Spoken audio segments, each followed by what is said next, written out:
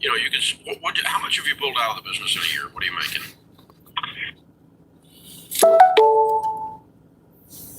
So year to date, I make about 80K. Way to go. I would say my profit margin is about 80%. Good for you. I've been pulling out every. A little bit of a tidbit too is I have a 4-week-old right now. So. Oh wow. That's fun. Congratulations. What kind of business did you open? Physical therapy. I'm a physical Oh therapist. wow. Good for you. Yeah. Okay. What we teach in EntreLeadership is that you pay yourself a living wage, or you pay yourself a salary, an amount that you're comfortable with, that you can make progress on the goals at home, which would include debt. You don't have any debt at the business, so you could just say, I'm going to take a percentage of profit, 10%, 15%, 20%, something like that, and every month, and hold that as retained earnings and take everything else home. And that way, your retained earnings grow as fast as they grow as a percentage of profits. So as your profits grow, your retained earnings grow. I mean, yeah, that makes me feel a lot more comfortable then. Yeah. I mean, if you had $8,000 laying over there because you did 10%, or you had $16,000 laying over there because you did 20%, you'd be in really, really good shape.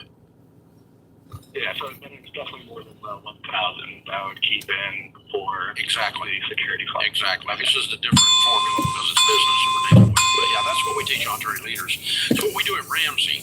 And we laughingly call it the Sharon Fund because I was draining everything out of here and then griping about cash flow problems all the time.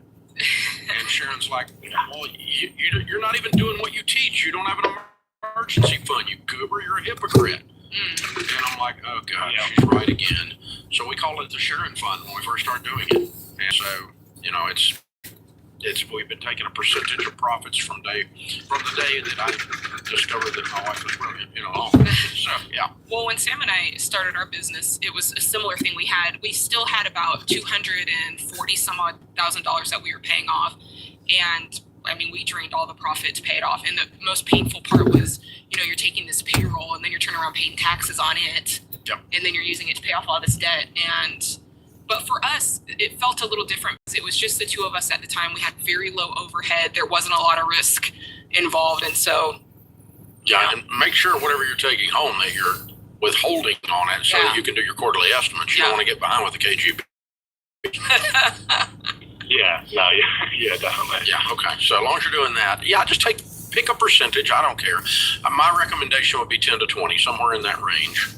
Of net profits, and each month when you close your books, go, boom, gonna set that aside over here, take everything else home and attack the 57 and get done with it, and be able to buy diapers for the 4-week-old. Yeah. Everything works. Very cool. Good stuff, man. Congratulations. Sound like you got it going. I'm proud of you.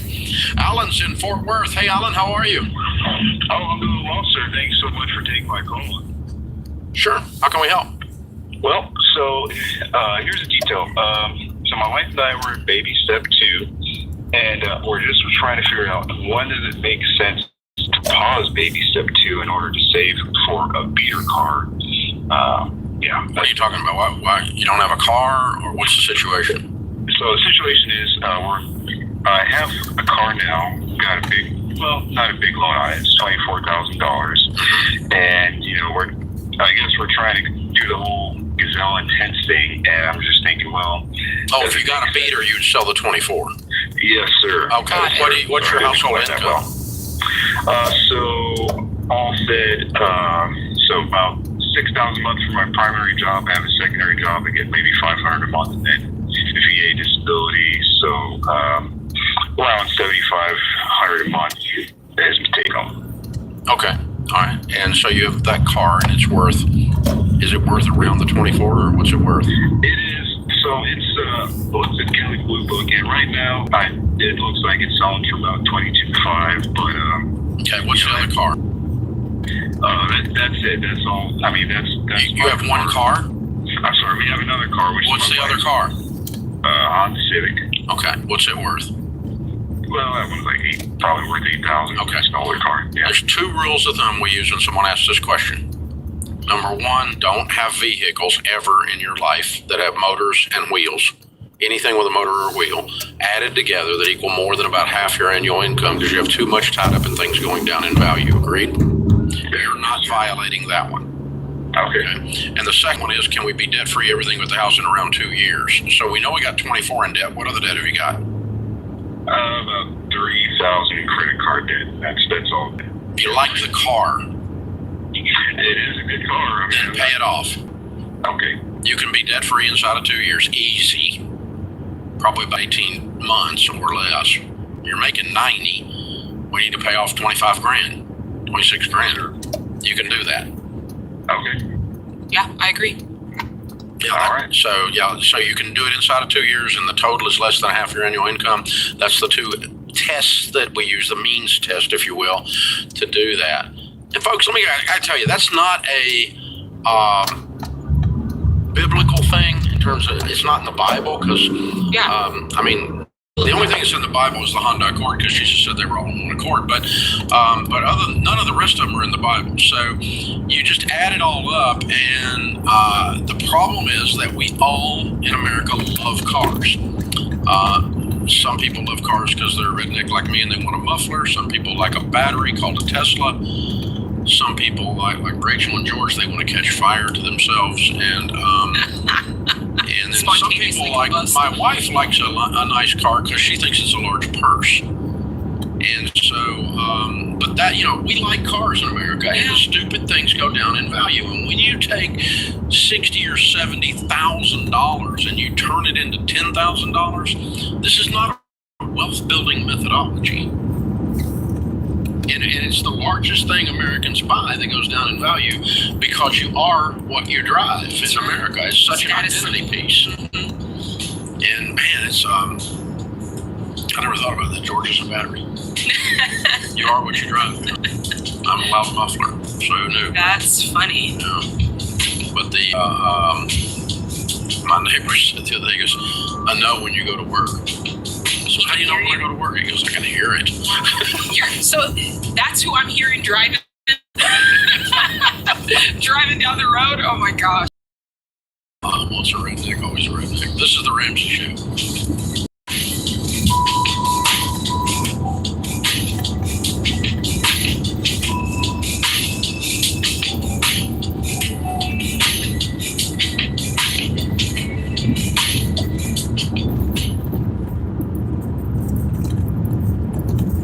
Statistics show that half of Americans don't have enough life insurance, or they don't have any at all. I don't understand this, John.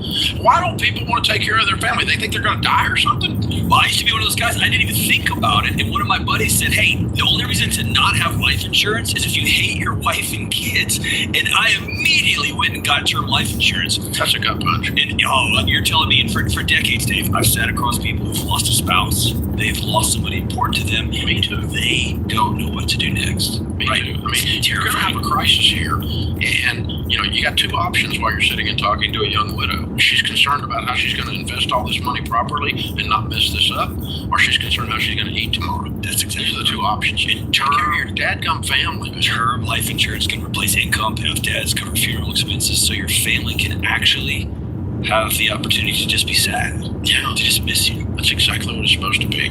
It's saying I love you to your family. Term life insurance. Jeff Zander and the team at Zander Insurance makes it easy and affordable. I've used them personally for 25 years. They're the only people I trust. Go to Zander.com or call 800-356-4282.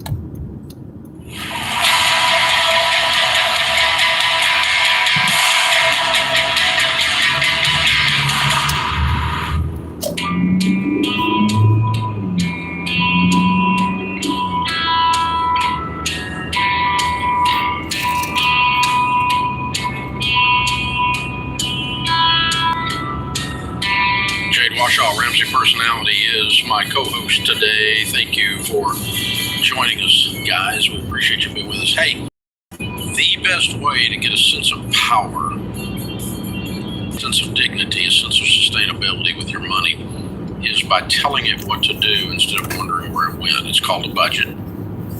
When you write down or you use every dollar of the budgeting app and have a plan for your money every month, you will feel like you got a raise, because you've been wasting so much with disorganization and chaos. Me too. I used to do that too. I know exactly how it feels. And I've done financial coaching and counseling for 35 years. And Jade has too, not for 35 years, but she's done a bunch of it. And almost every time we sit down with someone, Jade, and they do their budget, they have this aha moment like, wow, I've got some money. Yeah. It's a big deal. So check out the Every Dollar app for your budgeting. It's the world's best budgeting app for sure. It's free in the App Store or Google Play, and you can go to everydollar.com and get it there as well. So check it out. We've got tens of millions of people using this every day. It's pretty cool. So thank you guys that are using it. We're glad it's helpful to you. That's what we want to be, is helpful. And pretty incredible. Andrew is with us in Lexington, Kentucky. Hi, Andrew. How are you? Hi, Dave. How are you? What's up? Hey, so how do I pay off my debt? A good portion, over half of my income, goes to child support and taxes. How many kids do you have? I have 3 total, 2 are on child support. Well, if you have kids, you do have to pay for them. And so that's just part of, I think that's part of normal later. Usually the solution is you got to bring in more income and more money. So what are you bringing in right now?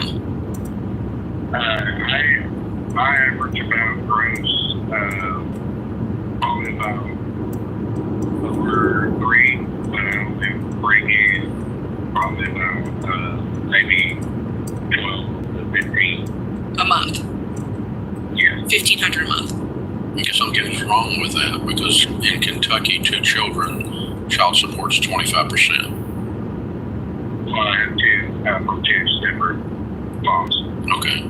Oh, so you got 20% each? My daughter, when we went to court and stuff, they did not properly send me paperwork, and the lawyer I had at the time before I found a different lawyer was not in contact with the child support office. So I ended up missing that court date. So they went for back to what they could, with my other custody or child support that I had. Okay. Well, there's 2 things we can do here to work on this. Understanding that what Jade said is proper, and I assume you agree with that you need to pay for your kids. There's no question about that, but how can I mathematically make this work? So there is a legal amount in every state. I do not know if it's 2 children from 2 different people, if it changes it, but the max in Kentucky is 25% for 2 kids. Okay, and if you're being charged more than that, you can go back before child services, back before the judge, and have it set up properly. And so make sure you're getting charged the right amount, and that you're doing, because you're a good man and you want to take care of your kids. Okay, but if you're being overcharged because of a screw up, we'll go back and have the screw up fixed. It's not chiseled in stone. You just got to get back before the judge and go, Your Honor, here's what I've got. Here's my budget. Help me with this. Tell me what I'm supposed to do. I'm not trying to dodge here, but I'm also can't breathe. And so, I want to sit down and look at that. And you've got to get back and reset this to what it should legally and, for that matter, morally be. Then the other side of the equation is what Jade said, and let's start talking about how we can increase your income. What can you do instead of making $3,000 a month to make $6,000 a month?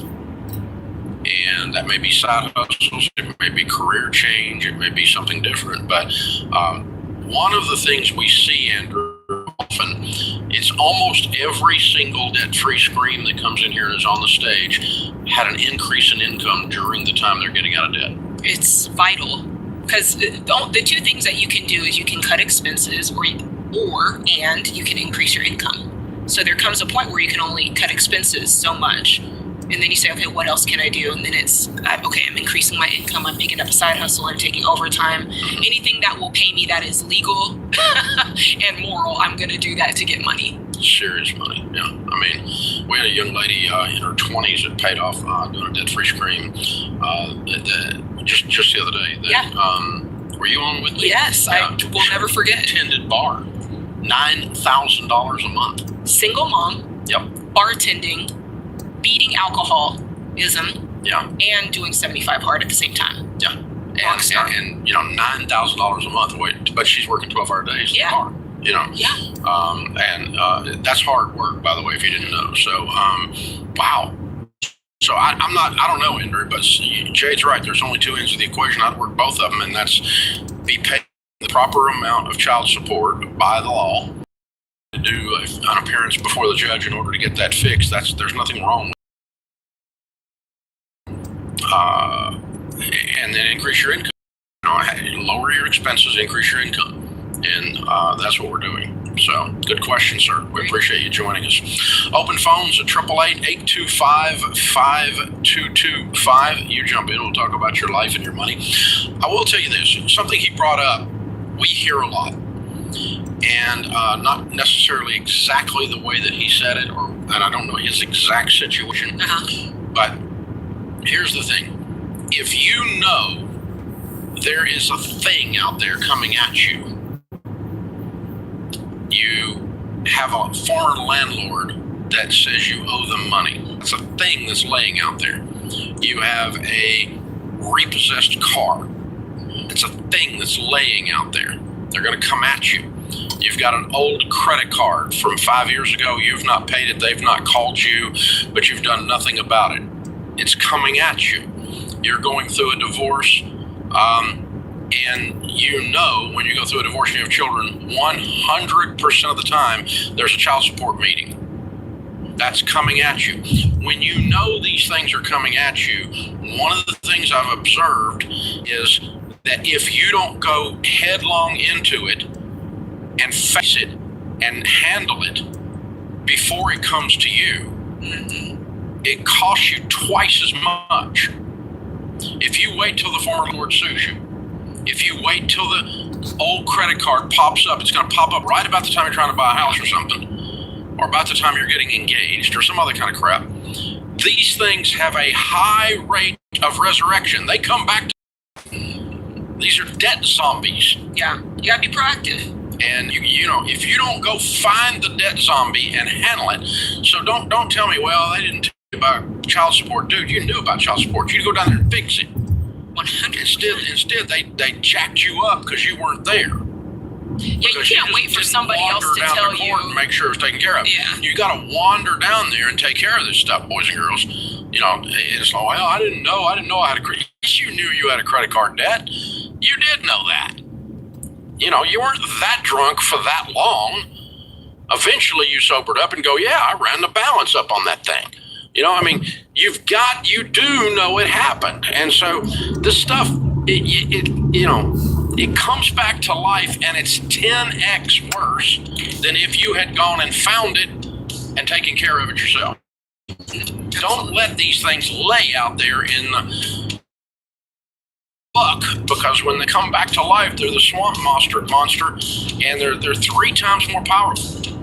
Just, you know, you've got to face these things head on. So when you don't take care of business will take care of your butt. That's what I'm saying. This is the Ramsey Show.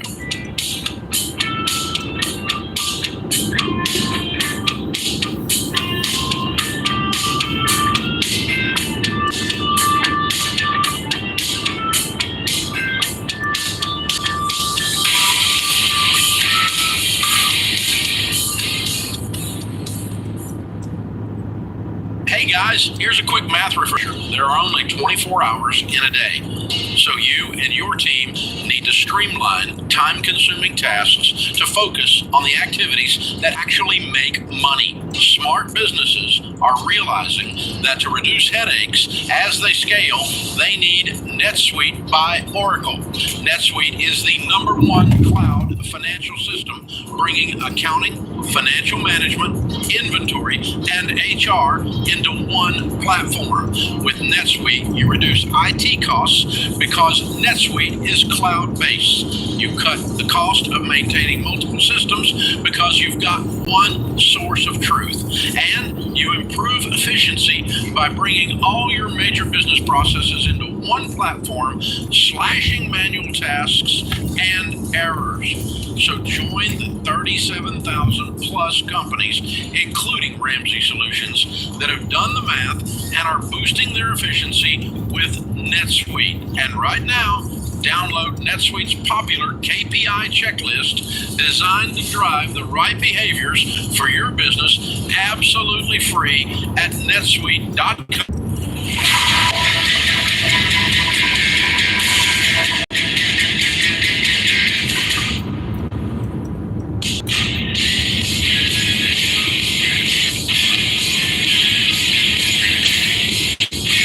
Jade Washoe, Ramsey Personality, is my co-host today in the lobby of Ramsey Solutions on the Dead Street free stage. Kevin and Siobhan are with us. Hey guys, how are you? Hi, Dave. Hi, Dave. Great. Welcome. Where do you guys live? Cincinnati, Ohio. Wow, welcome to Nashville. And how much debt have you two paid off? $84,000. Wow. How long did this take? 28 months. Good for you. And your range of income during that? 150 to 200. Cool. What do y'all do for a living? I'm in engineering operations. And I am a stay-at-home mom, homeschool my kids, and I've done some side jobs with our homeschooling group teaching. Good for you. Well done. What kind of debt was this 84K? David was our house. Hey, girls! Look at them weird people! And we were saying that before the political people were saying it. I'm just saying, all right. Hey, guys, way to go. Congratulations. Thank you. I love it. What's the house worth? 475. I love it. How old are you two? 43. We're both 43. 43-year-old weirdos. Wow. A paid-for house. How much in your nest egg and your retirement accounts and so forth? 625. Nice. Baby steps millionaires, too. Nice. At 43. Boom, boom. Look at you. How's that feel? I never thought I would be here. It's amazing. Wow. Life-changing. Congratulations.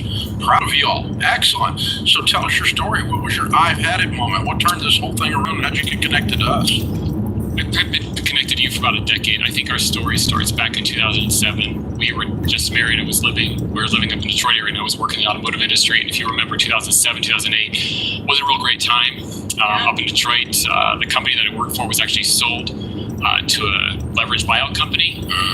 Malin had just been born in May 3rd, and that was the same day we decided we need to get out of here. And we actually put our house on the market. The day she was born. The day she was born. Oh, yeah. That's right, yeah. And We are out of here. yes. And the real estate market was awful. It took us 5 months to sell the house, and I still remember this day. We had to write a $20,000 check, and we're getting to closing just to get rid of the house, and it wiped out our life savings. And we looked at each other, and it wasn't anything we had done wrong, but we just said we never want to feel like this again. And it was at that point I was able to get a job in Ohio, and my parents lived down there. We actually moved in with my parents and lived with our daughter Madeline for the first year, just to climb back out, because everything we'd saved for was gone. Everything we'd saved for was gone. And then you end up buying a house Yes. and said, but we're going to get it paid off fast. Yep. Okay, cool. And you were connected to us way back in Detroit? I think I may have started listening to it just a little bit, but then really got connected once we moved down to it. I probably listened to you for over a decade, so for a long time. Wow. Yes. Well, it worked. Your baby steps millionaires. Thank you. From being broke and living in your daddy's basement. Yeah, oh my God. It was actually upstairs. It wasn't in the basement. Put him in the basement. Okay. All right. Either way, I got you. The attic. Okay. Wow. Congratulations. Thank you. So tell us, what does it look like? For a lot of people don't believe that you can pay off your mortgage one day, right? That's not something people talk about every day unless you're here on the Ramsey Network, right? So tell people, what does that look like? What do you do in order to be able to pay off your mortgage? So it was about a couple years ago. Madeline is 17 now. She was about, she'll be starting college next year. And I think I was just looking at the principal, like the amount. I just started kind of doing the numbers in my math. And I was like, if we really focus on this, we get this thing paid off. And it just you have this clarity of thought, like, if we really focus on this, we can get it done. And then you start making the payments and the bonuses and just put it down. It's like, holy cow. It's just unbelievable the traction that you can achieve when you you averaged $3 or $4 grand a month. Yep. For 28 months and you were done. Yes. But there's still that intentionality of taking the numbers out of the air, Yep. right? And putting them on paper, putting them in your every dollar budget. Yes. Wow. Yes. Yeah, so I got a feeling I know who the nerd is in the family. And And so you came out of your cave with your spreadsheet, and what did your wife say? I think, fortunately, I've listened to you long enough that we dreamed together. We had the why. We've had the why conversation for a long time. We talked about what we want our lives to be like when we're older. And so we had that discussion, the why discussion. We dreamed in high definition, as you said. Yeah. Early on, we talked about traveling and helping our kids pay for school. And the biggest thing for Siobhan was we had a really challenging time with Madeline when she was little. She had some health issues, and she said, I want to be able to go when my grandchildren, and just stay with them, whether it's a week or it's a month or whatever it is that they need. I want to have that freedom to be able to go help with my grandchildren. That was one of her dreams. Yeah. And that's called financial independence, so to speak. It's not, you're not independent, you're actually interdependent. But yeah, wow, way to go, guys. Thank you. Very cool. You guys are heroes. You go from broke to millionaire in 10 years. I mean, that's pretty incredible. It's just one day. I would say it's also one day at a time too, and just staying focused on that. And the small things add up too, and being content and realizing that stuff doesn't make you happy. You know, the other gift that's hidden inside this story is you got these beautiful kids over here that are living in your home, being homeschooled, and they're breathing this air of contentment. They're breathing this air of living on less than we make. And they're breathing air that's not in other homes. And so they can't help but be formed by that. And so if they're ever in their own home and they're not, the air doesn't feel like that, then they know something's wrong. And so you've set a pattern for them. More's caught than taught, Rachel says, and she's right. So that's a pretty cool thing. It's pretty cool parenting. They're gonna do what you do. They're not gonna do what you say. So pretty impressive. How do you celebrate? What happens next? Yeah, what's the big celebration? Big celebration is actually Madeline's graduating from high school, so we're actually taking a 9-day Caribbean cruise. Yeah, baby! Love that. I like it. Yes, we should do that. Absolutely. Yeah, the year she's born, we sell our house at a loss, move into the attic, and the year she graduates, by God, we're going on a cruise. I like That's it. right. This is book ending right here, man. It's perfect. It's the way it should be. Well done, you guys. Well done. All right, bring up the kids all and their names and ages, please. Madeline here is 17. Right. Nicholas is 12, and Samuel is 14. All right. Very good. Good job, you guys. Proud of y'all. And I assume they've been practicing their debt-free scream because their mom and dad are heroes. Yes. They live with weirdos in a debt-free house. Yep. Debt-free millionaires at 42 freaking years old. Amazing. Shut up. This is great. I'm so proud of y'all. You're just amazing. Just amazing. All right, Kevin and Siobhan, Madeline, Samuel, and Nicholas, Cincinnati, Ohio, $84,000 paid off. That's their house and everything, making them baby steps millionaires. In 28 months, they paid off the house, making $158 to $200. Count it down. Let's hear a debt-free scream. 3, 2, 1. We're debt-free! Yeah! Woo, woo, woo, woo. I love it. This 10 to 15 year time span. It was 2007, so I quoted that wrong. It wasn't 10 years, so it would be 15 years or so, 16 years that it took them to turn. When you say I'm going to become a millionaire, most people think it takes 50 years. Your whole life. Yeah. I'll be 80 by the time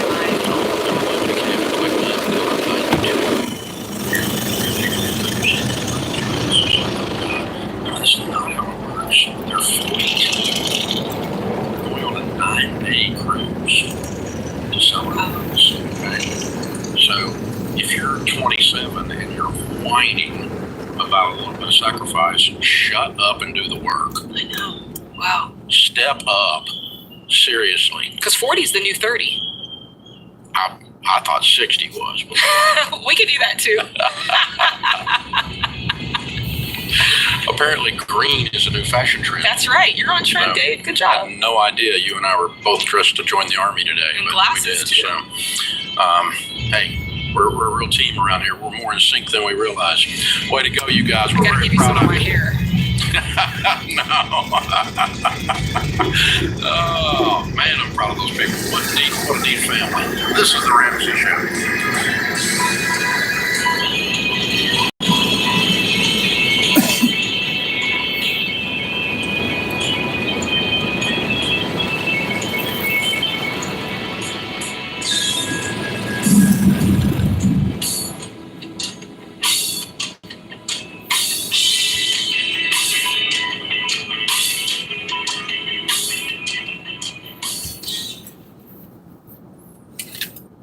Your home is probably the biggest purchase you'll ever make. And with the real estate market like it is now, you'll need a mortgage company you can trust. That's Churchill Mortgage. You guys, buying a home is not a button push. It's a process. It takes building a relationship with an expert who will dig into the details and give you peace of mind without busting your budget. Churchill is one of the highest rated lenders in the country, and they're Ramsey trusted because they do what's right for you. Go to churchillmortgage.com to get started.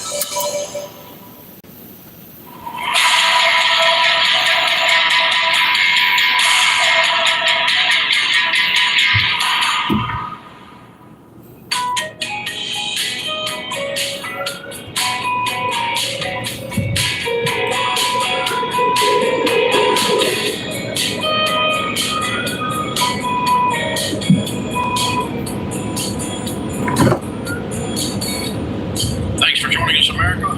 Jay Marshall, Ramsey Personality, is my co-host today. Tony's in Chicago.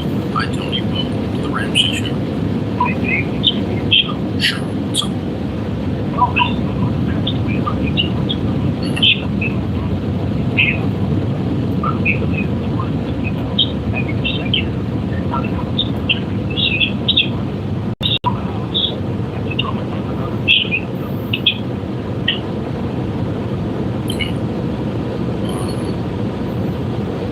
Well, I assume he doesn't have to like about a year and a half. I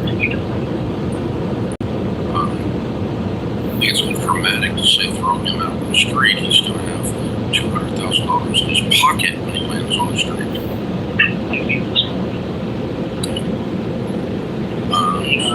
So, yeah, on what planet does he think he gets to live there for free indefinitely? Well, he's living there for free for about 15 years now. He's been finding some slept to book down the annex. He is not working. His girlfriend pays all his bills. She's been living there for about 9 years. She's a disabled cat who works part-time as a nurse. And mother didn't have the heart to put him out on the street. And then as a Christian, I'm struggling too. You know, what's the right decision? Okay, I'm not sure that supporting or enabling people's inability or unwillingness to deal with their stuff is non-Christian. As a matter of fact, it's non-Christian to enable them to sit in the sewage that we call their life right now. Loving them well would require them to deal with their stuff and build a sustainable life and dignity. Right. That would be an act of love. Does that sound right? I agree. A Christian, the definition of Christian is not wimp. It's not doormat. It's kind, but it's also strong. And it's acting in others' best interests. So what is best for your brother is for him to heal, to seek counsel and deal with the anxiety and get off the drugs. And, because the way you stated this, you don't believe that, you believe he's escaping reality rather than dealing with and getting better. That's what I heard you saying. Did I miss something? No, I think you're saying it correctly. Yeah, and that's your viewpoint on it. And so if this is my friend or my brother, loving them well, be helping them do better in their life, not giving them a cocoon to continue to retreat down into a hole. So that's what enabling. Your mom was an enabler, and sweet, all enablers are nice people. They're the nicest people on the planet because they don't want to do anything that causes conflict or raises an eyebrow. So, gosh, I guess you've got two options. One is you do have to deal with this lovingly and help him get better, and sit down with him and the parasite that moved in with him, and because he attracted that with his life. That's what his life attracted, and help them deal with it and help them see a path of what they could do with the money from the house, or just deed it to him and walk away. Right. Which is honestly cowardice. Yeah, do you need the money? It's a lot of money. I definitely need the money. Yeah. Yes, I do. Yes. Yeah, I mean, there is a practical nature to this as well, which is just because he lived in the house for 15 years doesn't make it wasn't his. It's not his house. It wasn't his house. His house. And now you have ownership of it, and there's nothing wrong with you saying, hey, can you please, this is $200,000 that you're holding hostage, and I really need access to that. And there's nothing wrong with saying that. And to Dave's point, you're not putting him on the street. He's coming away with a couple $100,000, which is a nice chunk of change. And where is the house? Where's the house? in Niles? Just outside of Chicago? Oh, in Chicago area. Okay. Yeah, Chicago area. Are you in that area as well, right? Yes. Okay. Well, are you married? No, I'm divorced. Okay. Okay. I'm just looking for what the dynamics are. So, Sure. Is there anyone in you and your brother's life that could sit with the two of you while you work on this that could help kind of navigate through all the emotion? Well, I haven't talked to my brother in probably 5 months. Okay. So this makes it even more difficult. He's basically just cut everybody off in his life. Okay. All right. I would call him and I would go over there, and it's half your house, okay? And say, we need to have a cup of coffee, and I love you, and I want to be kind to you, and we've got to talk about what we're going to do here. Because I can tell you this, one of the options is not, this is you talking to your brother. If it's me, you got to love him well enough to be strong and kind. And just, honey, one of the options is not you stay here free the rest of your life. That's not an option. I'm the executor of the estate, and legally, that gives me the power to evict you. And so you and I can do this together nicely, and we can figure out a way to get the house sold. Or if you've got money that I don't know about, you can buy me out. I don't care. But I'm not going to sit here and do nothing, and you aren't either, because I'm going to force you to do these other things. So I really want to do this in a way that you and I work together and we can be friends the rest of our life. And but that's going to be up to you. Okay. That's what I'm telling him. It's up to him how he reacts to this situation, because his set of assumptions are completely immoral, unethical, and unreasonable.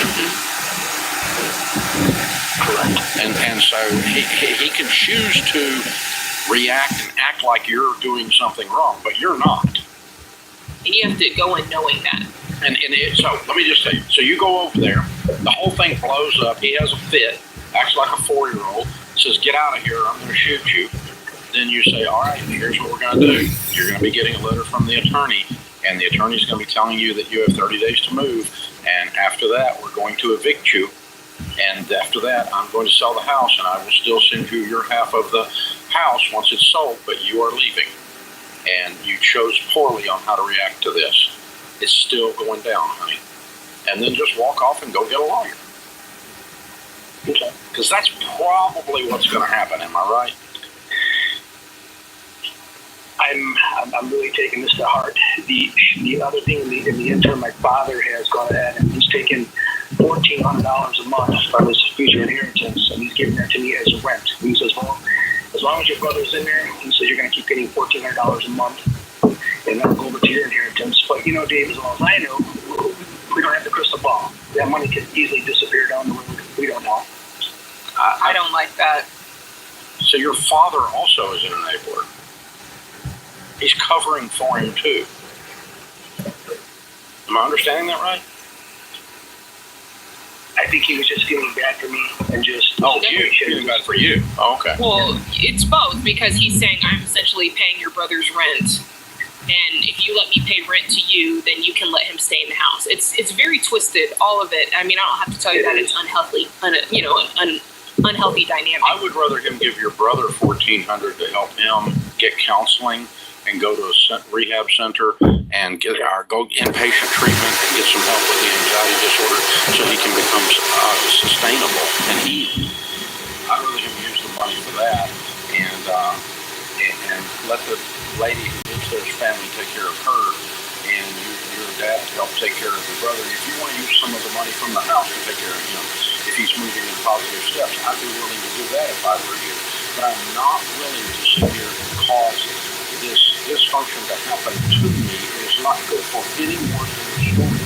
No one in the story is winning. No one in the story is going to have a better life because of this. So it just requires proactivity on your part. I'm sorry. It's going to be, you got a year of emotional hell ahead of you.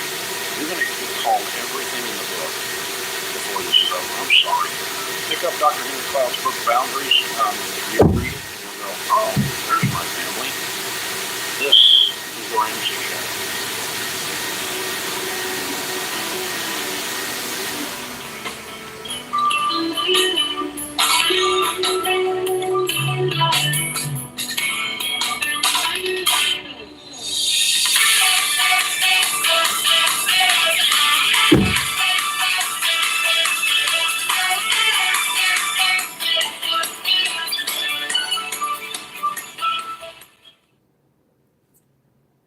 Before we get to the next caller, I got some good news for you. Even when this portion of today's show runs out of time, there's still plenty more for you to tune into. Just head on over to the Ramsey Network app to finish today's show for free, right there on the home screen. And if you don't have the app, just search Ramsey Network in the App Store, Google Play Store, or click the link in the show notes for an easy download. You never know what call's coming up next. So finish today's episode in the Ramsey Network app today.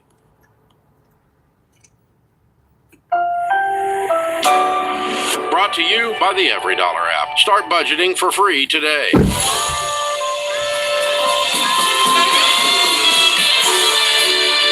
Live from the headquarters of Ramsey Solutions, it's The Ramsey Show, where we help people build wealth, do work that they love, and create actual amazing relationships. I'm Dave Ramsey, your host. Jay Washington, Ramsey personality, #1 best-selling author, is my co-host today. Thank you for joining us, America. Open phones here at 888-825-5225. The call is free, and some say the advice is worth exactly what you pay for it. Scott is in Baltimore. Hi, Scott. Welcome to the Ramsey Show. Good afternoon, Dave and Jade. How are you doing today? Better than we deserve. What's up?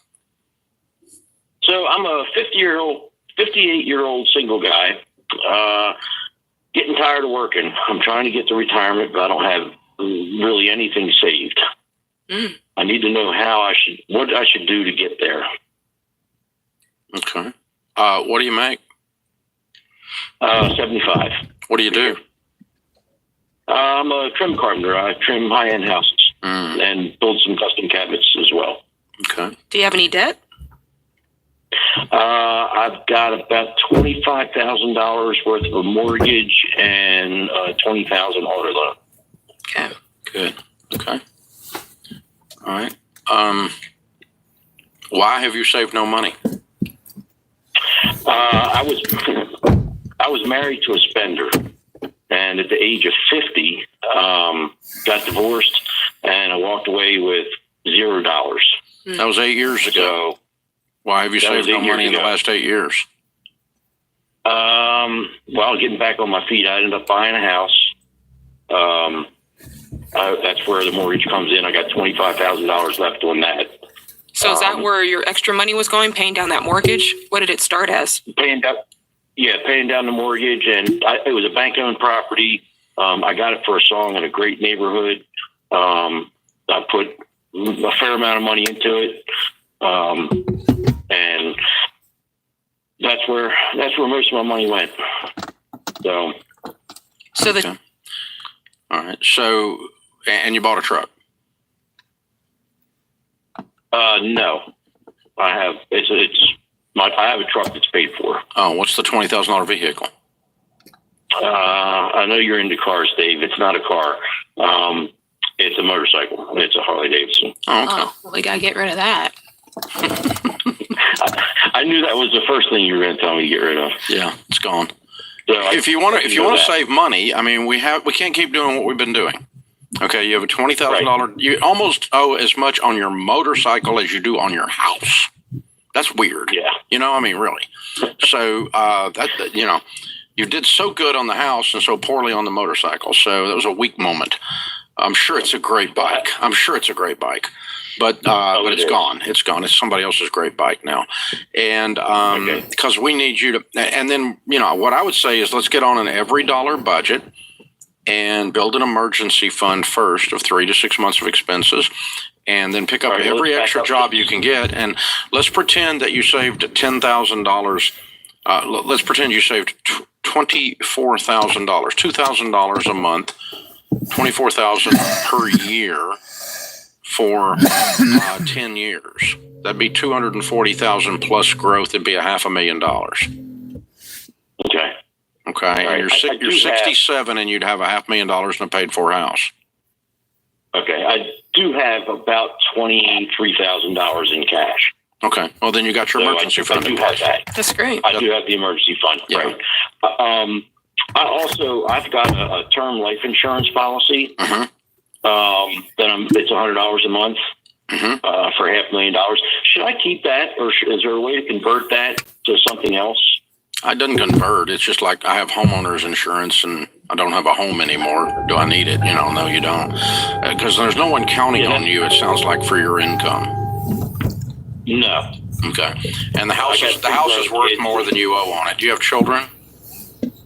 I've got 3. Okay, so if you die, they sell the house and pay the funeral, right? Correct. Okay. Yep. Let it lapse. Yeah, so I would close that out because you need that extra $100 a month toward our $2,000 a month goal.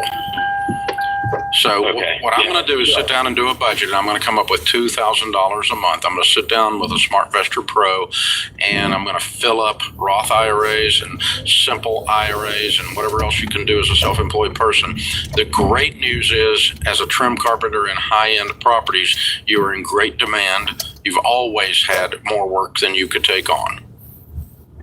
Right. And so if you want to jack it up and make some extra money for a little while, you can do that.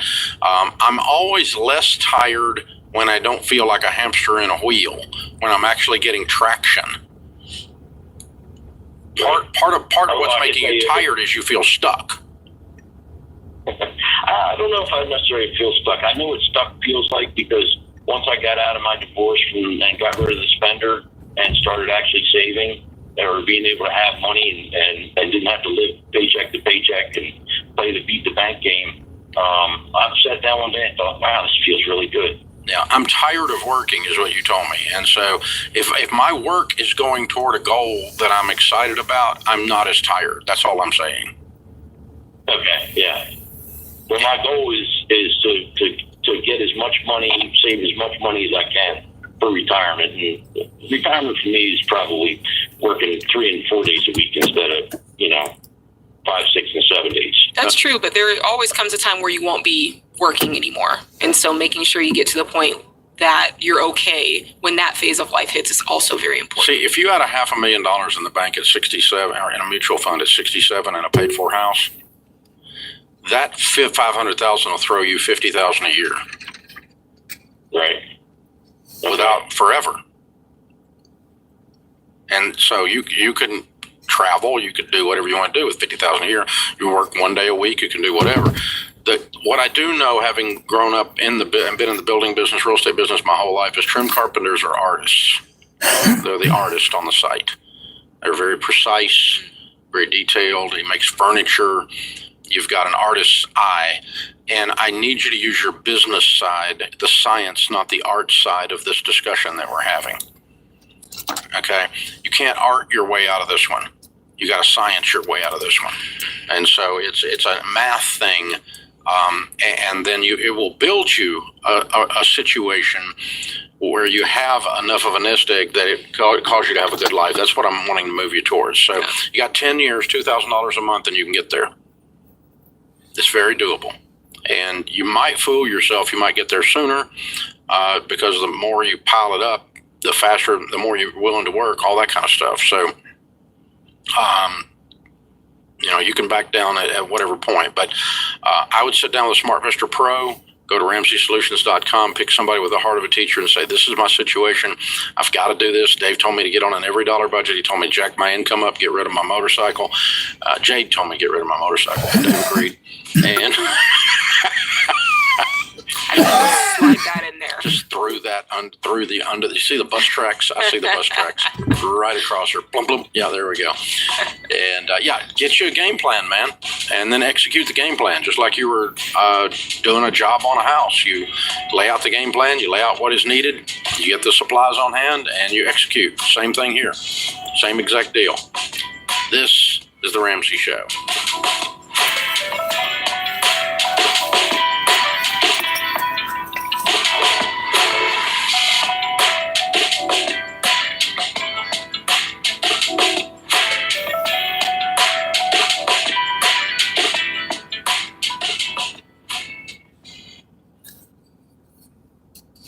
Hey guys, it's Rachel Cruz here to tell you about a faith-based alternative to health insurance that can make healthcare more affordable. Christian Healthcare Ministries. CHM allows members to share each other's healthcare costs, and it's as easy as 1, 2, 3. Step 1, choose the healthcare provider you want. Step 2, submit your eligible bills. And step 3, get reimbursed. CHM members take care of your eligible medical bills. With no networks and the freedom to choose your healthcare provider, CHM is the best option for Christians who want to take care of their families and help other believers. Find out more at chministries.org/budget.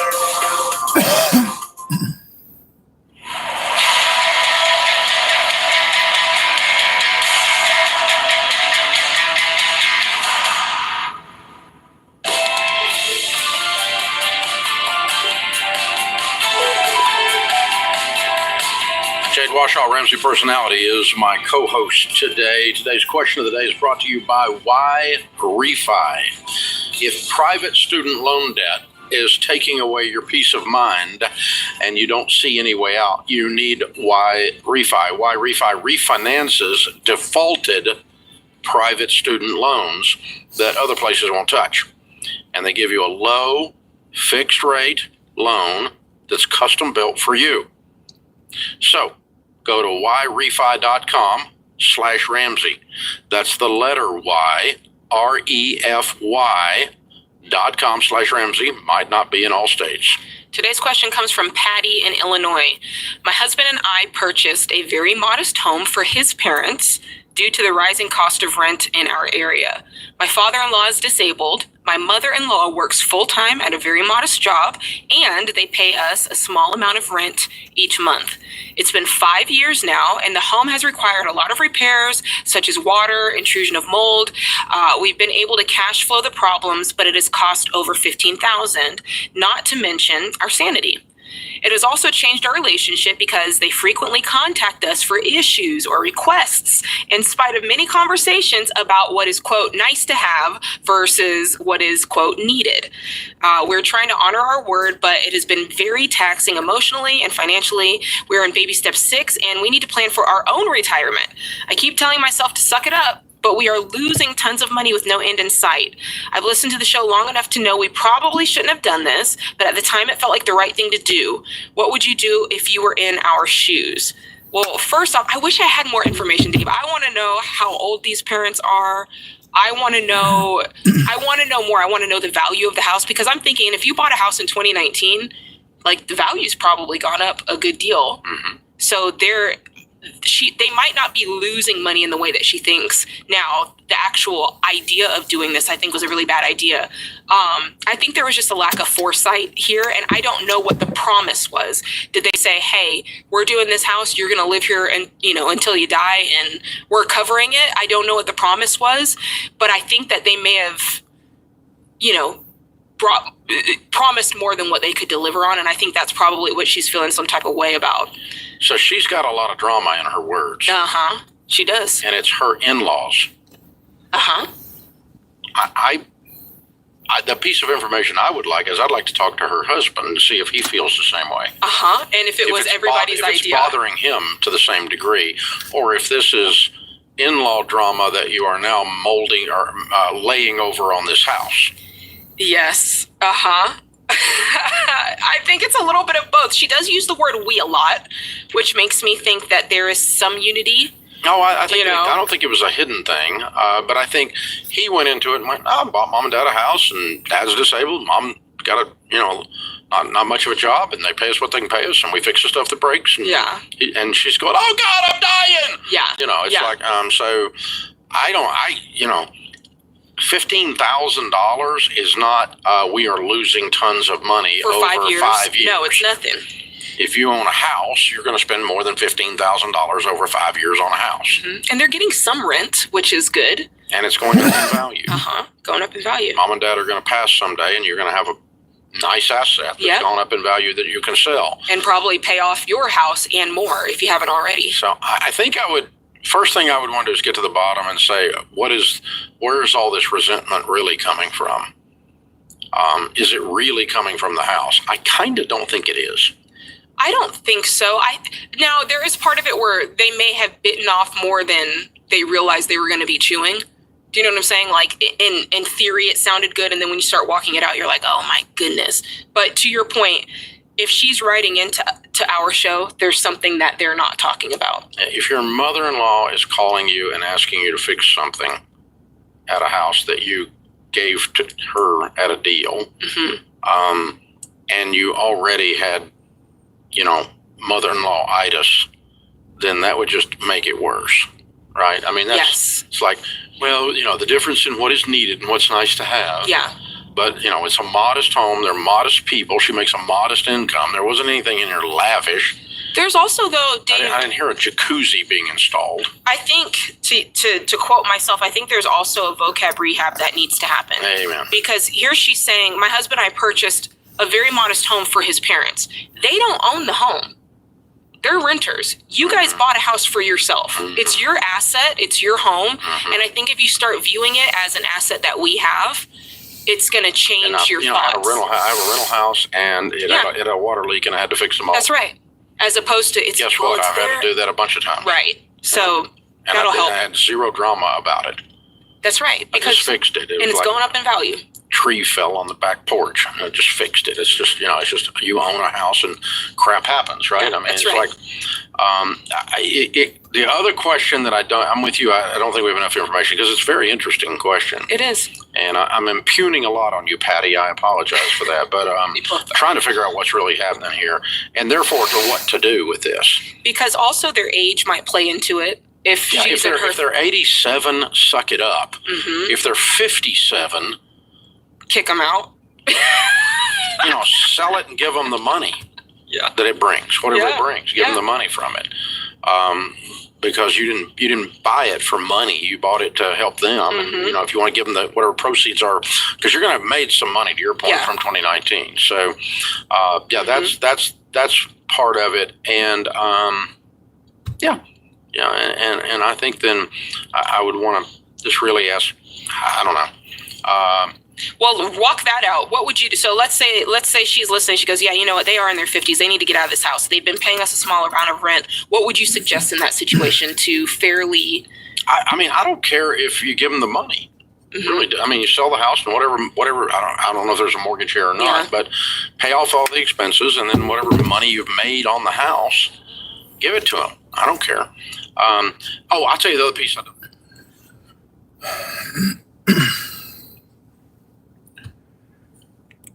Okay, so if you guys allow me, if you guys want to follow my dash cam during my working day, just go to Long Live the People on YouTube, and you guys can follow that. And that's it for now, because I have to use this phone for work. So that's it for my on my way to work morning. Did the car wash, vacuum, and I forgot that I had the gas ready since yesterday. So I stopped at the pump and I was gonna put gas in, but I forgot. But anyway, follow the dash cam on YouTube at Long Live the People, and it's live. Say hello in the comments. Tell me where you're coming from, where you're coming from the live me, so I can know. I just want to know, and I'll see you guys around. And sometimes, like during the summer, like a few weeks ago, and then maybe a month or two ago, and then another month before that. So it's like every month we've been lucky to be around where when there's a fire. So we documented those. And the first fire was the cause of the dash cam being live and public because it was only private. So you can only view the live if you had an email with the link, but now it's public because of the fires. So just in case something happens, you guys can stay tuned and know where the fires are and things like that. Hopefully we don't come across too many of those, but not because we weren't in the area, but because they never happened. So hopefully no more fires happen. And since I don't work at night, we didn't catch a few of them at night. I noticed like some properties burned down, and one of the clients was telling me that he saw it on his way back home from work. So anyway, Long Live the People is the dash cam is live at Long Live the People on YouTube. If you guys want to follow that and see where I'm at, come by and check it out. See you later.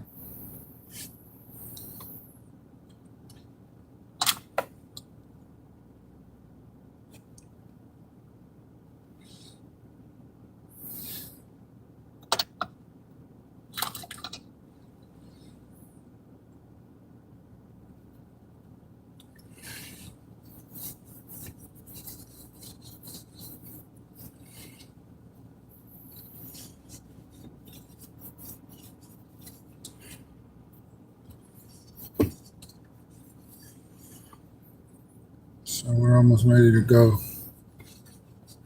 basically, because it's already getting light, daytime, bright enough to drive safely. So stay tuned, we're on our way. So that you can rest easy. That's why we've recommended Blinds.com for over 10 years. Shop Blinds.com right now and get up to 45% off. That's Blinds.com. Rules and restrictions may apply.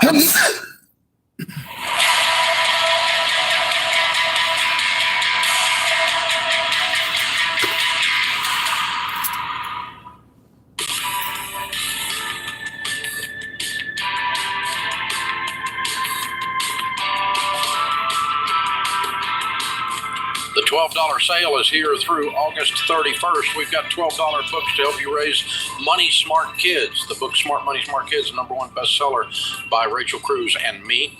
$12 books to help you get out of debt and build wealth, including our #1 bestseller, Baby Steps Millionaires, including Jade's book. $12 books to help you build a peaceful and joyful life. Dr. John DeLong.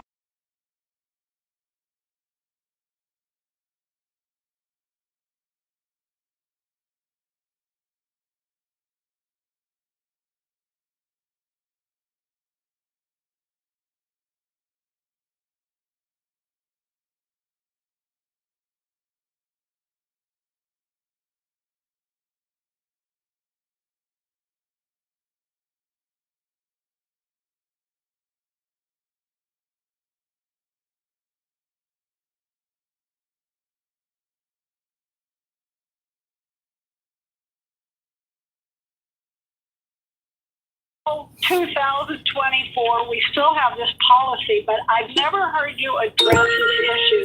If we terminate this policy, because I feel we can self-insure at this point, I have a loan on this policy for $63,000. And the agent is telling me if I surrender the policy, that will be taxed at my income or income level. Is that true? No, No. it's not true. Because I thought, my understanding was the way you talk about it, when you borrow against the policy, you're actually borrowing your own money and paying interest to borrow it. Exactly. So I thought, So well, your why am I cash value amount is how much? $3,030. Above the 63. Yes. Okay, so you get a check for $3,000. Okay. Okay, and you will have a net income as a result of that of $66,000, which includes the loan. Okay, that amount is compared to the total amount you have paid into the policy since the beginning, which is way more than $63,000.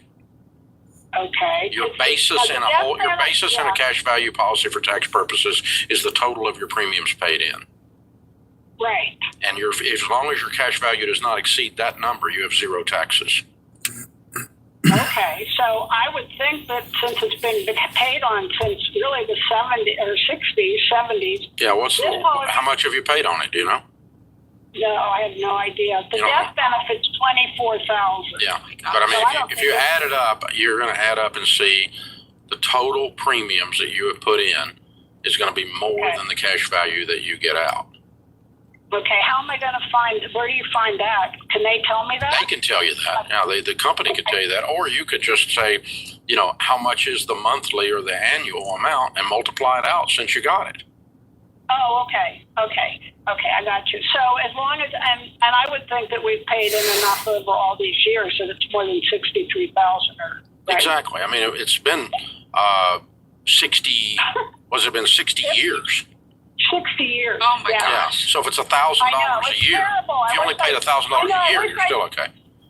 Yeah, I wish I'd found you a long time ago. I would have never bought this policy, but I just never knew about this loan thing because I know you say surrender them if you can self-insure, but I've never heard you address if you have a loan on it. Yeah, because they keep telling me I'm paying income tax on it. Well, that's what they like to tell you because they scare you to keep the thing in. But the problem is most of the people in the whole life business don't even know what they're doing. So I figured their level of out. expertise is so low because 80% of them are gone in a year. People that sell whole life insurance, 80% that start selling whole life insurance are gone in a year. So the number of seasoned, experienced, expert agents that have been doing it for 30 years is close to zero because they look up and realize how bad they're ripping people off and they get out of the business. The numbers on this are bananas. Yeah. She's been paying into it since the 60s. Yeah. It only had $63,000 of cash value and only a $24,000 death benefit. Yeah. Yep. I'm shooketh. Yes. I mean, what if there was $63,000 and she hadn't borrowed on it? I know. And she died or he died. They'd lose it. They get $24,000. The 63 be gone. The only way you ensure you get it is to keep a loan on it. And then when you try to get out of this complete screw job, they lie to you or they're ignorant, one of the two, about how the tax calculation actually works. That is crazy. Yeah, this is how bad it is. It's a payday lender of the middle class. Remember on Sanford and Son when Red Fox, I'm coming to join you. When he would have that. What was his wife's name? Lily? I think so. I can't remember. I'm coming. Oh gosh, that Grab makes his my chest and fall heart. back. Yeah. Oh Lord. Oh. Sheesh. That's it. That's how it works. Spencer is in Austin, Texas. Hi, Spencer. How are you? Dave, Jay, thanks so much for taking my call. Sure. What's up? So my situation right now, so I live in a house that my parents own, and they want to sell it to me, and I want to buy it from them, and I have the cash to pay it off. Good. But they want to, which I definitely follow your plan on that for sure, paying off cash. I don't like that either. But anyway, I guess the reason I'm calling, though, is because, so they've owned this house for just under a decade. And so, they bought it back in 2016 for just under $100,000. And now, as you know, the housing market is crazy. So I think this house is worth somewhere between, 200 to 225. So, they want to sell it to us. We haven't negotiated a price yet, but they want to sell it to me, somewhat close to what they paid for it. Wow. So I guess my question is, I know it's a good deal for sure.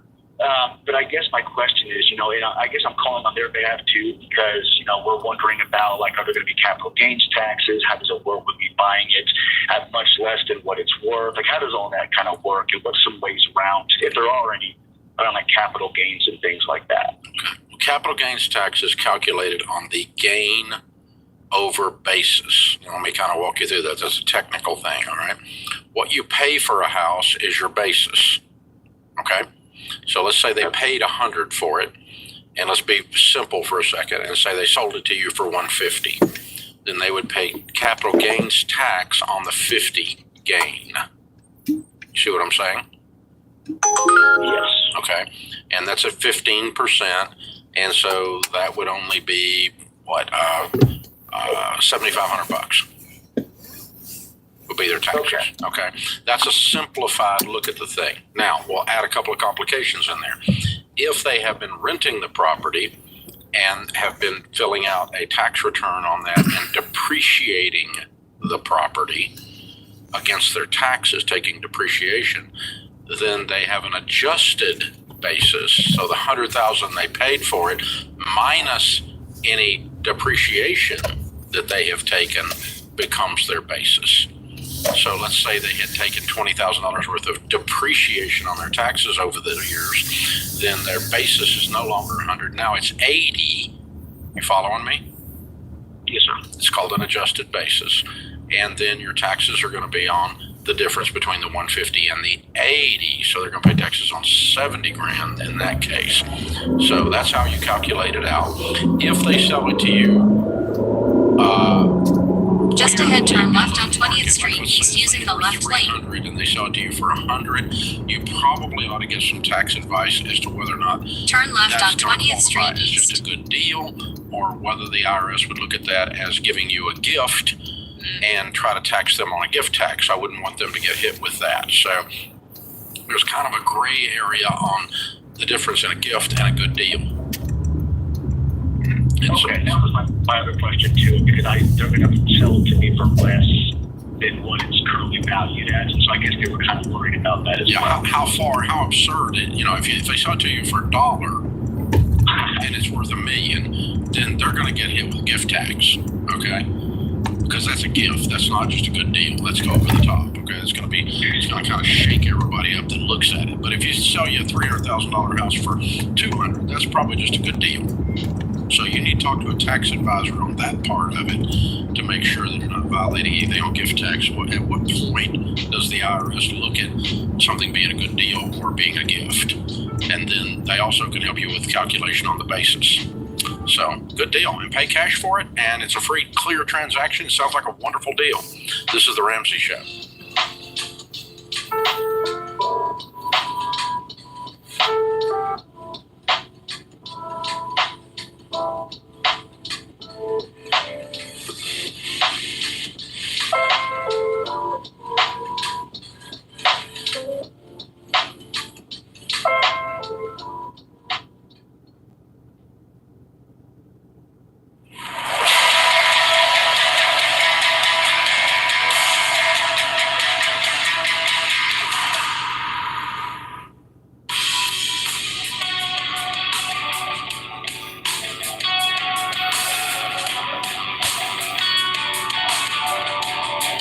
Jade Washaw, Ramsey Personality, is my co-host today. Thank you for joining us, America. We're glad you're here. Val is in Minneapolis. Hey, Val, welcome to the Ramsey Show. Oh, family. I listened to you 5 years, and I said it's time to stop listening and start doing. Okay, good. How can we help today? But right now, I've finally started with the first and second step. But now I'm at the point where I have 3 kids that I know I shouldn't have. I did the practice. I couldn't sign for Chicago. He wanted to do that. So I'm supposed to get to Chicago one of the property paid off for 2 months. The other one, she paid half on it because she said she don't have all of it. They paid the whole car note on the other one. And the third one, she don't have money right now. So, my question was, I was thinking about this. And I have 2 cars to go because I can't, because I can't afford to pay either one of them. And so, what can I do if I'm just doing that?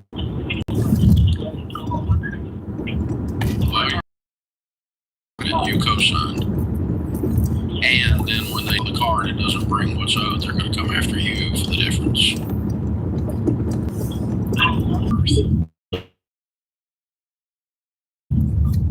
So 160,000, the phone was 8,000, which I was shocked. Mm-hmm. Yeah, the one that's worth 14 is the one you owe 14 was over. I'm always on that 10,000. So I'm thinking, you got to go buy 10,000. So I can't go for 9,000. Well, just because one guy didn't buy it, that doesn't establish value. But yeah. So In a quarter mile, turn right on Sheffield Drive. if you could sell the $10,000 car for $10,000 and get the loan, you have to get a loan somewhere for $4,000 to cover the difference. Who are these loans with? Good. Turn right on Sheffield Drive, then turn left on Newport before these cars get repoed, and you're going to have $12,000 in debt. You sell an $8,000 car that you owe 16 on. You sell a $10,000 car that you owe 14 then on. pick up You're Kimberly. going to have a debt with that credit union, because otherwise they take these cars and they're not going to sell them for 10 and for 8. They're going to sell them for 5 and for 4 at the So I repo can lot. sell the car back to the bank? No, Oh, I thought you said I could sell it back to the bank. no, I said you go down to the bank and tell them you want to sign a note for the difference of what the car won't bring. They have a $16,000 loan on a car that's worth 8. You're going to end up with an $8,000 loan at the credit union instead of a $16,000 loan. And you sell a car that's worth 10 that you owe 14 on, you're going to end up with a $4,000 loan instead of a $14,000 loan. And your kids are going to get about the business of getting their own cars. Right.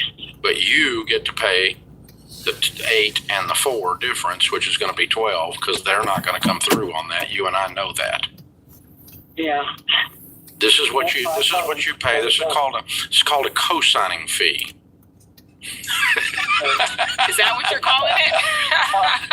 I thought there was an actual thing going No, on. I mean it's a stupid tax is what it is. When I do something stupid and it costs me money, I call it stupid tax, and co-signing is stupid.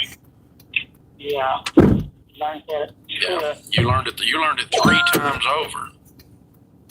Head to your You drop off thought at you the were doing Ellis and something John. nice, and you did the right thing the wrong way. You were being kind and sweet and unwise. And you knew you were unwise when you were doing it, but you were too kind and sweet to stop doing it.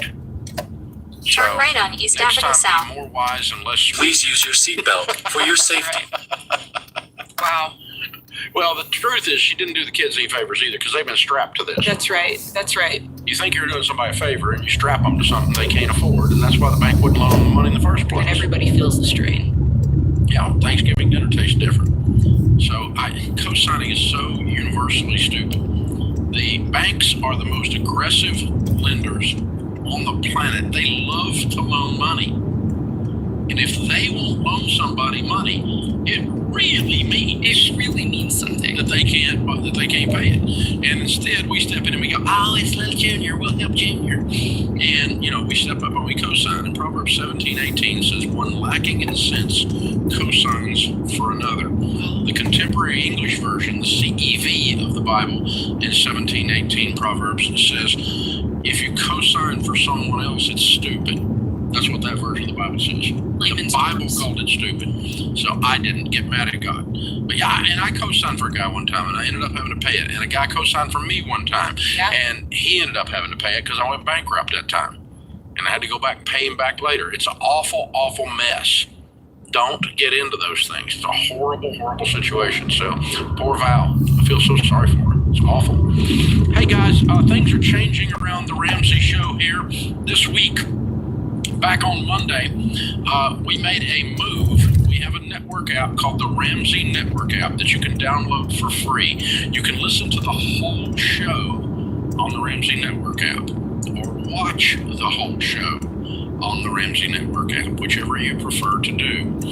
The last 40 minutes coming up is only on the Ramsey Network app or on Talk Radio as of this week. And so if you're used to getting the entire show on podcast, you can still get the entire show. It's still completely free, but you can only get the last 40 minutes on the network app. You can watch the whole thing, but you can get the last 40 minutes only on the network app. So you YouTube folks, podcast folks out there, you're expecting another 40 minutes. It's there, but it's only over on the Ramsey Network app. You can get it for free. We're not charging for this. It's all free, and it's searchable. You can search it by subject, and you can even send out an email, ask questions. We might answer some Ramsey app questions at some point. In a quarter mile, make a slight right. Turn on California 14 App North. Store or Google Play, completely free, not going to cost you a thing. And Jay, this is exciting. The things that we're putting in this app to help you guys and help you access the information that you're listening for. You could listen for 3 days and not get the answer to your Make a question. slight Yeah, right. but if Turn you on want to know California about 14 North. car repossessions, you can just Google it in And you'll hear Val's call. Mhm. Yeah, exactly. That's what's going to happen, because they do come after you for the deficit. That's like we were right. telling her That's in the right. case. So, 2 ways to get the free app. You can click the link in the show notes, or you can search Ramsey Network in the App Store or Google Play. And again, we're going to be adding lots and lots of tools to this thing in the future. Right now, we have the searchable feature. We have some audio books and some other things dropping in there. We've got all kinds of processes because we're building stuff out we can deliver to you on this app. It's very inexpensive for us to do, so it's going to be free or inexpensive for you to do. So, last 40 minutes of the show, as of this week, again, on the Ramsey Network app only, or if your talk radio station carries, and on talk radio, it comes out as over 3 hours. That's what we do. We do a 3-hour talk radio show. But in podcast world, it's going to look like something different. So that's the thing. So you can get you get the full episodes to the Ramsey Show. Only the Ramsey Network app. It's very convenient, very easy, and very free. Don't miss it. And again, Jay, the features we're putting in this thing, we're excited about. I'm really excited. I heard a little birdie talking about the show that one of us is doing that might land in there, so that's really Okay. that's all I'm gonna say. I'm just gonna I don't know which little birdie this one was, so I'll find out about this birdie. Okay, cool. That might be fun. We can do just a show just on that. Like a special show. yeah, they can only watch on the network app. I think Certain subjects. yeah, That would be neat. it'd be special, Okay. exclusive. If you will. And completely free. You can't argue with the free part. We have no plans to make it a subscription. It's just a free deal. So go to Ramsey Network and get the app in the App Store or Google Play, and that way you don't miss a thing. And then I mentioned that it's free. This is the Ramsey Show.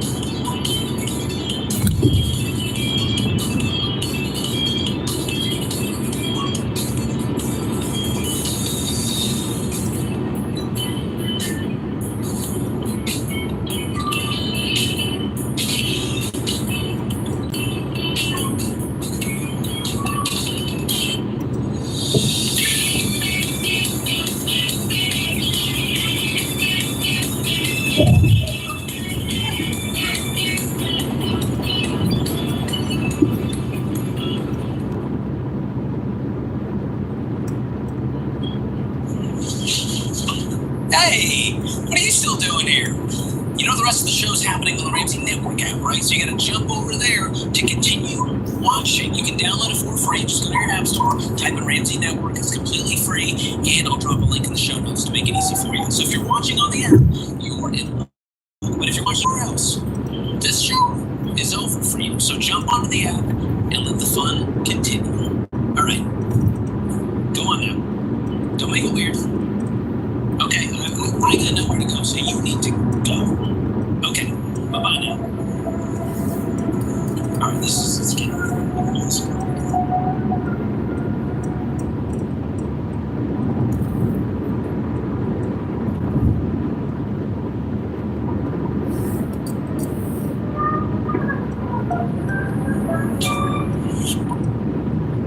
The road dogs have gotten pretty good what they do, but they can't give an item with a human touch. On Etsy, you can find something handmade, handpicked, or designed by independent sellers who bring their whole hearts to their small businesses.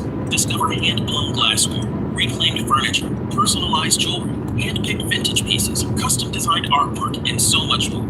So the next time you're shopping for yourself or someone special, choose extraordinary items from small businesses. Keep commerce human. Discover small businesses on Etsy.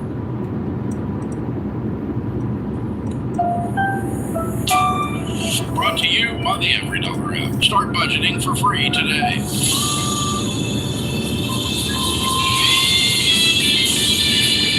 Live from the headquarters of Ramsey Solutions, it's the Ramsey Show. We help people build wealth, do work that they love, and create amazing. I'm Dave Ramsey, Jay Marshall, #1 best-selling author, and Ramsey personality is my co-host today. Open phones at 888-825-5225. You jump in, we'll talk about your life and your money. Jade, producer James has requested that we address current events, which we seldom do on this podcast because we never know when you people are going to listen to it, because by the time some of you listen to this, it won't be current anymore. But current events are that the stock market has dropped dramatically in the last couple of days.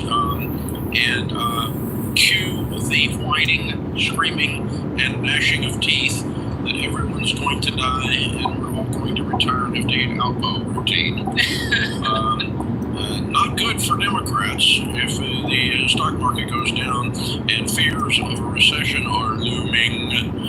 Not good. Economics unseats more administrations than anything else in history. So, those of you worried about other things. In 2 miles, take right exit 42 toward Avenue K. The reason I do that, number one, most of the time we just talk about stuff here that you can listen to it 3 years from now and it will still be the same answer all the time. It's called modular or evergreen content. And but anyway, stock market's down, and so far kind of a yawn, except it hadn't been down in a long time. It's been a couple years since y'all experienced a downturn. Like 20 was pretty dramatic. Took a big old dive or something going on in March, if I remember, of 20. And the old market took a dive, and the world was coming to an end, and we were all going to die. And, then too, remember, I mean, What was it in March 2020? I don't remember. But they affected my memory. I've got PTS, Fauci, and so, Fauci PTSD. But anyway, here's the deal. If the thing levels out sometime this week, it's not even going to make the top 100 worst days. It's pretty much a yawner. As downturns go, this one's not really exciting.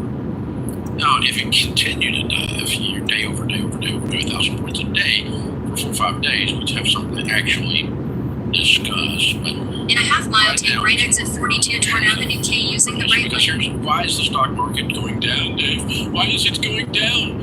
Well, because the jobs report came out and said jobs suck. Worst hiring quarter in a long time. More people unemployed. Nothing like the 80s. Nothing like other times when there was real. Take right exit 42 toward Avenue K. Then turn right on West Avenue K. Some other indications. The Fed is screwing around again, which is a good way to get a president or a vice president unseated as well. If you want to throw them out, just screw with the interest rates, boys. That'll do it. And so they're gonna screw around with that apparently. And using the right lane, turn right on West Avenue K. Everyone has declared there's a recession. One more time, people. You don't get to declare there's a recession. There's a definition of a recession. Well, have you heard people say vibe session? Have you heard that? No. It's the feeling. It's the vibe that we're in a recession. You know what? I'll go with that. There is a malaise out there. There is a cloud, a fog, whatever out there. In a quarter mile, turn left on 10th Street West using the left 2 lanes. It's a feeling. A recession is not a feeling. You got to go through recession numbers. Is an economic fact. Gross domestic product, GDP, is the measure of all goods and services in the U.S. has to contract, be less than 2 quarters in a row what it was before. Turn left on 10th Street West. Definite. Until it does that, it's not a recession. That's right. I don't care. I don't care how you feel. If you want to call it a vibe session or what a vibe session? That's right, vibe session. It sounds like a session where we had vibes, but yeah. Like a music, sounds like an album. But the album cover from the 70s when drugs were good to your parents. So, anyway, but yeah. So, In a quarter all right, mile, turn investors are right. running for the hills. They're selling off crypto and especially tech stocks. So, Bureau of Labor Stats report the U.S. economy added poor jobs report. AI is still here. This article from CNN says, recession fears are mounting Turn right. overall. And so the Fed, and they're worried about the Fed. So AI, the Fed, the jobs report all pour into this idea that things are horrible. And so the stock market is overreacting. And you might Make add a slight that right Iran turn, then drop off Kimberly. and Israel might be getting about to dance. So not going to be good for Iran. I've been to Israel several times. Not a group of people you want to mess with. So there's a lot going on. There's a lot going on. Everything's screwed up and turned up. And so, and let me tell you about this. Short term, the stock market going up or down is a bunch of drama queens. They run on emotion on a daily basis. Overall, Head to your over an pickup on annual Valley Vista period, Drive. 4 or 5 months, it runs on numbers. But on a day-to-day basis, you can just shout, the sky is falling, the sky is falling. And they're Chicken Little will Turn run. left So on what do 10th you Street do out West. there when you see the stock market drop? I don't do anything. I'm tempted to buy because I think it's on sale. But I don't do anything because I don't day trade. Yeah, I don't buy and I don't sell based on this crap. Yeah. I just keep buying all the time. Every month. In a I just quarter keep mile, buying. turn right on West Addison Key using the right lane. 401k up, gonna load my Roth IRA up, gonna load up my automatic draft on my checking account that goes into the mutual funds, and when it goes down, I'm gonna smile because I just bought it on sale. Because 10 years from now, you won't even remember this crap. 10 years from now, you won't Turn even right know on who was West Avenue president. You'll have K. to think about it. Who was president 10 years ago? See, I got you. All right. So anyway, but that's see what I mean? It's just like you get all torqued out about this stuff. You mean there was oh yeah, I remember. Yeah. Do you even log in and check? If I see this headline, I'm not even James checking. said we need to talk about the stock market, and I said what? He goes, don't you watch the news? And I said no. I don't watch the news. I saw somebody post something about it on Instagram, and I was like, okay. But I think that the people who watch their accounts like that, that's where the temptation lies. Well, that's like a Dr. John Deloney anxiety producing event. Don't do it. If you check your accounts every morning, you're a spaz. Okay? Yeah. You're gonna spaz out. You were asking. It's not a hobby. That's just weird. I don't even look at. I look at mine once, twice a year. Yeah. And if I'm doing some kind of year-end final, I'll say, okay, how did it do compared to the other indexes this year? Do I need to move anything? But I'm just, for 35 or 40 years, I have put money in, taken almost no money out. And there's a lot of money in there. Well, let's talk about that for a second, Dave, because we both said, I'm the type of person, I set my 401k contributions. I set, all my contributions, they're set. They happen automatically. I'm not thinking about it. But for somebody who might say, well, Dave, is now a good time for me to throw in some extra money? I'm at 15%. Can I go in with a lump sum and buy more? No. Just because you don't want to build up the muscle of day trading and timing. You don't want to try to time the market. All the data, all the research tells us people who try to time the market make less money than people who steadily invest. There's like 15 or 20 serious research projects that reveal mathematically if you steadily invest over a 10-year period of time versus trying to jump in, trying to jump out, trying to get in, trying to make it, you screw yourself by dancing with the devil. Don't do it. This is the Ramsey Show.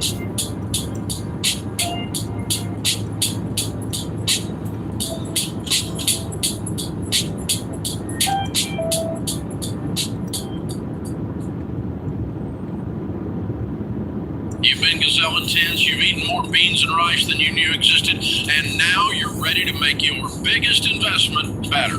Blinds.com is a great way to dress up a room or your entire home. Whether you're comfortable with do-it-yourself projects or you don't even know what a Phillips head screwdriver is, well, trust Blinds.com to take care of you like Ramsey would. You can do the measuring and installation yourself, or you can let Blinds.com's professionals handle everything for you. Blinds.com offers a completely hassle-free experience. Count on them to deliver stylish window treatments from premium brands without the premium markup. You'll never have to deal with pushy salespeople in your home just to get a quote. But you can count on free shipping, free samples, and a 100% satisfaction guarantee so that you can rest easy. That's why we've recommended Blinds.com for over 10 years. Shop Blinds.com right now and get up to 45% off. That's Blinds.com. Rules and restrictions may apply.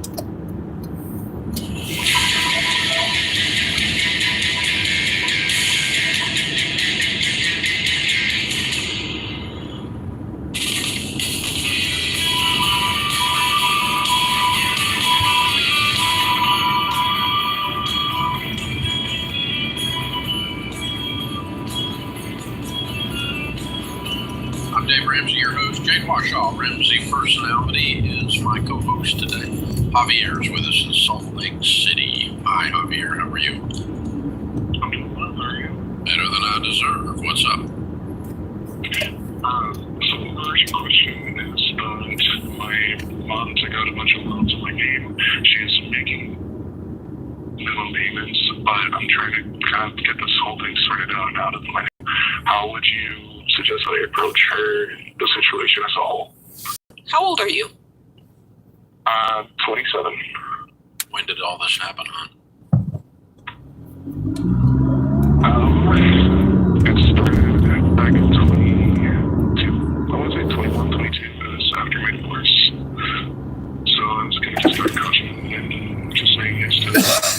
Oh, so you agreed to her doing this? It all started because the landlord wanted to sell the house that I grew up in, that she's currently living in, and she was finding a deal with her and I bought the house together for and she's struggling with the payments, and I was waiting for the day that I called, hey, your payments due, and my wife and I, we can't afford to pay ourselves, so I just called it a day. You bought the house together for your mom. And then she took out credit card loans in your name, all with your permission. Yes, sir. So whose name is on the mortgage? Yours? Yes, sir. And she's living in but she's living in the house. Yes. Rent free. In the house, the property is titled to you as well, correct? She's paying the mortgage. It's just that her credit was much lower to actually take the loan out herself. So going back to the other debt, the other loan, how much money are we talking about on the credit cards? Shy of 20,000. What does your mom make a year? She won't give me a straight answer. If you had to guess, what would you say? Not much. She doesn't work much. She sucks blood off of her sons. Okay. She's a parasite. It's a horrible thing to say about your mother. I'm so sorry. Just an observation. What's your living situation? I am currently living in Utah, in the house in San State. And your wife is not happy with this situation, I would assume. She is not. Okay. And how old is mom? 55? Yeah. Okay. So, and what is the house worth that she's living in? I would say 350 to 400. And what do you owe on it? I want to say 220, 250, if I don't honestly know. Yeah. Is your brother also on the mortgage? Yes, my brother's on the mortgage as well. And on the deed as well. Yeah. Okay. So if you guys What's are your brother saying about all this? My brother wants to keep the house, and he's just having to go along because he wants to keep it for sentimental value. I personally agree with your team that it's just a house. We can get another one. Yeah, so What would I do if I woke up in your shoes? This is going to be what is called a difficult conversation, my friend. Your mom has gotten away with this misbehavior, underproducing, and unbelievable asks of her grown sons rather than taking care of herself. A 55-year-old woman ought to be able to build a sustainable life without sucking the blood off of her children. Okay? Or man, for that matter. Okay, so this is not positive. Your mom is not in a good situation mentally and spiritually, because otherwise she wouldn't have done this to her own kids. In a quarter mile, turn left on 17th Street West. Oh no, you straight up endorsed it. So what I would do if I woke up in your shoes is I would go. How long ago did you get married?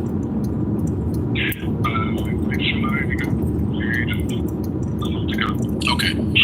This is Turn gonna, left this on is gonna come 17th down with Street your wife West. if you're not real careful from your mother. Your mother's gonna blame her because she's the new thing on the scene, and about that time you evict your mom. So she's gonna end up blaming your wife if you're not real careful. So your wife does not need to be anywhere near this conversation, nor do you quote her, nor do you even bring her up. She's not physically in the room. She's nowhere around. It's not her fault. Okay, so you need to travel with your brother and sit down with your mom and say, guys, I can't do this anymore. I'm looking at the future, 10 years into the future, and all I see is pain and trouble. There's a problem here. You're ruining my credit. I'm waiting for the phone call when you don't pay the mortgage. And so what we're going to do is we're going to sell the house. We're going to pay all the debt off, and we're going to pay the taxes associated with selling the house if there are any. There shouldn't. No, there will be, because it's not a personal residence. You may have some capital gains on this, so you pay your taxes. And then you say, as for my half of what is left over, equity, Mom, I'm going to give that to you as a parting gift. And you can go set yourself up a life with that. And I'm not going to do anything anymore in the future. That's it. Brother, you can do with your half whatever you choose to do. If you want to help Mom get a house with that, that's fine. I'm done. We're selling the house. We're paying off the credit cards, and I'll give you my half of what's left over after that, after taxes. Do you anticipate your brother holding up that process? Or do you think that he'll go along with it? I think he would because he's not big on Ramsey. I found you guys because I found your book, Freaking People. Well, I mean, forget about the Ramsey part, just the idea of you cleaning this up because it's very messy. This thing ain't to do with Ramsey's got to do with their mother screwing her own kids over. Yeah. I think he would go along because he's seeing it as an investment on his. Then he can buy you out. He can buy you out. That's another option. But, honey, we're selling the house. In a quarter mile, turn right on West Avenue L12. Then it's going to be a civil court action, and the judge is going to demand that the partnership be dissolved by the selling of the house. The house. In the way, I'm not asking, we're telling you this is what we're doing. in the Now, way if you you need want to buy to, me the way you need to think of this is Turn this is right on saving West your Avenue marriage, by the L12. way. Yeah. Because your wife is not going to sit around and let your mom be the reason that she's not in her new house. You guys Quarter are mile, going to turn right on been Nightingale married Lane. for a month. If this messes around and causes you guys the future that she's envisioned, you're going to have a much bigger problem on your hands. Mom, I love you, and I've done more for you than I should have, and I put myself and my future family in jeopardy because of you. And you continue to misbehave with this. My bills are not being paid. You're destroying Turn on Nightingale Lane. We're And turn selling right on Valley the Vista house. Drive. Little brother, if you don't want to sell it, you can buy me out. You got 10 minutes ready, set, go. You're on the clock. Okay? Because your little brother's codependent. Turn right on Valley Vista like Drive. you were, until Turn right on something Valley woke Vista you up. Drive. Then pick And up again, this Palmera has on got the right. nothing to do with Ramsey. Don't you blame it on your ex. Don't you blame it on your new wife. And don't you blame it on Ramsey. It's not Ramsey. This is you stood up. I'm a 27-year-old freaking man with a backbone. And this is madness, and the madness ends. It's not a sign of love to continue in codependency. This is not an act of love. There's no love in this discussion. You can be kind, gentle. You don't have to be yelling and screaming. But we are selling the house. You can either do it voluntarily, or I'll have a judge make you sell the house. We are selling the house. So y'all get your heads around that. whatever flopping in the floor and foaming at the mouth you need to do. But get your heads around that. We are selling the house. It's not an option. The only other option is, brother, you buy me out, or mom, y'all buy me out. Get me off the mortgage and pay off all the credit cards. And you got to do that in 90 days. And you got it ready, set, go. And if you're not going to do that, we are selling the house. The best thing for mom, by the way, is sell the house. Yeah, she Put some money in her pocket. Tell her to get a freaking job. Self-employed for her is code for I don't work much. That's what that is. It's code. This is the Ramsey Show.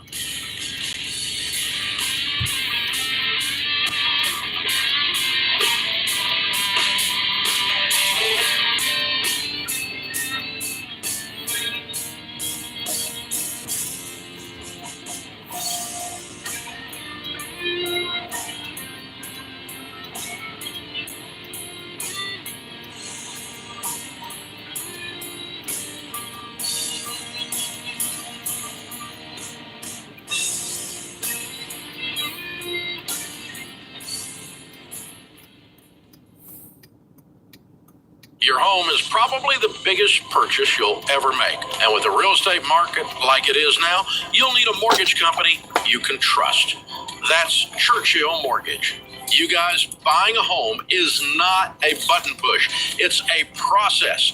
It takes building a relationship with an expert who will dig into the details and give you peace of mind without busting your budget. Churchill is one of the highest rated lenders in the country, and they're Ramsey trusted because they do what's right for you.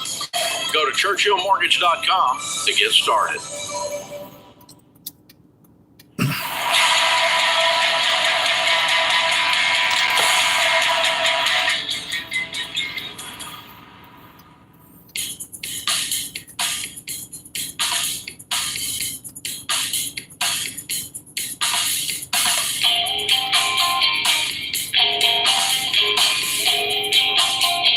Jade Washaw, Ramsey Personality, is my co-host today. Thank you for joining us, America.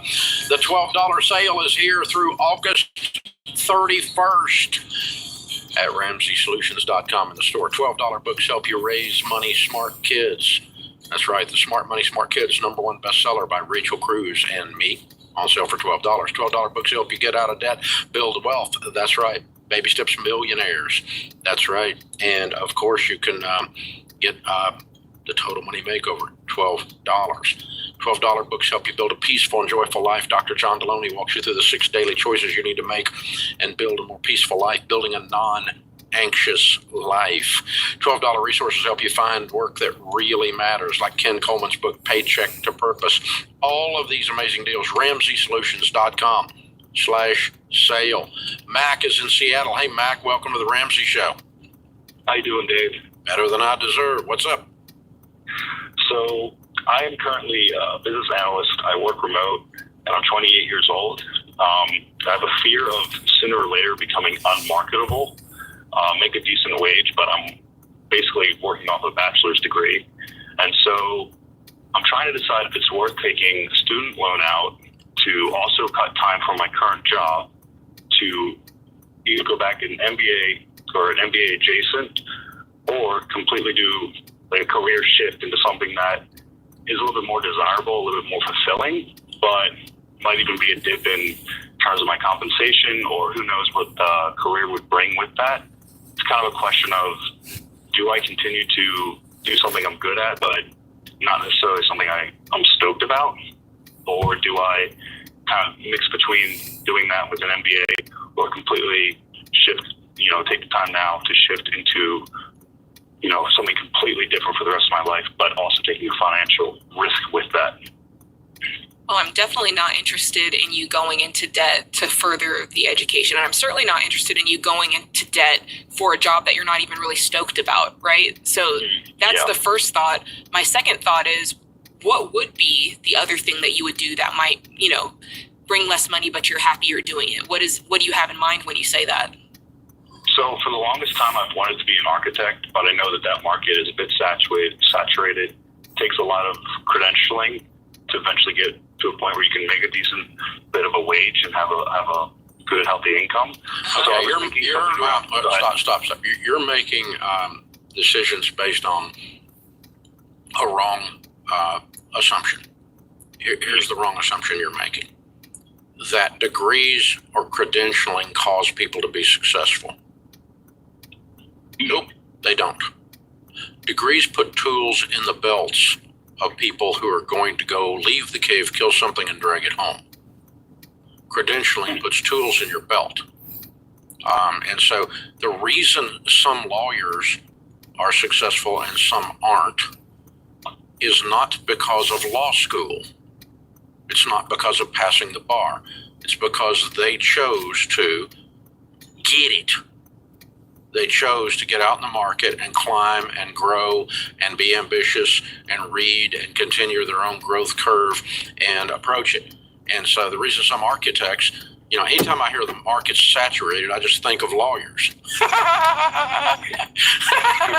They're freaking everywhere. God, we can't get rid of them. They're like roaches. They're everywhere.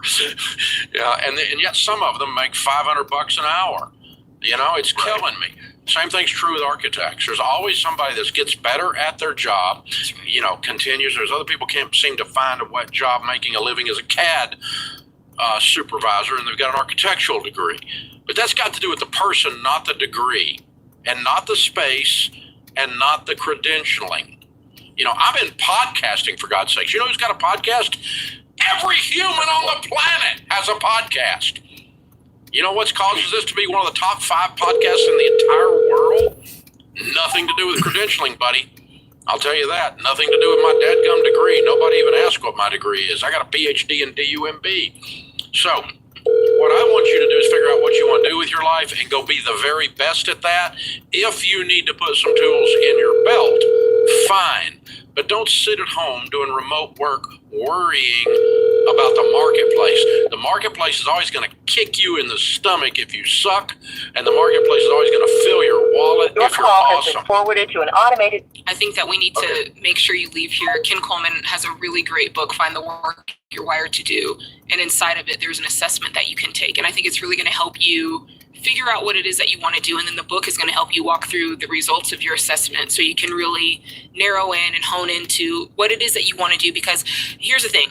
I don't want you going off spending a bunch of money when you have a bunch of question marks. Exactly. Right? So and I do want you to go get an MBA if it's part of the tools for your belt. It's an excellent degree field.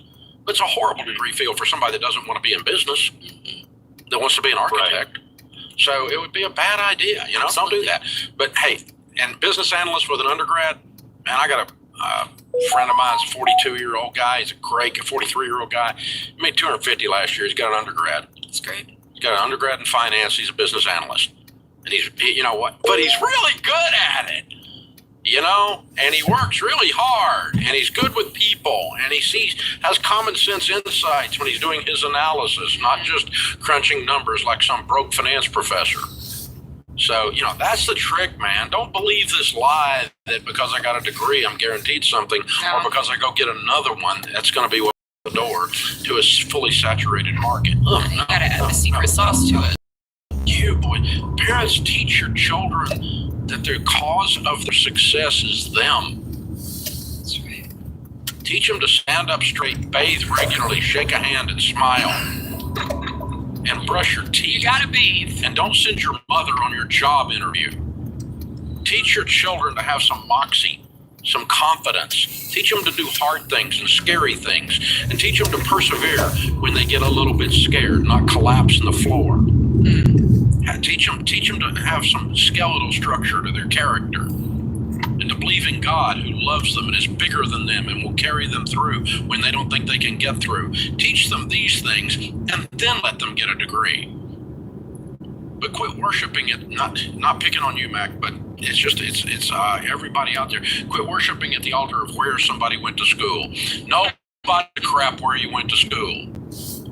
Nobody ever asked their oncologist right after they got a cancer diagnosis, now, where'd you go to school?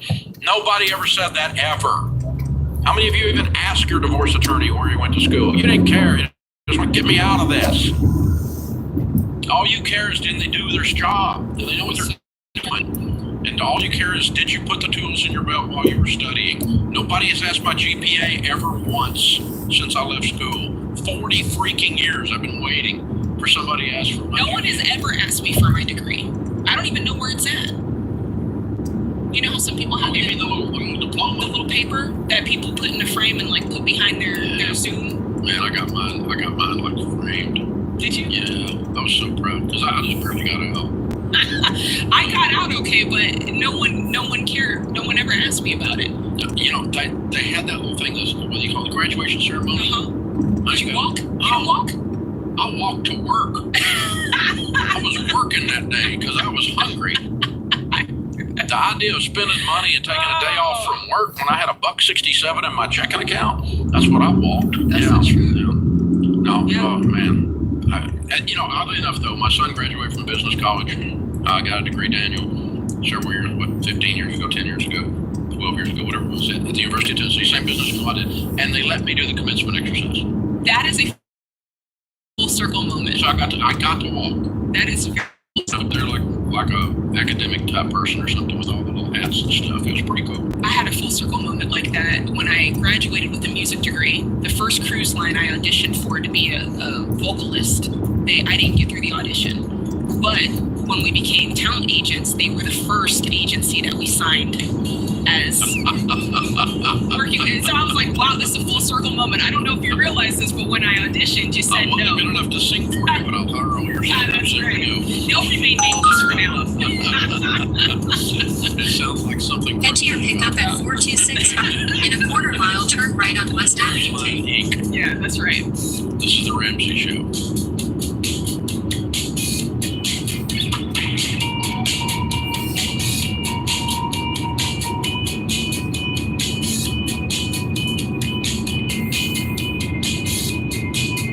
Turn right on West Avenue K. Hey guys, here's a quick math refresher. There are only 24 hours in a day. So you and your team need to streamline time-consuming tasks to focus on the activities that actually make money. Smart businesses are realizing that to reduce headaches as they scale, they need NetSuite by Oracle. NetSuite is the #1 cloud financial system, bringing accounting, financial management, inventory, and HR into one platform. With NetSuite, you reduce IT costs because NetSuite is cloud-based. You cut the cost of maintaining multiple systems because you've got one source of truth, and you improve efficiency by bringing all your major business processes into one platform, slashing manual tasks and errors. So join the 37,000 plus companies, including Ramsey Solutions, that have done the math and are boosting their efficiency with NetSuite. And download NetSuite's popular KPI checklist designed to drive the right behaviors for your business absolutely free at netsuite.com/Ramsey. That's netsuite.com/Ramsey to get your free KPI checklist.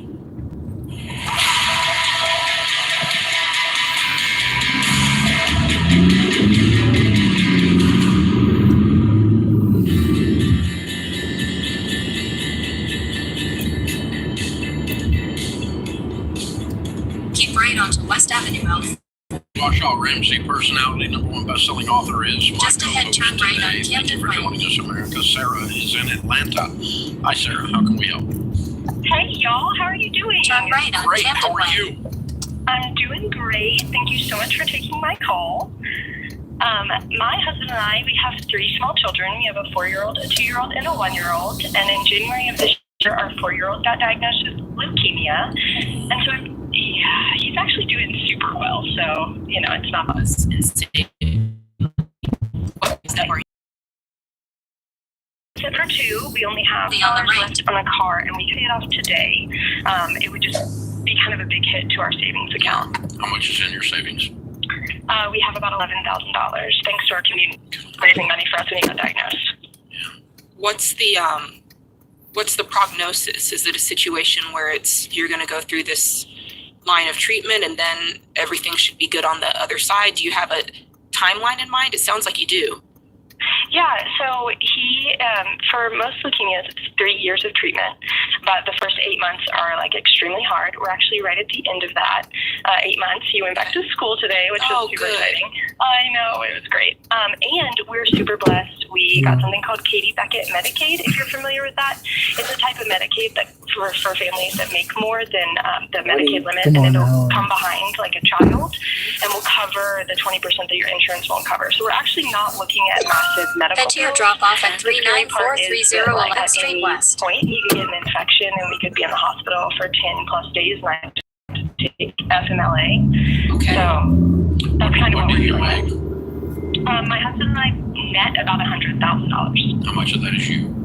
In a quarter mile, turn right on West Avenue Please L6. use your seatbelt for your safety. With the gross, like obviously we're going less, but. All right. Not number one, Jade's right. The very first, and you've already done this, and if I'm in your situation, we got grandbabies that age. There's job one, beat leukemia. Yeah. Mm-hmm. No other job. Total focus. Okay. Job one.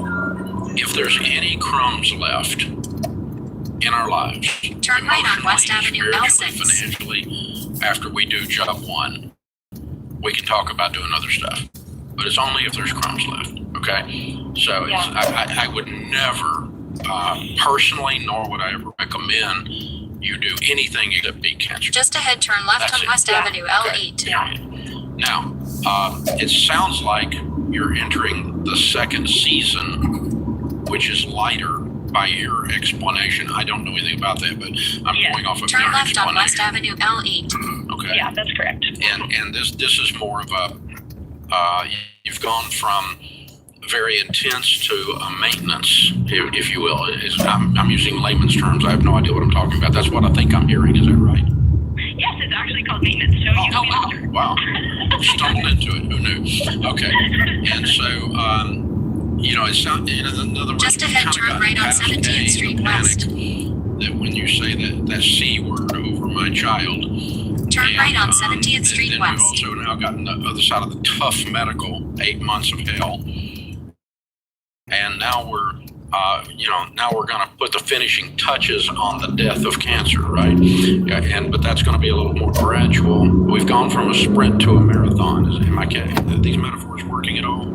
Oh my gosh, absolutely. Yes. Okay. All right. I'm just trying to understand. I want to make sure I understand. So what I want to say is, if you're facing a storm, stop your baby steps, stop your total money makeover and address the storm. And so what you and your husband have got to decide is mathematically, financially, a month from now, 2 months from now, with the period in the rear view mirror, do we feel like the storm is still raining, but the wind quit blowing and the lightning quit crashing? Or do we feel like we're in a predictable, sustainable environment where we feel safe to go ahead and pay off the car, safe our financial plan without putting the cancer treatment process in jeopardy at all? That's the way I look at it. Okay. When you feel safe, feel safe, then you go again. So like if you lose your job, which is nothing in compared to what you're doing, but it's still a thing.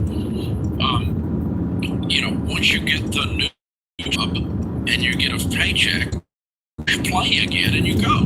You're the other side of the unemployment storm, right? Once you have a child, pregnancy, it's not in the same bucket emotionally, but it is still a situation. Stop, we call up money, mommy and baby come home, push play again. So we get the event, the situation, no matter how scary or negative or positive it is, in a rear view mirror, then we push play and we go. But we don't try to do $1,000 and try to beat cancer in a 4-year-old. No, that's just stressful. That feels stressful. I think, it's just we've had some stints where he's gotten an infection and we've been in the hospital for a long time, and I've actually worked through it, like working in the hospital. It's very hard emotionally. Well, you're probably going to do that anyway because you want to just keep careers, you want to keep life moving.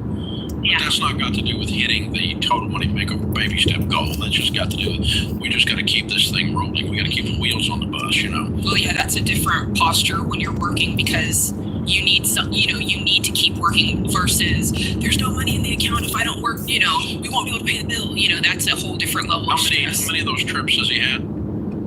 When we first got diagnosed. No, the infection trip.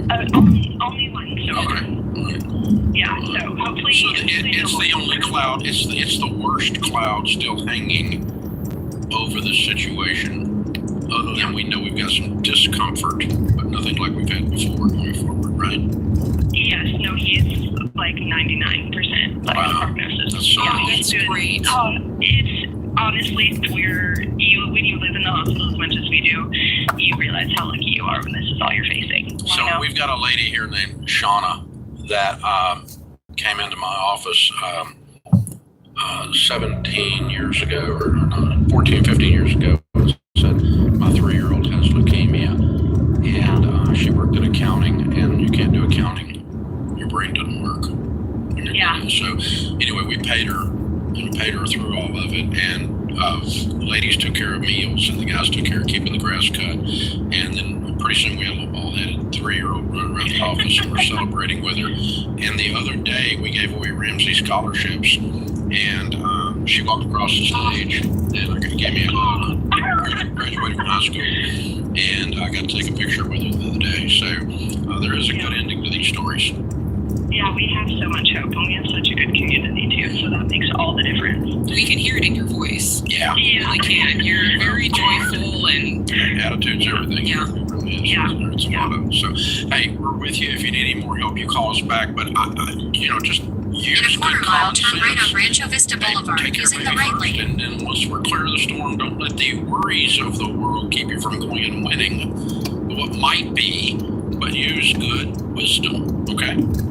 Thank you all so much. I appreciate it. Thank you. God bless you, Sarah. Wow. that's a good differential, Dave. Turn because right on in Rancho her Vista case, Boulevard. yeah, this has the ability to be a 3-year stint, but it's But not. it had two seasons. That's right. So thinking through, okay, do I need to truly be paused for 3 years, or is there a point where I can I'm okay say, if you are. If you are, yes. But in her case, there seems like there might be a point before that where they can Making put the foot on the 100,000, gas they got again. some money in the bank. Yeah. Only 7,000 away. Yeah. Not 170,000 away.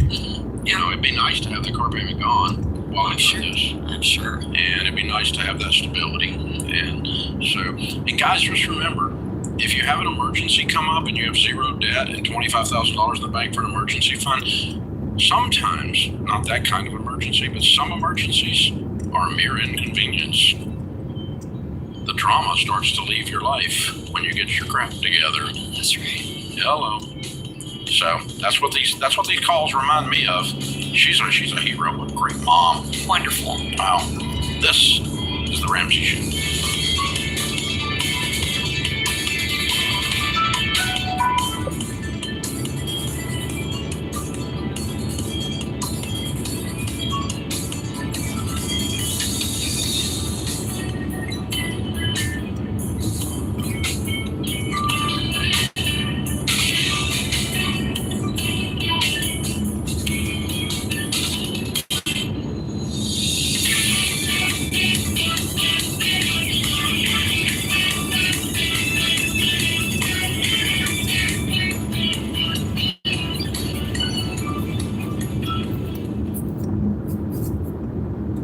Before we get to the next caller, I got some good news for you. Even when this portion of today's show runs out of time, there's still plenty more for you to tune into. Just head on over to the Ramsey Network app to finish today's show for free, right there on the home screen. And if you don't have the app, just search Ramsey Network in the App Store, Google Play Store, or click the link in the show notes for an easy download.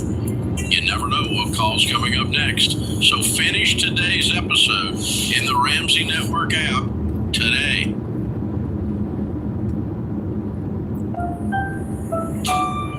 Brought to you by the Every Dollar app. Start budgeting for free today. Live from the headquarters of Ramsey Solutions, it's the Ramsey Show, where we help people build wealth, do work that they love, and create actual amazing relationships. Jay Washaw, Ramsey personality, #1 best-selling author, is my co-host today. Open phones here at 888-825-5225. Tyler's in Orlando. Hi, Tyler. How are you? Hey, I'm good. How are you? Better than I deserve. What's up? Hey, I have a question about a real estate deal that I did with one of my friends. Okay. Alright, so I gave him $9,000 back in September. And then, as of, he was supposed to sell the house. It was part of a down payment for a house that he bought. And he was supposed to pay me that in January, or I gave him $8,000 in September. He was supposed to give me $14,000 back in January. And then he showed me a picture of the bank account with all the money. Then he gave him $1,000 more, and he bought another house. He did a 1031 exchange to another house.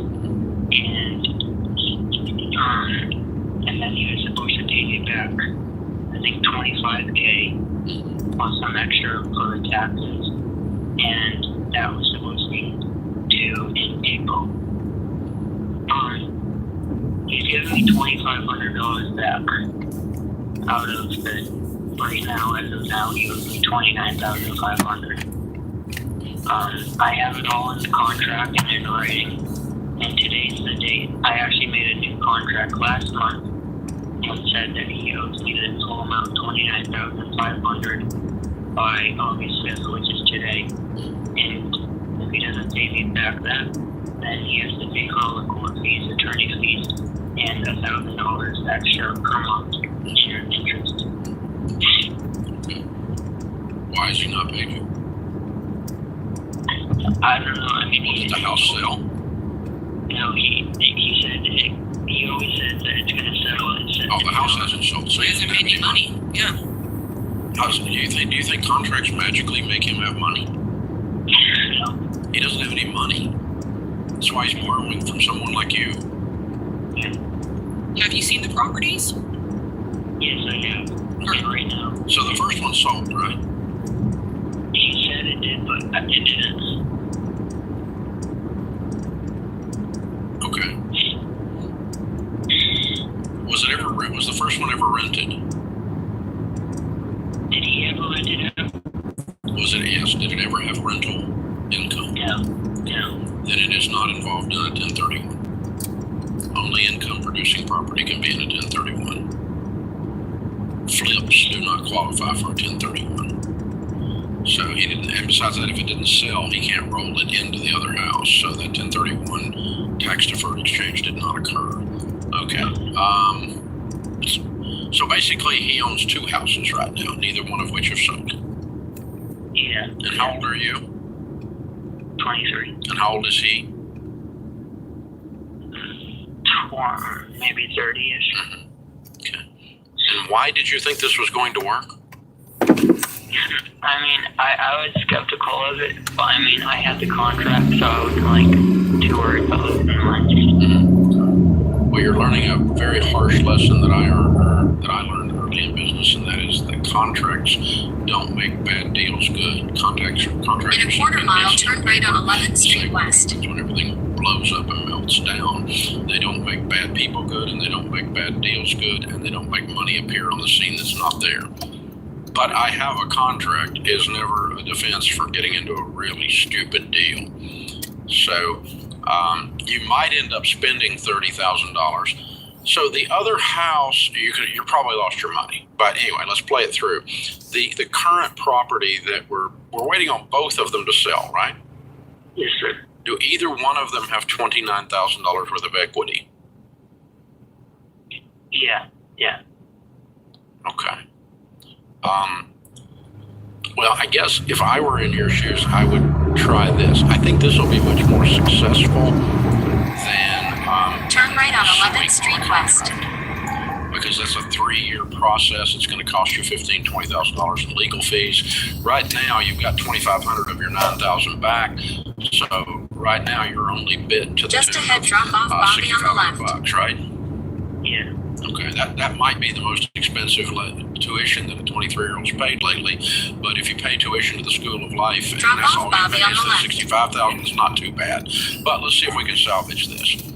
It doesn't sound like he's a liar, except about the part on the house, the first house selling and the 1031. It sounds like he's a neophyte, doesn't know what the crap he's doing. He took some TikTok thing on how to buy real estate. And I kind of know that because he got a 23-year-old as his financier who came up with a whole 10 grand, okay? It's not like a high roller here that's got an ultimate real estate experience. So I think he's just dumb, is what I'm saying, okay? Yeah. I don't think he's evil. Yeah, I bet if the house is sold, you would have had your money. Yeah, I think he hoped the house would sell and you'd have your money. And you were naive, that's being kind, to think that a contract was suddenly going to make sure that money appeared. Contracts don't do that. He has no money, dude, until the house sells. So why don't you go to him and say, instead of suing you, my financial advisor suggested that I take a second mortgage lien on your property and that you sign a lien for $30,000 on both properties. So now you have a $60,000 position. If he doesn't, and put terms to that has to be paid on sale or within 6 months, whichever is first, and he can go refinance and buy you out, okay? Okay. Now, if he does not, then you don't have to sue, you merely have to foreclose. Okay. Foreclosure is a lot cheaper and more efficient than a lawsuit. Okay. So go to him and say, instead of suing you, instead of you and me going to court and all of this, I'm waiting on the house to sell, you're waiting on the house to sell. I'm either going to sue you this week, or you're going to give me a second mortgage lien for $30,000 on both properties. And then you don't screw him. Whenever you get your money, you release the other property. But whichever one sells first, you get your money. Does that make sense? Yeah, that makes sense. And don't do this again. Did you learn your lesson? Yeah. Okay. If you get out by the skin of your teeth, don't act like you're a pro. You just lucked freaking out if you get out of this deal. This is a deal where you deserved to lose $9,000. If you get out and don't get what you deserve, you can buy the t-shirt better than I deserve and learn your lesson and move on. I'll be lucky if he gets his money back. I have done so many stupid things that I deserved to lose money, so I can say that to you, son. Oh my gosh. Yeah, you walked up on the thin ice and said, please crack, I want to be wet. But he had a contract. I know. I'm just joking. Ice promised me it wouldn't crack. Yeah. Oh boy. Yeah, when you're doing business with broke people, please expect them to do broke people things. And we know the guy is broke because he borrowed $9,000 from a 23-year-old. Who knows if these properties are going to sell for what they hoped, and if there's even going to be any profit. No idea, but it'd be fun to foreclose on it and see if we really want it. Yeah, that's true. That might be interesting. This is the Ramsey Show.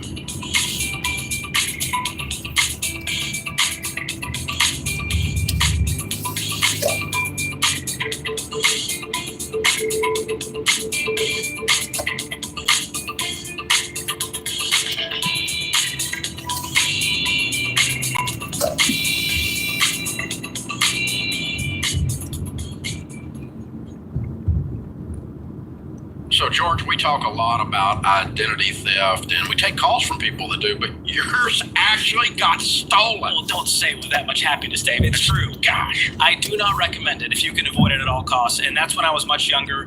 I had worse hair and a negative net worth. But I worked at Ramsey at the time, and so I was covered by Xander ID theft protection. So thanks, Dave, for covering all of us here.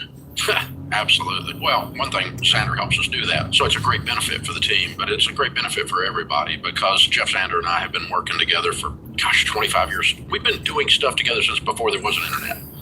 And so when the internet came on and identity theft became this real serious problem, he and I started talking about it, and he went and figured out a way to build an identity theft protection for the Ramsey tribe. That's how the whole thing started at Xander. And it's most complete because he customized it. He custom built it from the ground up. It's the most complete and cost-effective protection out there. It's the best identity theft out there. Yeah, I was raised by the internet as a millennial, Dave, and it's scary knowing how many websites are out there with my information. So Xander ID Theft, they bundle all the cyber tools I need to protect my identity. They've got VPN encryption, 24/7 customer and recovery services, and even home title monitoring. So even if your ID does get stolen, they help you like they did me by restoring your life back to normal with up to $2 million in protection for stolen funds, which is incredible. That's a big deal. So guys, you can't go without ID theft protection in today's world. It's just too much going on. There's too many people have already stolen your identity. It's out there floating around. You've got to have this full recovery protection. Xander is the best. So Xander.com or call 800-356-4282 for the most complete identity theft protection out there. Xander.com, 800-356-4282.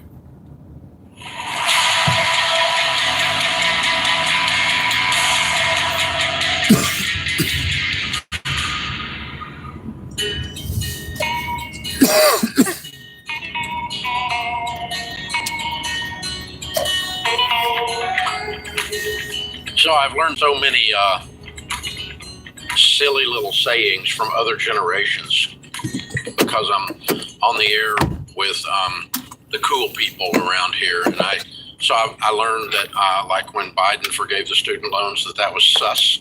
Oh yeah, suspect. Yes, sus. sus. I didn't know what I had learned what sus was. So there you go. And I learned about FOMO. FOMO, yes. Fear of missing out. That's a real thing. Apparently motivates people to do really stupid things with money. Facts. Sometimes, and other things too. I'm going to give you a fear of missing out, and it's not a stupid thing to do with money, and you should not be doing it if it is a stupid thing. I'll help you with this. The Live Like No One Else cruise is almost sold out. We have the entire ship on Holland America, March 22nd through the 29th. The Jade Warshaw will be with us. All of the Ramsey personalities will be with us. Sharon, my wife, and I will be on there for the entire 7-day cruise. Plus Stephen Curtis Chapman, who not only is Emmy Award winning 67 Doves or something like that, but last week Stephen got inducted into the Grand Ole Opry. That's great. Yeah, he was telling me about it. He was at the house Monday night with a bunch of guys, and he was last week, and just tears in his eyes. It was a huge, huge honor for him because he grew up, of course, singing country music, and he's one of the world's best renowned Christian artists, as you know. And so, anyway, we're going to Turks and Caicos, St. Thomas, Puerto Rico, the Bahamas. We'll be doing events and performances and talks and whatever else you want to call it on the ship the entire week. It's going to be a blast. It's almost gone. You can still get a room, a stateroom, but you need to get your deposit of $600 down before the cabins are gone. You don't have to pay for the whole thing up front, but you don't need to go on the Live Like No One Else cruise unless you are baby step 4 and beyond. Yeah, for sure. We don't tell people to go on vacations when they're in 1 through 3, and that includes vacationing with us. I heard George was going to be bouncing at the doorways. Bouncing what? You know, the bouncer. Ball? He can't bounce. George was going to be security George checking. Could get bounced, but he's not. Was he at the daycare? Checking the baby steps cards. Where's he going to be a bouncer? Where's George going to be? That's not even funny, y'all. That's just insulting. Oh man. So hey, this is a chance for you to celebrate your process through the baby steps, a milestone in getting to baby step 4 or beyond, maybe 7. Maybe you should do your debt-free scream with us. Maybe it could be the world's largest debt-free scream at sea. Because if it's the only debt-free scream at sea, it by definition is the largest debt-free scream at sea. So we're going to do that for sure. But maybe we need to get the Guinness book and give them a room or something on there. So RamseySolutions.com/cruise. Get signed up. We'd love to have you go with us. Matt is in New York. Hi, Matt. How are you? Hey, Dave. Doing great. How are you? Better than I, sir. What's up? So just a quick question. I'm getting married next year. I have a full-time career in the military. Turn left on Trade Center Drive. Part-time jobs. Just open up a Roth IRA and do it either on a monthly basis or an annual basis.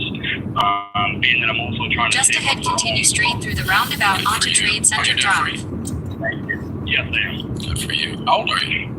Thank you. 24. Continue straight through the roundabout onto Trade Center Drive. Thank you for your support. Appreciate it. Yeah, so if I'm you, you've already paid off your debt. You have 3 to 6 months of expenses saved up. Yes, I do. I have about maybe 85 to 9,500 saved up. Okay, good. So yeah, officially you're in 3B or 4, whichever one you choose. And what I would do, so you're investing 15% of your income. So if that allows you to max out that Roth, I would max out that Just Roth. ahead, turn Now, left on most people would Technology say Drive. 15% of your income every single month until that's gone. Until you've used up the 15%, until Turn you left max on it out, right? Technology And then you Drive. can move on to another investment vehicle. So do you think you can max it out?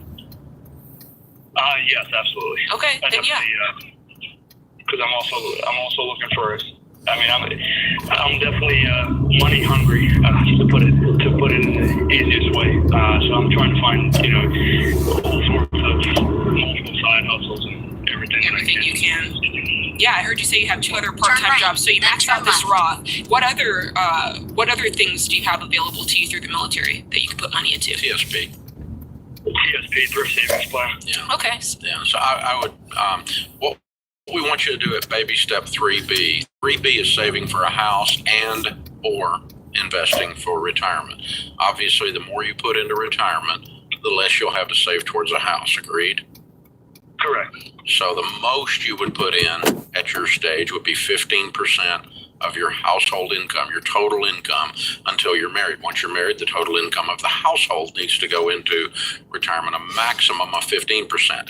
Some people back the 15% down a little until they get their down payment saved. Some of them do the whole 15%. We suggest not doing more than 15% at this stage.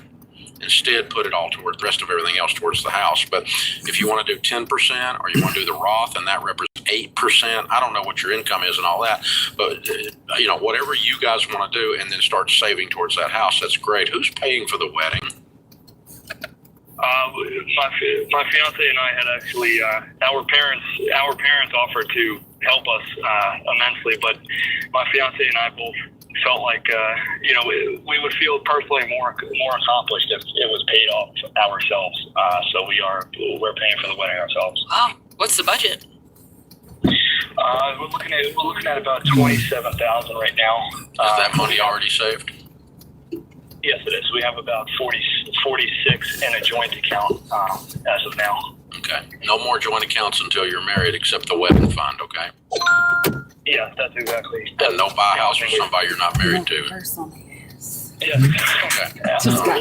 I appreciate it. I'm curious why you felt like you should not have mom and dad pay for the wedding. That's a traditional thing. It's not I thought it you doesn't mean you're like you a didn't tell deadbeat them if anything. your father-in-law Oh pays no, for I the told wedding. him. Yeah. I'm like, if y'all need me, And like I mentioned, they did offer to pay for it. I don't know. I guess it's something personal.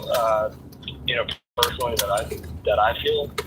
Just So being they able take that to in say, as like a I sick paid day? for something myself. I saved Huh? up and They take I it as paid a for sick something day? myself. I'm just gonna use my personal. How'd they take it when you told them? Were they a little disappointed? You know if it's right or left? They were Do you taking know if back it's right or left? that we didn't Left. want help, you but they're It's left. they're going to wind up giving us a huge gift in exchange. Okay. All right. I guess we can use that towards the house. Yeah. Right? Yeah, absolutely. And with the military benefits, we don't have to put a down payment on the house. But I'm not sure. I haven't looked into it that much. But being that we don't have to put a down payment, I'm not sure how exactly that works. You do need to put down a down payment. Don't use a VA In a loan. quarter mile, VA turn loans right are on more 10th expensive Street than West you using think. the right 2 lanes. Okay, So you need to do a Fannie Mae with a traditional down payment and above your emergency fund and above your wedding. So there you go. Very cool. Very cool. That's interesting. I have not.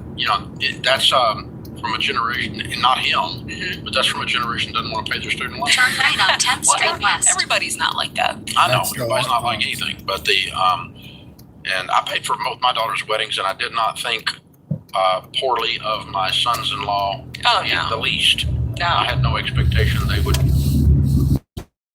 It was kind of like I'm an old Southern dad, and That's what like, you do. what? Here's the budget, and y'all do it within that, and don't ask. It said, you know what, dude, we got it. Would you have been like, oh man, or would you like? Would have been a little bit taken aback, like I would have been. Oh, yeah. I mean, it wasn't like I'm going to give them. Yeah. Oh well. Yeah. That's it. There's nothing wrong with it. It's just just different. Yeah. It's not an expectation of character or lack of character, folks. If your in-laws pay for your wedding, I just want to say that out loud. I don't think that's true. So In a quarter mile, keep right onto California. there might be something else going on there, though. Sometimes so? he didn't say that, but if there's a lot of strings attached, you don't want to activate the mother, the bridezilla, all that. You don't want them to come out of their cave and all that. You know, there's all kinds of stuff that you might want to do that. Keep right onto California 14 North. Cool. This is the Ramsey Show.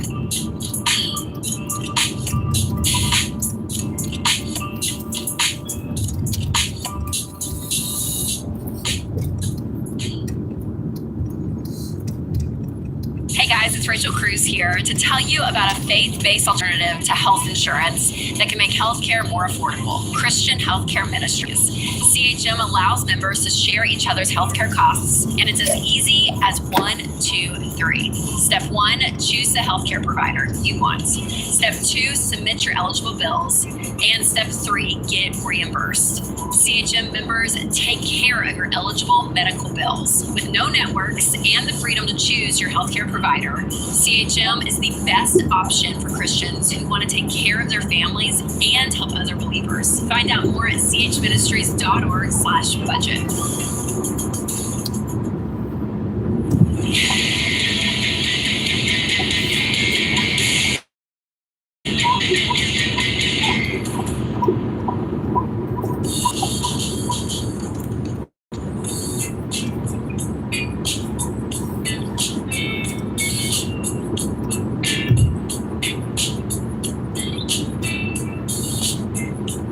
Washaw Ramsey personality, #1 best-selling author, is my co-host today. Thank you for joining us, America. I am Dave Ramsey, your host. Katrina is with us in Salt Lake City. Hi, Katrina. How are you? I am fantastic. Thank you so much for asking. How are you? Better than I deserve. What's up? All right. So I am going through a divorce, and it's really hurting me financially. So I'm wondering if I should take money out of my business account that I'm actually trying to sell because of the divorce, and use some of that money to buy things for my primary job. What is your primary job? I am a school teacher, and tomorrow I go back to school. The kids come back next Tuesday, but I need to buy some supplies for the students to come back to school. I'm sorry, they don't furnish you supplies for the classroom like they should. Well, they give me Should make you every school teacher in America. Well, yeah, thank you. They give me $5 a student, but I've already spent that. I bought sticks and colored pencils and pencil pouches for the students. And so what are you talking about spending? I need paper, hand sanitizers, folders, and journals. What are you talking about spending? I'm thinking I need about $200. What type of business do you have? What's the nature of it? So in the evenings I run an escape room, but I have to sell it according to the divorce decree. I have to sell it so I can pay back some of the equity that I owe to my soon-to-be ex-husband. Do you take a payroll from the business? I don't. It doesn't make enough money, so I run it, and then like it pays for. Okay, if $200 changes your life, you have other problems. Well, right now I'm barely finished baby step #1. I've been using your Every Dollar app. If you have to choose between you eating and buying your children hand sanitizer, you eat. Okay, I get that. Okay. In 2 miles, take right exit 43 onto 20th Street West. You have no money, and $200 is a huge amount to you. Where you get it from doesn't matter. It's where you spend it that matters. You don't have the option to be this generous to these students, contact a local church and ask them to help you if they've got some journals laying around, and maybe they've got some hand sanitizer they can give you from the children's ministry and help you fund this, and help you get the thing set up without you spending the $200 at Target. And, you know, let's go that route, because it sounds like this $200 is a lot of money to you. Yeah. And you need to work on the other side of that, and that's the overall income. I think I'm tutoring instead of running a game room. Escape room. Yeah. Today's question of the day is brought to you by Why Refi. If private student loan debt is taking away your peace of mind and you don't see any way out, you need Why Refi. That's why the letter REFY. They refinance defaulted private student loans. If you have one, they'll refinance it for you. Nobody else will touch it. And they give you a low fixed rate that is built for you on a term that makes it work for you so you can get your loan paid off and get it current. So it's not trashing you every month. Go to In a half mile, take right exit 43 onto 20th Street West using the right lane. REFY.com/Ramsey might not be in all states. All right, today's question comes from Nora in Pennsylvania. She says, I've been married for almost 30 years, and my husband and I have adult children. My husband runs his mother's family business. He will inherit the business when she Take right passes. exit 43 but onto he 20th says Street that the West, business is then turn not left on going to 20th be Street mine West. if anything happens to him. He says his will is going to state that our children will get the business and that he will not be providing for me. Oof. I've explained to him how upsetting this is and that I shouldn't have to go to my children for help when it is his responsibility to care for me. Using I the live left on a lane, fixed turn left income, on 20th Street West. my adult life as a stay-at-home mom. What can I do to protect myself legally? Wow. You can't. So you have a marriage problem. My goodness. You don't have a legal problem. You're married to Just a ahead, turn right on West Avenue J8 using the right lane. That's a problem. Yeah, I thought this question was going in one direction. And then it turned left and went off into the ditch. It sure did. Yeah.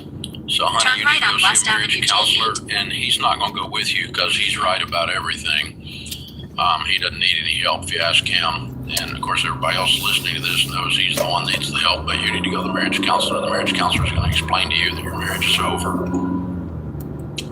if you don't get some serious work done on it. Whew. That rattling you're hearing under the hood means the engine's about to blow, kiddo. And this does not describe a loving home where the husband is gentle, kind, and serves his wife. I didn't hear anything like that in here. So sad. Nora, I'm sorry. But yeah, you need to go see a marriage counselor today. Tell him that he ought to go with you, but he won't.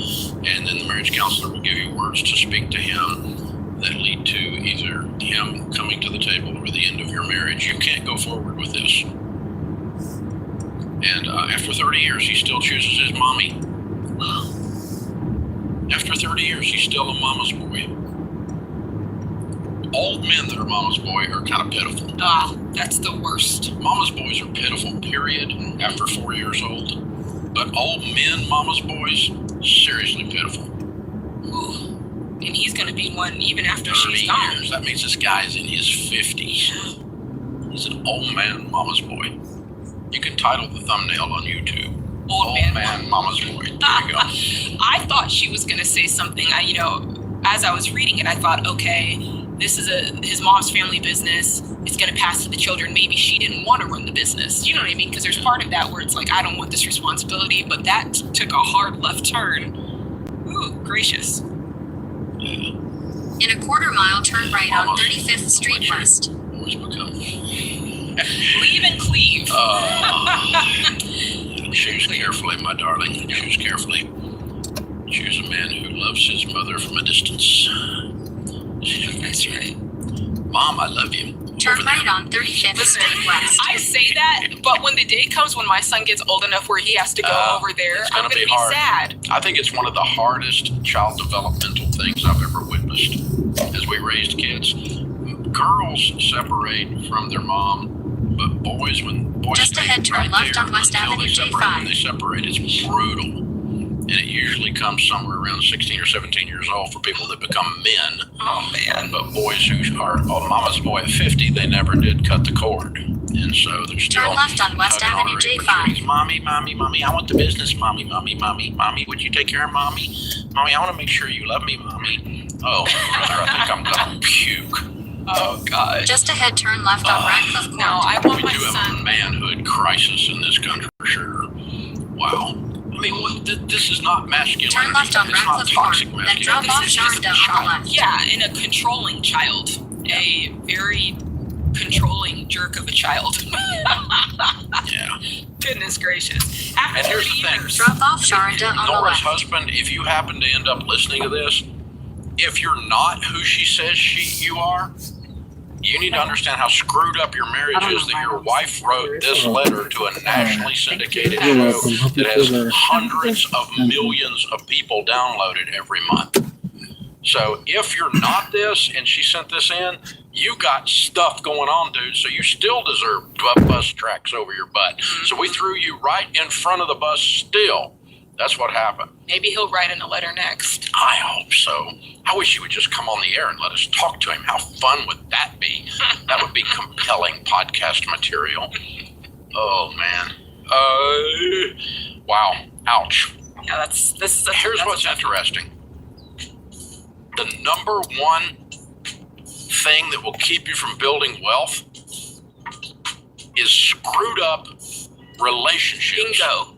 That's so true. When you can't handle screwed up relationships and put reasonable, gentle, kind, strong boundaries in place and keep the screwed up people at a distance and the right people up close, and you can't function with other humans, you're going to struggle building wealth. Period. This is The Ramsey Show.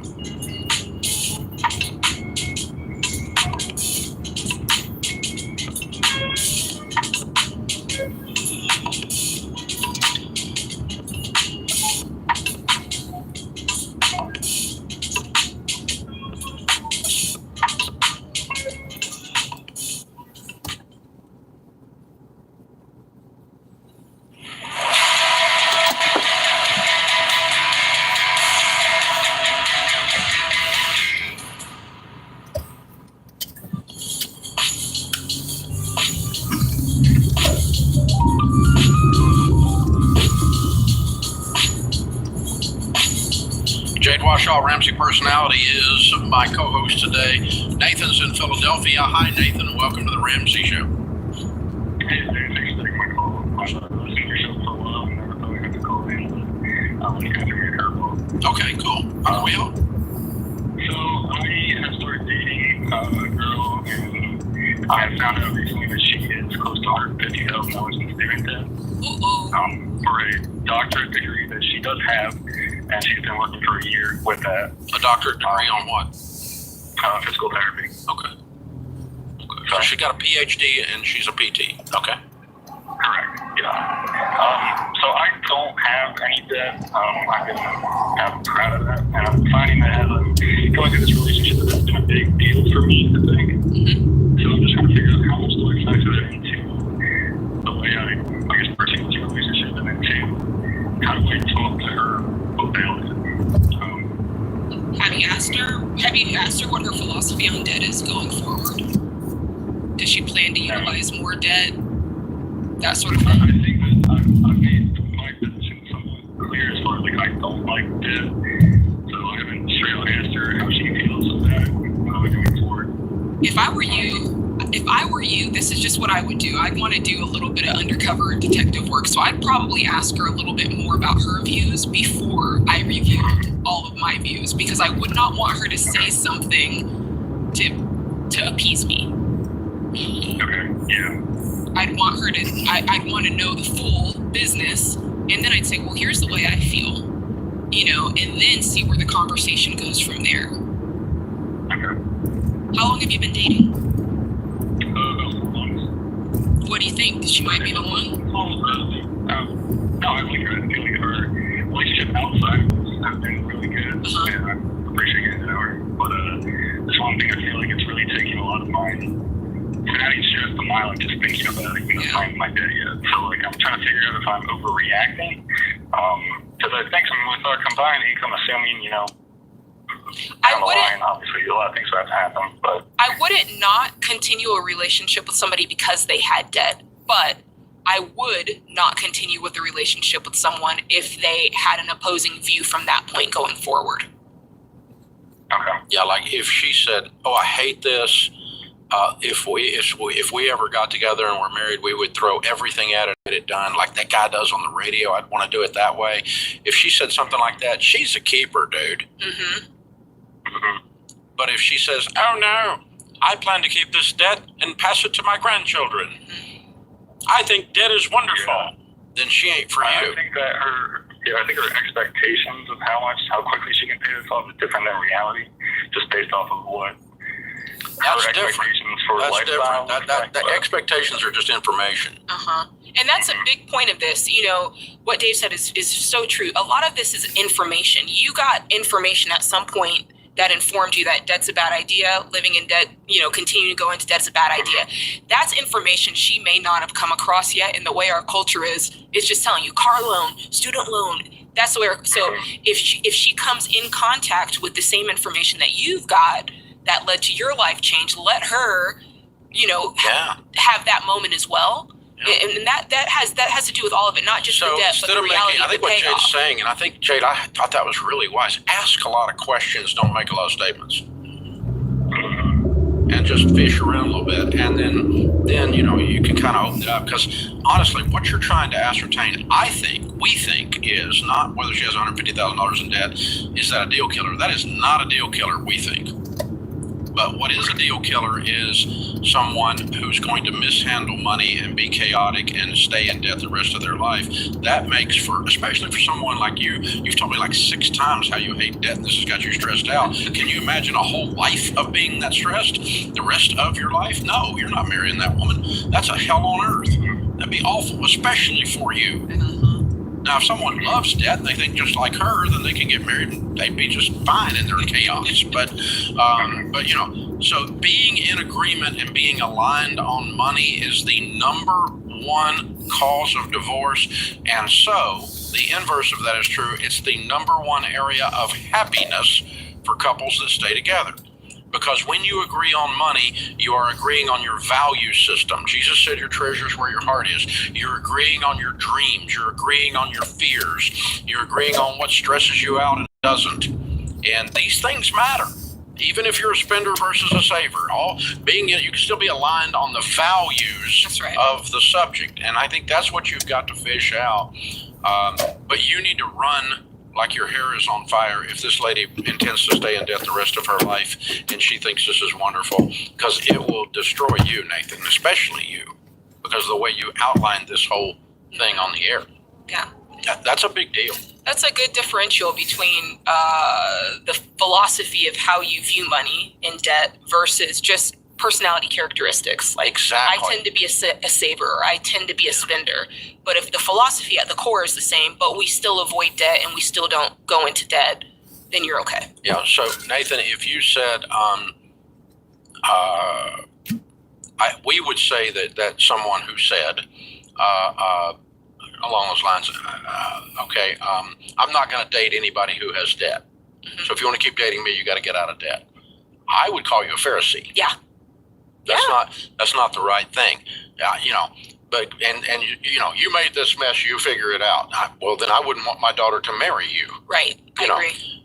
But we did teach our kids that they weren't going to marry anybody who was perfect, and that they aren't, by the way, because they learned early on in the Ramsey house that the axis of the world does not run through the top of their little head. And so the inmates don't run the asylum. That's not how it works at our place. So even when the Grands come to visit Papa Dave, we still have a certain level of reasonableness in the house. And so there's nothing wrong with that. That's a good. So you want to be aligned on where we're going and why we're going there. Absolutely. That's the big thing. The going forward. You're looking into the future, and so in a sense, there's a lot of things that we do in our lives that are that way, like a job interview. Mm-hmm. Are you a cultural fit? Right. Do you align with the values of that organization and what they're trying to accomplish? If they run perpendicular to who you are, then in 20 minutes after you get there, you're going to be going, oh, this is a toxic workplace. Well, yeah, it does you It's no. not toxic. You just joined a group that don't think like you joined. It does you no favors to change your answer in order to get the thing. Exactly. It's like then you're just going to be or faking. like you said, set somebody up to change their answer to get you. That's right. That's right.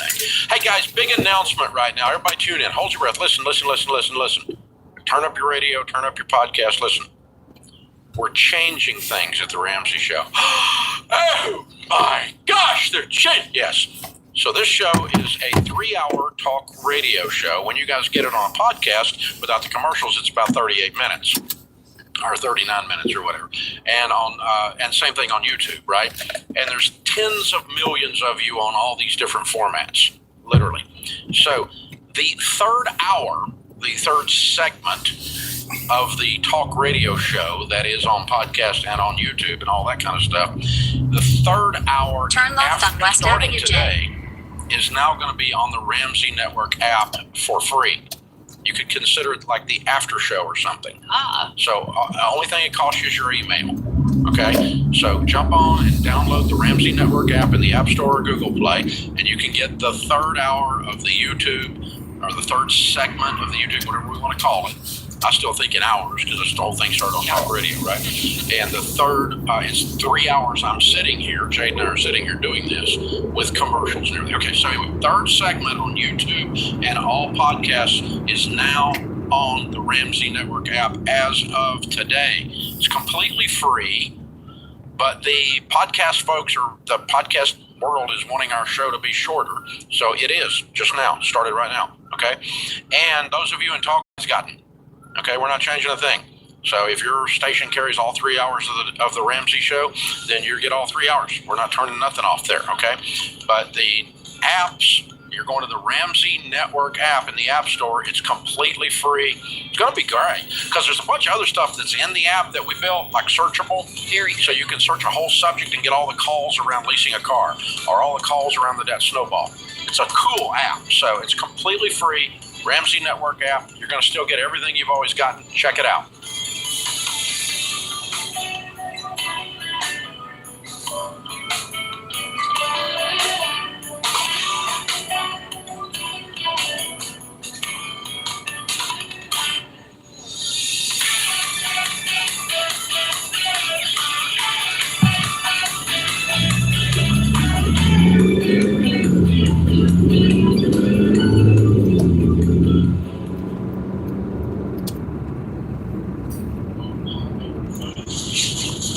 Hey, what are you still doing here?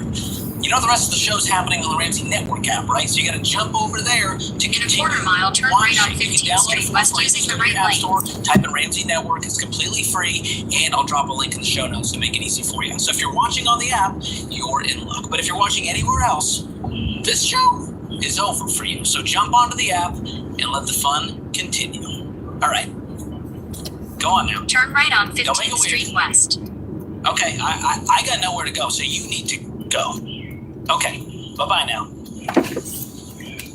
All right, it's getting weird over there, guys. So what do we do?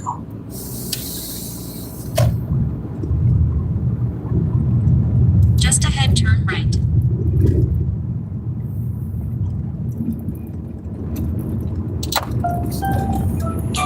Turn right, Brought to you then turn by right. Every Dollar app. Start budgeting for free today.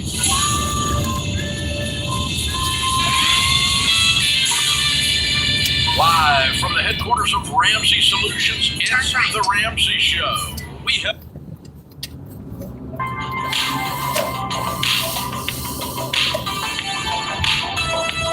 Turn left, then pick up Victor.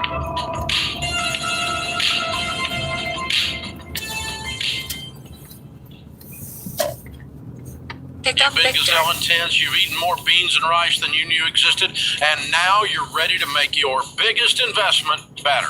Blinds.com is a great way to dress up a room or your entire home. Whether you're comfortable with do-it-yourself projects or you don't even know what a Phillips head screwdriver is, well, trust Blinds.com to take care of you like Ramsey would. You can do the New measuring message and from Victor. installation yourself, or you can let Blinds.com's professionals handle everything for you. Blinds.com offers a completely hassle-free experience. Count on them to deliver stylish window treatments from premium brands without the premium markup. You'll never have to deal with pushy salespeople in your home just to get a quote. But you can count on free shipping, free samples, and a 100% satisfaction guarantee so that you can rest easy. That's why we've recommended Blinds.com for over 10 years. Shop Blinds.com right now and get up to 45% Head off. to your drop-off That's at 4716 Blinds.com. West Avenue, Rules and 04. restrictions may apply.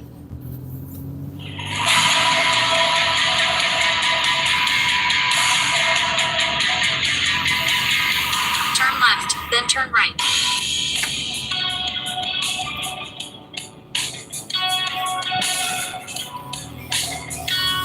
Ken Coleman Ramsey personality is my co-host today. Open phones at 888-825-5225. Today's question of the day is brought to you by Why Refi. If private student loan debt is taking away your peace of mind, you don't see any way out? Well, you need Why Refi. I love this Turn company. right I love on what they 15th do. Street Why West. Refi refinances defaulted private student loans that other places won't touch. And they give you a low fixed rate loan built, customized for you. Go to yrefi.com/Ramsey today. That's the letter Y, REFY.com/Ramsey. Might not be available in all states. Today's question comes from Craig in Iowa. I'm 42 years old and I work as a security guard, pretty close to $25,000 a year. I'm currently trying to find a second job to increase my income. Using one of the online recruiter websites is like playing the lottery and hoping to win. I have a teaching degree, that's right, in high school math, but I realized I don't have what it takes to be a teacher. I've worked in fast food until my body gave out. That's when I started working as a security guard. I have $35,000 in debt made up of credit cards and a car loan. Rent is $800 per month. I don't Quarter mile, turn right on West Avenue, K using the right lane. how to get unstuck. Ken, be honest with me. Is there any way I could turn my career around since I have been a turkey for so long? It's funny, but it's not true. Let's start with that. You're beating yourself up here because you've not gotten through and you've not had any breaks. And it's really because you admitted you've been playing the job Turn lottery right on West after Avenue, realizing that high school teaching wasn't for you. I would be going back to the teaching degree because you actually have a degree that's going to help you. Two, I would be looking at what you enjoy about instructing. There was a reason why you chose being a high school math teacher. I think the thing I can pull from a question like this without being able to talk to you is obviously you're good at math, probably enjoy math to some degree, that kind of thinking. And the idea of instructing people, pouring into people, that was interesting to you. So you get into high school teaching, and for a variety of reasons, it's not for you. What I wouldn't do is discount all of those signs that led you to high school teaching. And I think if you could think about that degree and how you could parlay that and your relationships into some type of role where you're instructing people. This could be very simple, where you walk into a company and you become a training manager or a trainer. That's just one example. It's the art, the skill of instruction, and you point into people, and yet you're dealing with adults who hopefully are there because they want to be there, not a high school math situation with all of those extenuating circumstances. So what I'm looking at here is what do I enjoy doing? What am I good at doing? I have some clues from the past. Security guard isn't it. Your soul's slowly seeping out of your body as you stand there and check on things. So believing, back to the very first point, that you have something to offer is huge. Figuring out what you can offer, and you have some clues to that. And now it's where in my community are they looking for somebody who has more skills than just instruction, the ability to plan, the ability to communicate. You have several things that you have at your disposal. And I think if you see it as, I've got this tool belt with a lot of very good tools, then we can do something with that. And, I wish I was with you on the phone and give you the Get Clear assessment. I'd get the book, Find the Work You're Wired to Do, which has the Get Clear assessment in it. And it's going to give you a great great self-awareness test. And Dave, the reason that I'm preaching this self-awareness here is because a person who is clear is confident. And this email is reeking in a lack of confidence. Right. Yeah, I pick up the proximity principle and get off the lottery. Yeah, that's right too. You don't have to do the lottery thing with the things. Now, Ken, I'm reading here. Okay, I'm just looking at his word choices in this, but quickly realized I don't have what it takes to be a teacher. Now, we don't know what that could be. Let me give you a guess. I have a guess too. I don't want to deal with unruly, misbehaved children where there's no discipline in the classroom or in the school because the helicopter parents are creating snowflakes. You just took both. That is that part. And I don't want to work in that environment. And I'm going to just guess, okay? It's my guess. This is one of the reasons teachers are leaving en masse, is they're being asked to teach things on a value system basis that they hate in an environment that's completely chaotic and out of control, and the inmates are running the asylums. And so the teachers are running out the door with their hair on fire. We're losing the best and brightest people to teach our young people because we won't freaking make the system behave.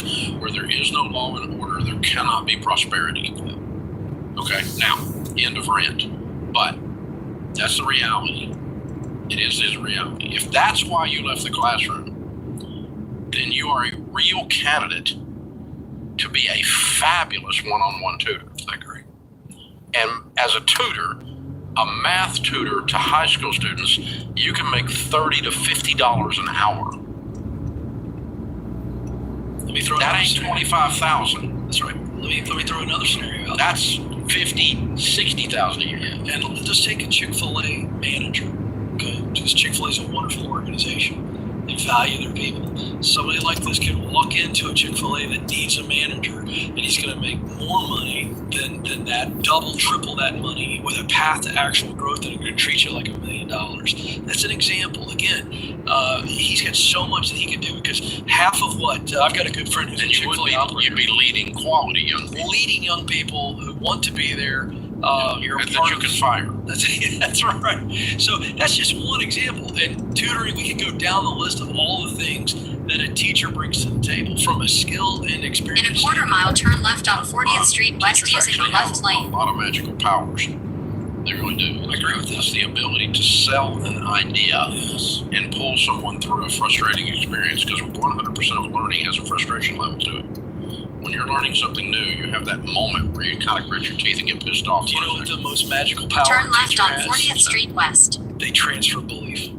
I think we can all look back in our lives at a teacher who believed in us and it changed our trajectory. It may have been in the second grade, and it may have been in a small way. But I think teachers, that magical power, I'm glad you said that, I think they transfer belief. And when someone believes in you, whew, that's powerful stuff.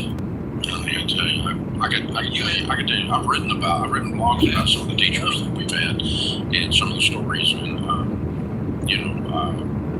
we've talked about it a lot of times. But yeah, it's exactly right. And the number of times, what's running through my head too, I don't know how to monetize this or what the business model is, but the number of times someone says to us in the money world, I'm not good with money because I hate math.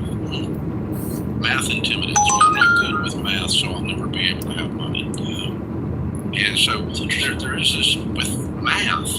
People don't say that about English. It's true. They just destroy the English language like I do, and they don't think anything about it, right? And but they. In a quarter mile, turn right on West English Avenue. Intimidates me. They don't say that. Okay, it's true. But they say math intimidates me. Like math has a spiritual power to it or something. Which I'm a math nerd. Math comes easy to me, so I never understood that idea. But I wonder if there's not something a guy like this could do to help the adult population. Turn right on West Avenue L. Well, again, financial coaching. Going to work in finance. Excuse me. There's so many ways that he could go. Accounting. Again, let me tell you what I know about tax pros. It opens up a lot of doors. You want to have a massive opportunity for somebody who's good with numbers is jumping in the tax field. Our team will tell you this. In fact, the person I was sitting down on our tax team recently and talking about the industry, and I'm telling you, good with numbers, you want to make good money and be secure in your job, go into tax preparation. They're looking for people who can handle the unbelievable crushing business. That's just one example. Well, and there's new crap you have to learn every year because they change it all. That's right. Just to make sure they steal more from you. I mean, tax you out. Yeah, Your fair it's a share. never-ending learning curve. In a quarter-mile, turn left on 47th Street West. There's a lot of things he can do. Security guard is not his destiny. That's his I quit position. I quit on life position. So yeah, I agree, Ken. I'd pick up proximity principles. Turn left on 47th Street West. Take the get clear assessment and then go do something. Get active again. You're not a turkey. You're just parked in the wrong place. You need a new parking spot.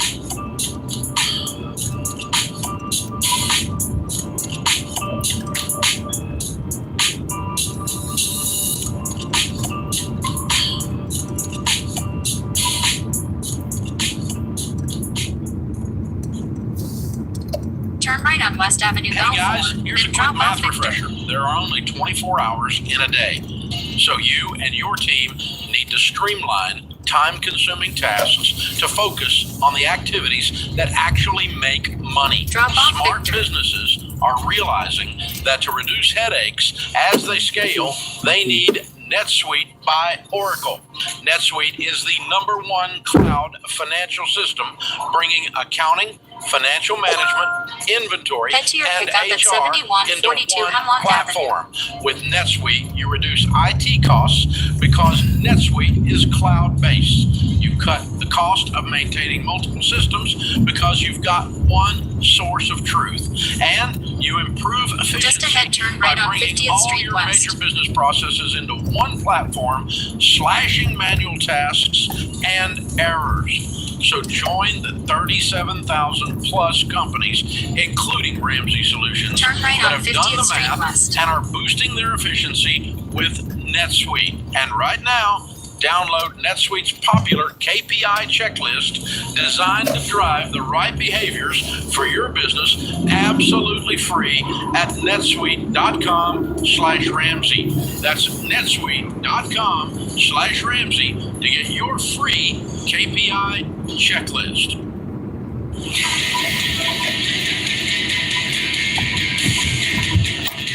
Turn left on West Avenue L.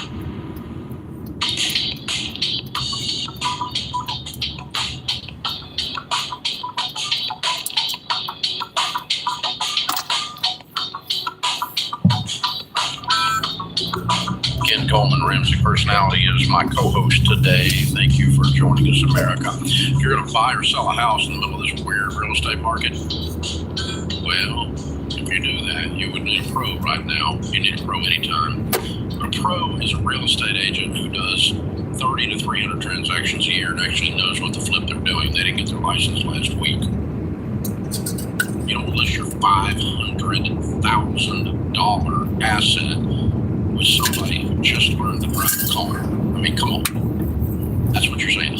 I got my license last week. I'm your Aunt Sally. I don't care, Aunt Sally. Good luck with your new business. I'm not listing my $500,000 asset with you. No, you need a pro.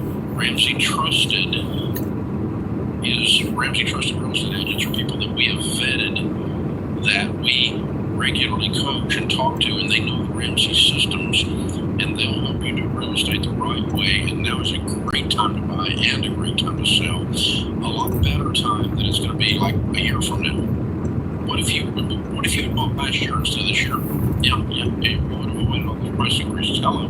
So if you're in a good position with your money and ready to buy, and you need a Ramsey Trusted Real Estate Agent, you can find one for free at RamseySolutions.com/agent. Josh is in Tampa. Hey, Josh, how are you? Hey, I'm doing well, Dave. How are you? Better than I deserve. What's up? Hey, so kind of a weird situation. Need to get some advice from you guys. So here's the gist of it. My wife and I are currently in the process of looking to buy our first home. We are debt-free and have always been a big fan, big believer of just doing things debt-free. And we are actually in the position to pay the house entirely with cash. Way to go. Awesome. Yeah. So we are super nervous, excited. It's like most people can know it's a huge purchase. family, mainly because one of the main arguments is that can be put into investment more in the market instead of just buying a house the normal way and doing a mortgage. So what they're saying is, if you had a paid-for house, what these people are saying is, if you had a paid-for house, you should go borrow on it and put the money in mutual funds. Yeah. Okay. Well, let me help you with this. Study of millionaires ever done in North America. Detailed, airtight research. In a quarter mile, turn left on 72nd Street. Have been In a so quarter mile, turn thoroughly left on vetted, the research 72nd Street methodology West. was so tight that if you don't agree with the conclusions of that study, or what's known as wrong, because this is data, it's facts. Okay, we studied 10,167 millionaires. The vast majority of people that had a $1 Turn to left on $5 million 72nd net Street worth West. were like 88% of them were composed of a healthily funded 401k plan that ends up with, $700,000-800,000 in it, and a Just ahead, turn paid-off right on home 71st Street of West. $700,000 or $800,000. So that's $1.5 million, $1.6 million net worth. The number of millionaires that we interviewed out of the 10,167, they Turn right on used 71st Street broke West. family and friends idea. They're broke people, by the way. I know this because their theory they're using makes them broke. Okay, the number of millionaires that we interviewed that said we Just became ahead, a turn right on millionaire Hemlock Avenue. by taking our paid-for house and borrowing on it, Turn right on putting the Hemlock money Avenue. in mutual Then pick funds. up Kiki on the The left. number of millionaires that said that out of 10,000 was precisely zero. None of them became millionaires doing what you're, Pick up Kiki on the left. I'll be nice, ill-informed, ignorant friends and family are saying. That was nice. That was like a Hallmark card. Yeah, that was nice. That's so sweet. Because I wanted to call them all kinds of names, but I'll just call their ideas stupid and inaccurate. And they're trying to influence you. So these people don't get a vote. Whoever they are, just go ahead and write their name down in the column of don't get a vote on it because they don't know what they're doing. They don't. There's no one. We couldn't find a 1 out of 10,000, Josh, that did what your people are telling you to do. That's how dumb the idea is. It wasn't like it was only 70% of them and 30% did your friend's plan. No. None of them.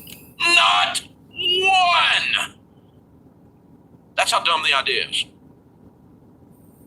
It's like the number of them that became millionaires with their airline miles was precisely zero. The number of them that thought that leasing a car was a great idea, there was actually a couple of those. There was more of those than your idea, which is also a stupid idea, by the way. But there's probably 15 or 20 out of 10,000 that thought leasing a car was a good idea. But this is the kind of stuff we discovered. So the suggestion is so asinine that it's preposterous. Does that help you at all? No. Yeah, no, it does.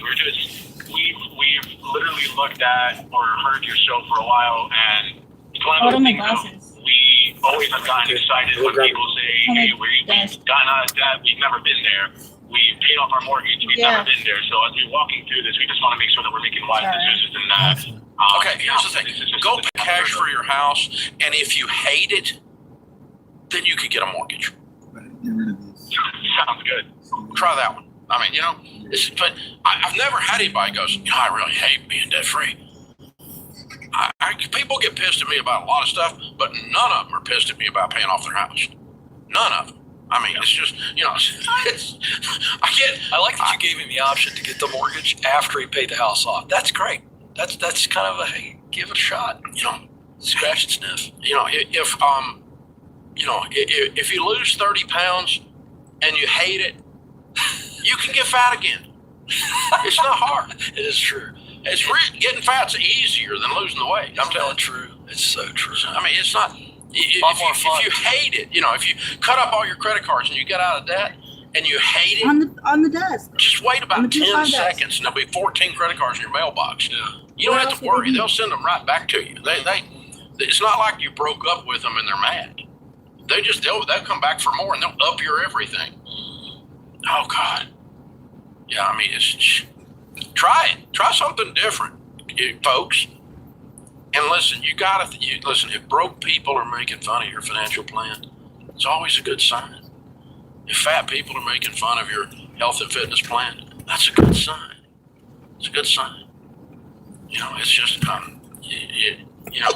if people that are Head to been your drop married off 6 at times Feed don't Mill like the way Road. that you treat your husband or your wife because you're nice to them, and then it's a good sign. Yeah. If their kids are hoodlums and they're making fun of how strict you are, Yeah, it's a good might sign. be doing something It's a right. good sign. It's a good sign. You mean you don't allow your children? That's right, I don't. Nor my grandchildren, nor my dog. You know, All right, it's so like, Dave, for the new people who are slightly cynical, where does the theory come from the people that you just dismantled it? But I think it'd be fun for you to explain. well, if Where's you borrow the theory money, come you from? borrow the money, prevailing interest rate is 6%. Okay, That's and you put it in a good mutual fund at 11%. People think you're making a 5% spread. Well, you're not. You're not. Because Turn you got to left pay on taxes Greenwood your Drive. And so if you make 11% on your money, you got to pay taxes on that 11%. And so your spread is reduced by the taxes on 11%. And a 30% tax bracket would be about 3 points. Do you guys so your know a 5 way is now 2. to go Okay. through the And so you're freeway? going to offer 2% spread net of taxes. It's very tax inefficient.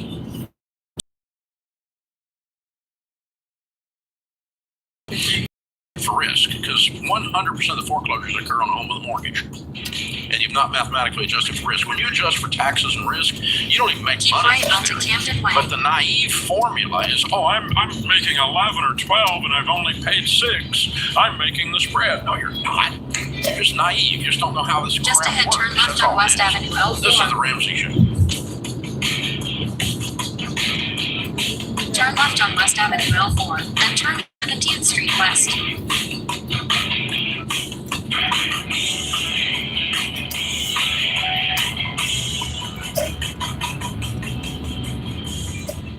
Turn left on 7th Street West. Your home is probably the biggest purchase you'll ever make. And with the real estate market like it is now, you'll need a mortgage company you can trust. That's Churchill Mortgage. You guys, buying a home is not a button push. It's a process. It takes building a relationship with an expert who will dig into the details and give you peace of mind without busting your budget. Churchill is one of the highest rated lenders in the country, and they're Ramsey trusted because they do what's right for you. Go to churchillmortgage.com to get started.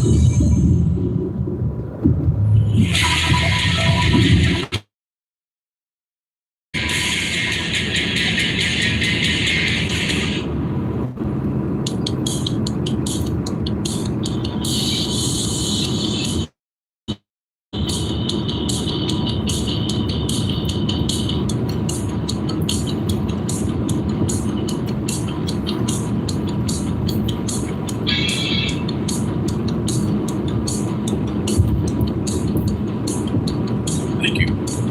This is the Ramsey Show. Open phones at 888-825-5225. Ken Coleman, Ramsey Personality, is my co-host today.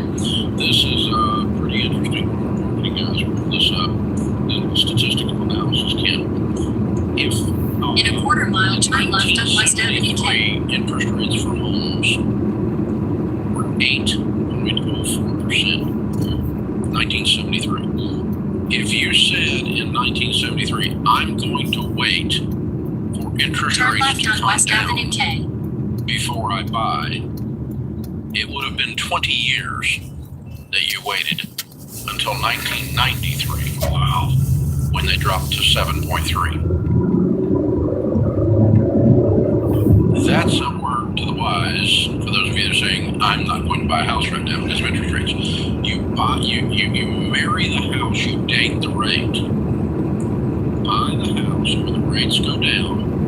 If your theory the rates are going to go down is right, I don't think it is probably, but if they did go down, then refinance.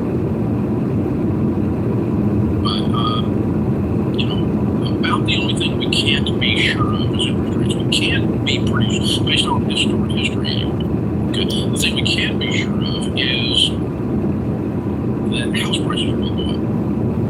That's history. That'll help you.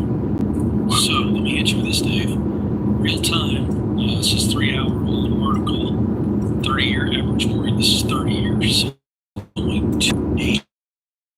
15-year 5.32 right now. Okay. So that's pretty good. I'd move on that. Well, the thing is, even if it goes down, just refinance. That's exactly right. Just refinance. But if you're saying I'm going to wait for rates to go down to buy a house, you might be saying, based on that example, I'm going to wait 20 years. And guess what the house prices are going to do during that 20 years out? Caleb is in Greenville, South Carolina. Hi, Caleb. How are you? Better than I deserve. What's up? Making sure I have a wedding coming up in a couple months. Congratulations. I appreciate it, sir. Very much. The wedding coming up and the cost of the wedding the expenses. We are set for about 6 to 8 months of emergency funds, and that's including the wedding paid for. Now, I am in real estate in Greenville right now, and market's doing very, very well. And I'm currently on a team where I'm getting about 50% of my income over time. And I'm wanting to branch out and create my own team. Now, my question is financially and emotionally a good time for me to start doing that? It's a bad time emotionally. When I say emotionally, I mean it's a bad time. It's a bad time in terms of your, I'm going to go take a big risk, right? At the moment I'm getting married, which, you've already got brand new everything getting ready to happen in your life. And let's just go ahead and go over to work and do brand new everything too. We're just increasing our stress level. So I would, I'd wait till 6 months after anyway, just because I want you to concentrate on your bride, not your team. You're not going to, the money you're going to lose during that time is not much. Now, what did you make? What was your personal income last year in real estate? My personal income last year was a little over 30. This year I'm looking at a little over 60. Okay. So you're not moving much property? Well, yes, I am in a way. This year I'm going to close around 35 to 40 properties, but it's about 50 to 70% that I'm giving away to the team owner. You told me a minute ago it was 50. Where's 70 come from? Where we get. It depends on the week. Okay. And the price point you're working is what? Anywhere from $50,000 land to $3 million big properties. Not many $3 million in the equation you just gave me of 30 people or 30 transactions, and you're only getting home 50%. In a quarter mile, turn left on 110th Street West. So, yeah. Let's see. 30,000 is 3% of $1 million. You only did $2 million in transactions. You didn't do a $3 million transaction. Last year. So last year, honestly, one of my deals, this is only my second year in real estate. And last year I had $1.5 million on one deal. And then 1% of 2.5. Okay. All right. Have to go out on your own. You're not doing enough volume to total dollar volume. You're not to take on a lot of overhead and other things that you're not anticipating here. Your income is going to go down if you do this, even before your volume gets up. So I wish you're on your spouse and on getting your volume up. And let's get another year of experience under your belt before you jump out from under this. The numbers I'm hearing are not. If you told me you're doing $10, $15 million in volume, then yeah, we can talk about it. But you're really not doing much volume. Is that typical, that high of a share or split, for lack of a better word? 50% would not be unusual for a new agent. He's a new agent. For a starting point, they usually work on a gradient, depending on who. I mean, everybody's got some different deal. It's not a set deal, right? But that's not that unusual. No. So I mean, if you close a half of if you're the listing agent, you got 3%. So you end up with 1.5% on maybe it's 14. I don't care. Nothing wrong with either. Hey folks, here's the deal. The next 40 minutes of this show are now, as of this week, only available. The last 40 minutes of the show only available on the network. Not listening on radio. If you're listening on podcast or YouTube, if you want the last 40 minutes of the show, you can listen to the whole show on the Ramsey Network app, or you can get the last 40 minutes of the show starting right now. Ready, set, go. So go to the App Store or to Google Play and download the Ramsey app, the Ramsey Network app. There's other things on there. You can post a question. We might be able to get that on the air and some other stuff too. But the last 40 minutes week of the show is no longer. That doesn't make sense. You gotta be there 2 hours early and shit. That doesn't make sense. Hopefully they don't have me on some dumbass schedule like that. That's what I was thinking. I'm like, all my schedules are gonna have to be late because it's Fright Fest, you know? Mm-hmm. It's gonna have to be nighttime, huh? Yeah. And doesn't the park close even more late for Fright Fest? Like 3 a.m. At 3 a.m.? Nika, how am I getting home? Oh my god. You have to wait till 4 a.m. Yeah. for the train. I already know. Oh my god. I'm gonna have to work graveyard. No wonder they're giving me $18. Wow. They fucking finessed me then in a way. Well, they that's because you be sliding and shit too. They're gonna, that's what I'm saying, bro. They just finessed me. Because you said you guys get 17, right? Or you guys still get 18, right? No, it's 17. Bro, so they just finessed me because it was technically supposed to be 17 to 27. They rounded up, like, you know? They rounded up to 18 in a way. But, like, you know? Bro, they could have threw 19. So they get basically 70 plus extra cent. Fucking well, what you should do graveyard is you should, and fucking slaving in a fucking big ass costume. You should try to do it where you, like, you're coming in early so you can get that book for $27. Yes, bro, that's what I'm trying to do. I'm trying to stay there as long as I can. God, I'm about to train these things every single hour they get.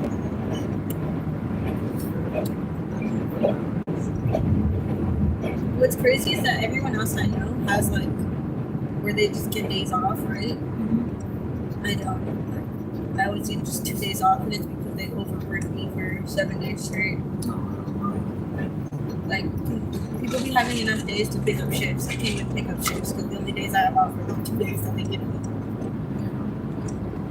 In a way, you're like their dedicated snack tracks. That's why they want to. Huh? They didn't get mad at me, but like my lead yesterday, she's like, are you applying for lead? And I was like, no. Yes, remember that's what I was saying. You're the dedicated snack track employee. That's why they want you to be the lead. Yeah, but yeah, she was like, are you applying for lead? And I was like, no.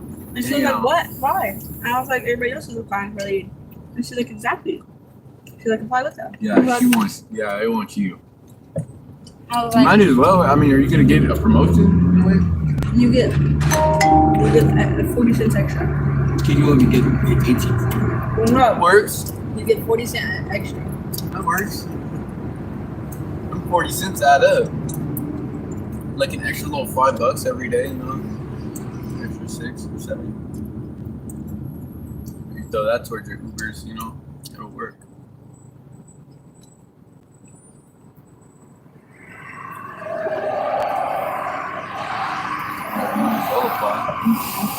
Why not? I'm not trying to do a lot more extra fucking work for 40 cents extra, but I don't even live out here. Yeah, I don't and then they're gonna be dependent on me and shit. In a quarter mile, proceed straight on Bryant Canyon Road using the right 3 lanes. But that's what I told them. I was like, I don't live far. Everybody else either lives out here or they have a car to drive them. Baby, no, none of my just sits actually live out here. Yeah, but they all have cars. I'm dead out, so I'm just proceed straight on Bryant Canyon Road. I already have this little shot. I don't even need one. I just need my mom to fix up the other car. I don't even know if that car's runnable. Yeah, it's just there. We just need a car. When you were driving it, was it good? Yeah. The wheel wasn't shaking anymore? No. The That's reason why is then it's because better. your mom's been trading parts from her car. Yeah, so I'm saying like you From the can guy's really, other car. you can really make that car workable. Like he's even gonna trade the window motors. Especially So if she your can have her windows especially if your mechanic looks at it. down the pedophile. That's what he is. Like, not really, but like also like he's not sketch.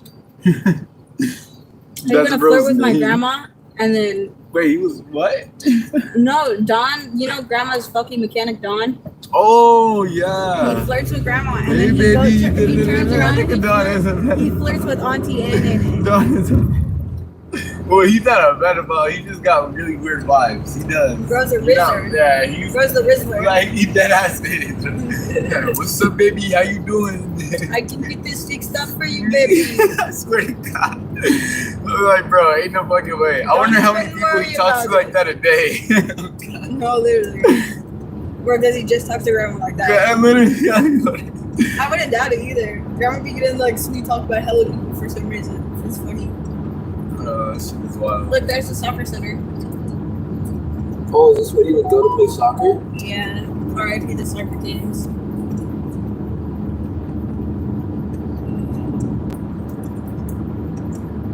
That's cool. The soccer center's really close. I'm just ready for this school schedule to come back so I can actually start getting days off.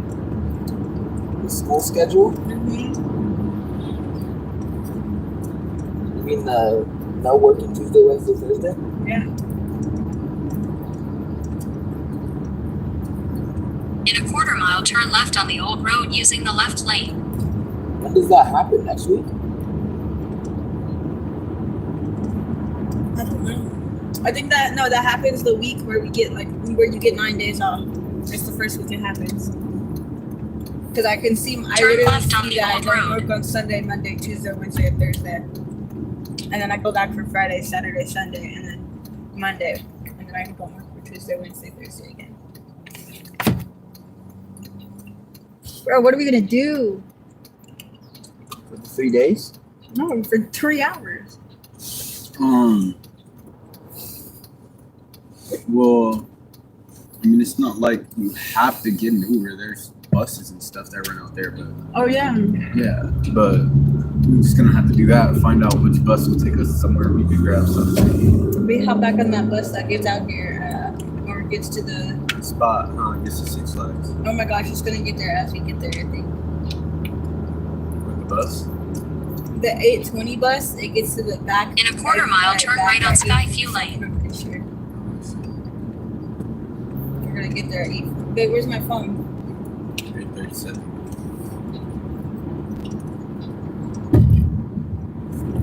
I wonder when Fright Fest ends if they do try to hire me in. Turn right on Skyview Lane, then turn right on Feed Mill Road. How much do ride operators get paid? They're all the Same. same. Oh my god, it's right there. It's 18. We should just hop on this bus, Gilbert. To me, it sounds like PSA one. Got to be one of them. Like Turn right on Feed Mill Road. the best and worst jobs. You You're know? scrubbing toilets, bro, and there's piss all over the Yeah, toilets. that's what I was about to say. It's got to be the best and worst job. It's a gamble. Well, if Cause- someone Yeah, throws throwing up you or have like to clean that shit yeah, exactly. It's a gamble. Like if it's just like a little calm chill day at the park, you know, cool. You gotta pick up a couple little napkins and some cups and shit. Is this a chip shop? Otherwise, people getting drunk as shit, Should I throwing see if I up. can order the chip shop right now? To where? Where do you want to go? Wendy's? Anywhere but fucking Six Flags. Wendy's? That Wendy's does not take it easy. Yeah. Don't worry, I think it's good. Yeah. The closest spot is like fucking apparently like a Jack in the Box 15 minutes the other way. My question is, why did this person get the chip shop? I don't know, it's gonna show early. They probably have to clock in at a certain time because that's what it seems like to me. If they got, I think, clocked in early as fuck for literally no reason. It's just like a system, I guess, you guys gotta follow.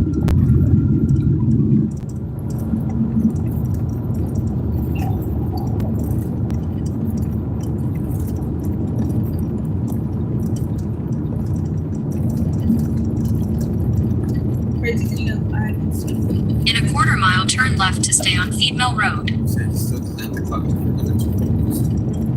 Yeah. So you just kind of walk around and do whatever now, huh? Yeah, I wish you already had your employee. Badge. That's all I need is a fucking badge, huh? Yeah, it's full of shit. And I took him. I went over there. I'm like, bro, these papers literally say I just got hired. You're telling me I can't Turn left to stay on Feed Mill Road. He's like, no. Nigga just said that because he wanted me to walk all the way around. He knew, like, you know? Come on, bro. Give those papers on you again? No. And I already didn't. I like not to bring them because he had already told me no. You know. I'm like, wow, what a piece of shit. He could have let me in though. You know he could have, because he looked at him and then he just looked back up and was like, nah. You could tell, like, you know. He just thought on his No, face. it's always up to the fucking security. Like that That's one what it lady is. said. Like that one girl that was trying Yeah. to get me in when I got caught for the pin. Yup. Same for the She security was like, guard. it's up to him. Like, Same for the security guard yesterday. if the He security guards literally aren't just- dicks, they can literally just let you in. That's Literally, how bro. it fucking That's works. what he did. He waited for, like, he checked everybody in line, and then when it was just me and him, he told me, he's like, okay, yeah, I don't really care, like, if you go in, but In a just quarter don't put mile, your drop pin out off and shit, Kiki. because they'll probably automatically disqualify you. Not gonna get hired and shit. I'm like, oh, yeah, just good looking for telling me that and shit. You know, so he just let me in, but he wasn't tripping on me. He just, I guess he just had to do it because, you know, they saw me with the Follow them or like I missed it over there or something. It doesn't matter. You can go either way.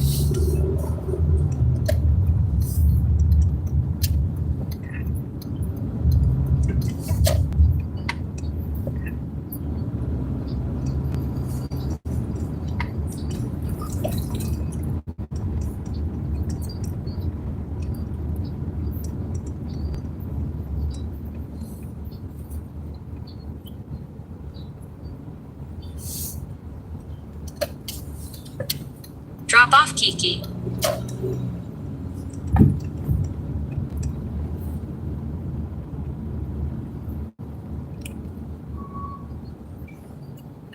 Thank you. You're welcome. Thank you.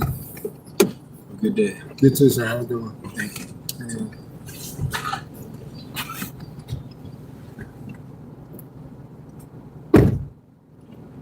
You guys aren't forgetting anything, right? Thank you. Thank you. Have a great day. You too. Thank you.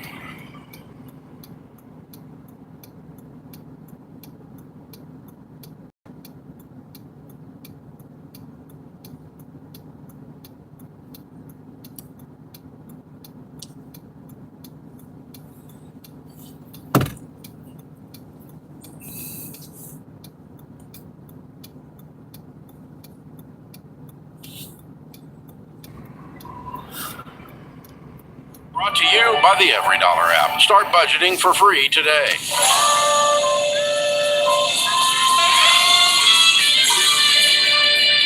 This is the Ramsey Show, where you come to talk about your life, and we help you in the areas of your money, your work, and relationships. All three of those areas, well, they affect each other. And if you're not winning in one, well, you're probably losing in the others. I'm Ken Coleman. George Campbell is with me. One of my favorite people to host a show with. I think everybody knows that. I'm increasingly being told that by people that we meet. People do ask me, Ken, who's your favorite to host with? And I always say... Yeah. And I should reciprocate. It's George. It's Ken. So there it is, folks. We're affectionately known by some people as the root beer float of the Ramsey Show. George says he's the root beer and I'm the vanilla ice cream. I'm not going to argue with him. But one got more sarsaparilla. What can I say? One thing we agree on is that the phone number to jump in is 888-825-5225. 888-825-5225. Now, let me point this out really quick. We're going to get right to the phones. Okay? We're getting more and more calls. James, the producer, is telling us. And we've got some lined up today. People are thinking about the economy. People are thinking about the election. They have a choice to make. This happens once every 4 years, kind of like the Olympics. You don't want to miss the Olympics, and you kind of want to decide it. So we're going to be taking on your calls today. So this is your show, and this is what you want to talk about. So we're going to do it, and we're going to apply our classic and timeless principles to help you win with your money and help you figure out, what does my vote have to do with it? And who I vote for, does it actually make a difference? We're going to cover that a lot in this hour. So let's get to it. You ready? I'm ready. All right. Crystal is going to start us off in Orlando, Florida. Crystal, how can we help? Hi guys, how are you today? We're doing great. How are you? I'm good. I just wanted to know, what can I do? What can we do to, recession-proof a job, or find a job that's recession-proof? Yeah, those are two different questions. Because the first question is what can we do to recession-proof our life? And my pal George Campbell, I'm going to let him take that one. And then the second question is very different. Can I get, or George, maybe is there a recession-proof job? So two different questions. Let's start with the first one. Go ahead. How does she and her husband recession-proof their life? Because I think she's indirectly asking that. Is that fair, Crystal? That's true, yeah. All right, let's take on that part. We got this a lot during the pandemic. How do I sort of pandemic-proof my life? How do I create a bulletproof financial foundation for my family? And the answer is simple, Crystal. Don't owe people money. Have money in the bank and be investing for the future. And so if you are completely debt-free, you have an emergency fund of 3 to 6 months of expenses, well, if that job loss does happen, it's not going to be fun, but it's not going to throw you into a tizzy either. You're going to have money to get by. You don't owe people money, so the income is less of an issue. So that's what I would recommend, on top of investing for the future and not touching that money and not freaking out. That's what most people do. They have no savings. They tap in. They get the credit card, the HELOC when times are bad, and then they never climb out of that. So are you in that spot right now? No, but I am a stay-at-home mom right now, and I am looking for a full-time job, and I'm finding that it's a little slim pickings. So I've been looking for about, a few months. What are you looking for? And, well, the pay is a big thing just because I have to put one of my children in daycare, so it has to, level itself out. Right. So anything like, customer service or something like that, but the pay has to be there. And I have, found a couple. For me, maybe like 18 to 20 bucks an hour. And the area that I'm at, those jobs just aren't paying that. Yeah. One of the things to look at that is not area specific is customer service jobs online and phone customer service work, where you could actually do that at home and not have to put the child in daycare potentially. If you have some help around the house, maybe an older grandmother, somebody wants to help, a lot less expensive. But I would be looking at that. Yeah, I don't think it has to be Orlando based to make the $18 to $20 an hour. In fact, I know it doesn't have to be for that customer service type role. Well, I have been looking around a lot and applying, through a lot of larger corporations and stuff, but I'm not getting callbacks, and trying to get through HR for something like that is it's not happening. Yeah, well, so. I get it. You're gonna have to hustle, and we're gonna have to think about relationships first. I'm going to give you the book, The Proximity Principle, as my gift to you, which will do a deep dive and help you think through, okay, what are the relationships that I have so that I'm getting around the resume lottery process? Because that's a very discouraging and quite frankly, not a very effective way to kind of get a job these days, just because of AI and the amount of people applying. And so I'll jump in here. on what George said. We need an $18 to $20 an hour job. However, we can get it. If we can get it remotely, at this point, it's better for you from a childcare standpoint. But I would encourage you. It's out there. But to your question, because now I understand, your question is rooted in frustration. And now you're seeing the signs of what's going to happen with this economy. We're seeing unemployment rate now up over 4%. But the jobs report that just came out this week says we're holding steady. We didn't have unemployment jump up. So we're still in a decent job market. But the answer to your question is the only job in the world that is recession-proof is that of being a parent. Because when you said I'm a stay-at-home mom, I went, that's the only recession-proof job. Meaning you're not going to get fired from being a mom. Okay? So the reason I'm saying that is this. Right on the old road. There is no silver bullet career or profession that if a recession causes a company to lay somebody off, they don't just go, well, at some point, everybody's job is up for grabs. I will gravitate to government jobs because they see them as more stable. They go, well, I'm not going to get fired as a USPS driver or a teacher. Okay. I still wouldn't call that recession-proof. And I'm just being completely honest. So what you're looking for here is, Crystal, is you're looking for something that is as close to what they call essential workers that the pandemic drove me nuts. And I think to the extent that you could be working for some trades, could you do customer service for some local trades people in your area? Because they're small businesses, they're always looking for help. I would be looking that direction. Okay. I can definitely do that. And I've been looking at smaller businesses too, and a lot of what I get is we've had a lot of applicants, or like they fill it super quickly. And I'm not trying to make excuses that I'm haven't been able to find a job. It's I know you're not. It's just a lot of competition, and Were you working outside the home before?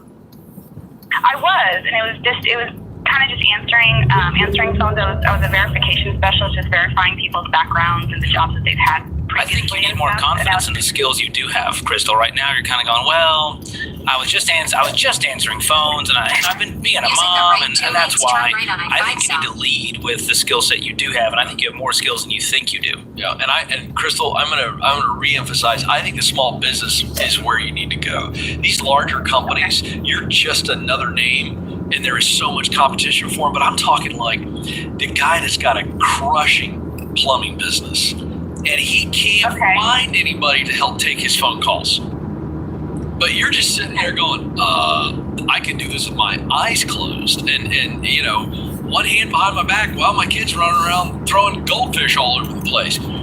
I think the small business owners, and this is you in your church community, your sports communities, wherever you and your husband are doing life, who's got a small business that just needs an office manager or some administrative help? Crystal's been the COO of her own home, so I think you need to look at that's what I need to do. I know how to handle the operations. That's as close to recession-proof as possible, is where you are the right hand and the person who makes a tradesman's life a lot easier.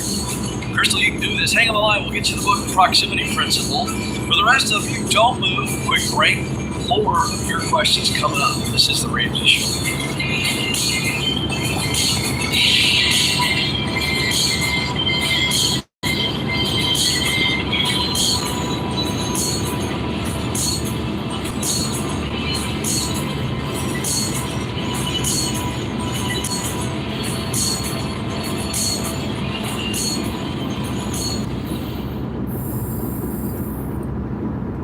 Hey guys, here's a quick math refresher. There are only 24 hours in a day.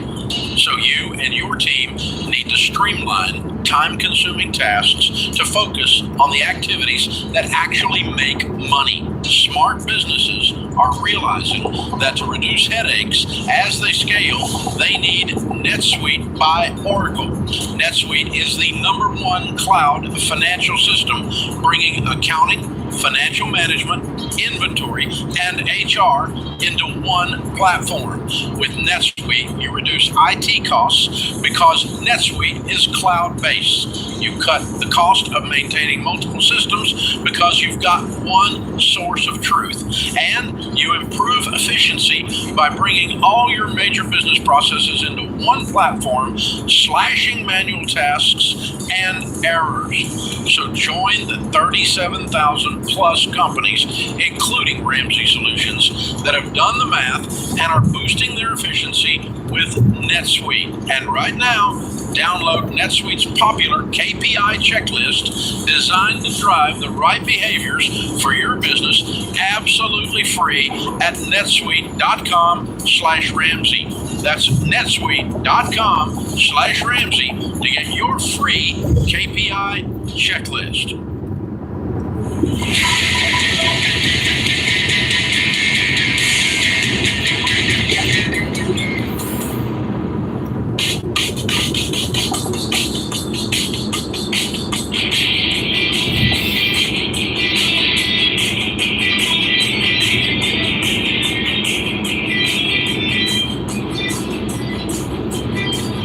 Back to the Ramsey Show. Win with your money, win in your work, and win in your relationships. The phone number is 888-825-5225, 888-825-5225. An interesting unintended theme hour around,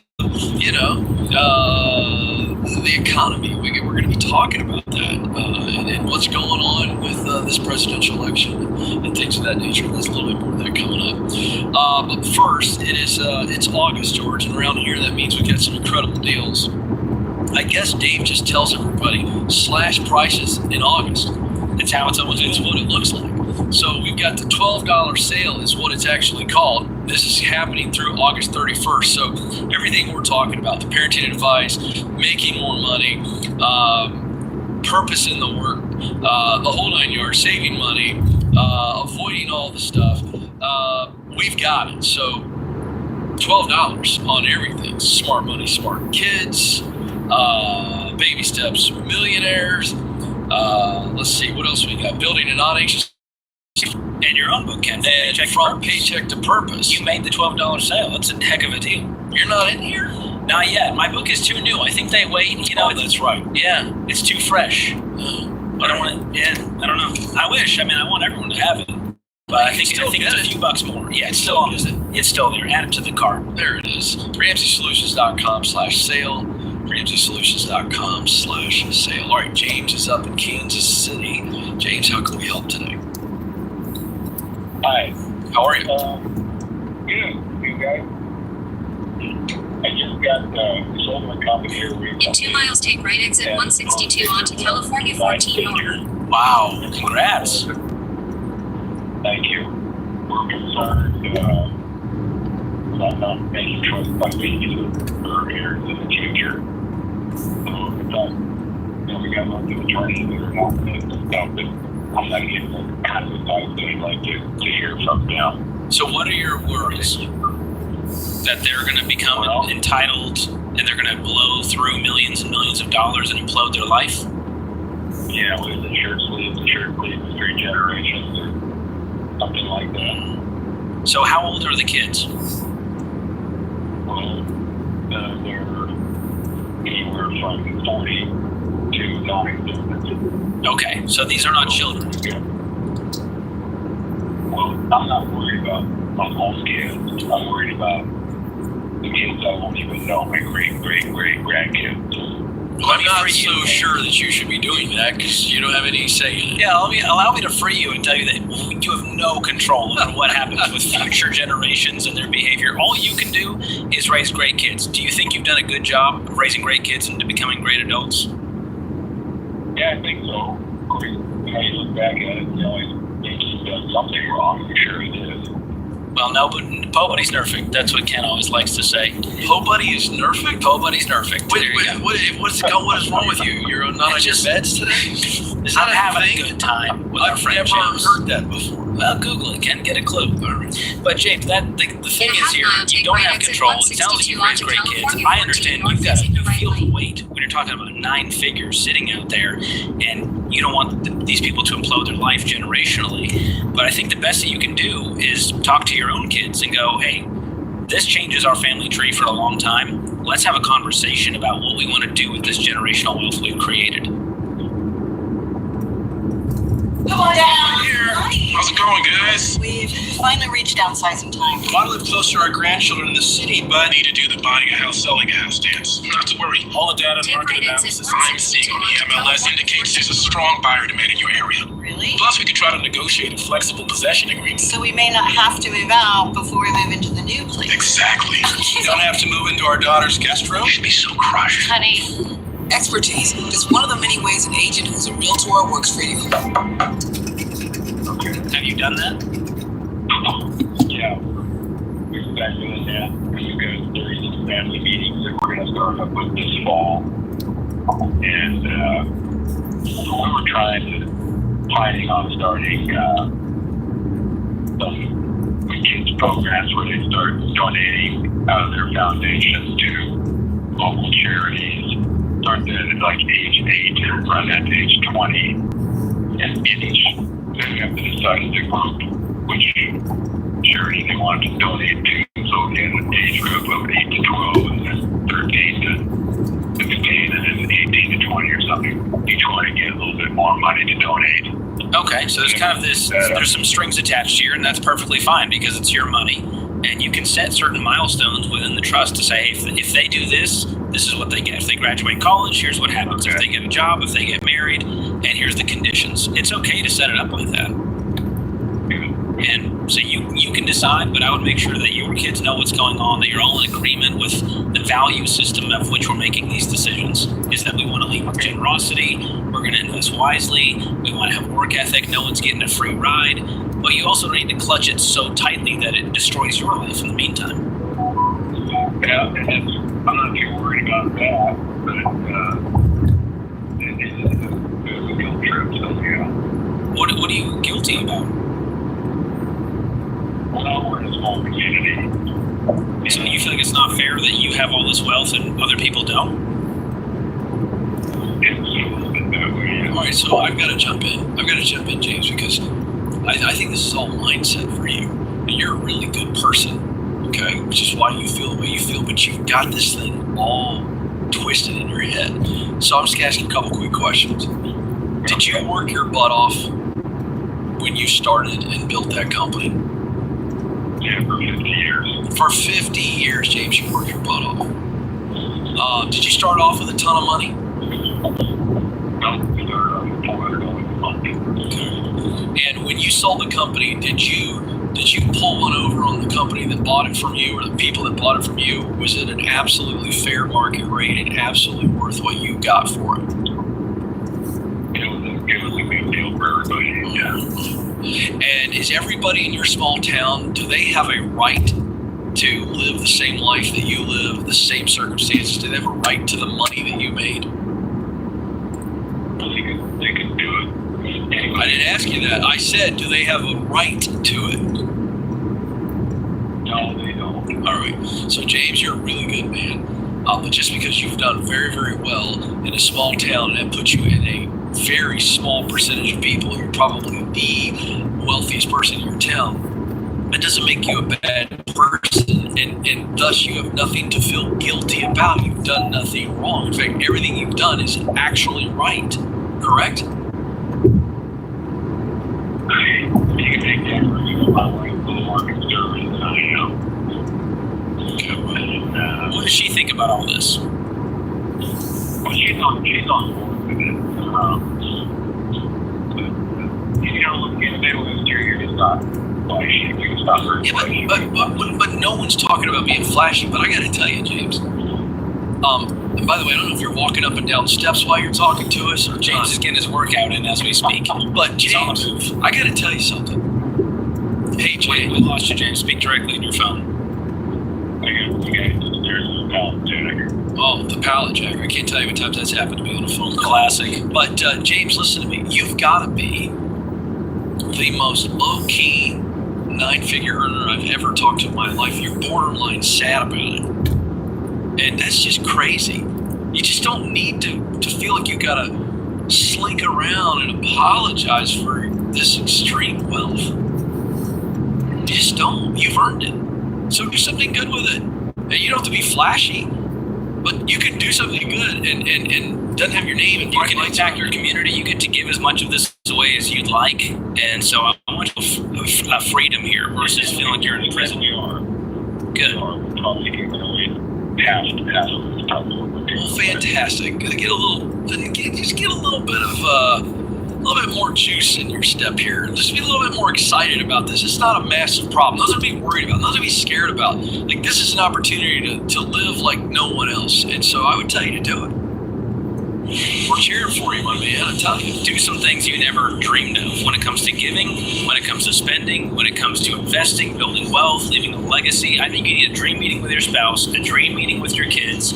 And then once you have exactly that clear vision of what we're going to do with this, it's going to put some pep in the step. James is going to check on the pallet jack, guys. George and I are going to take a quick break. And before you know it, more Ramsey Show and your calls are right around the corner.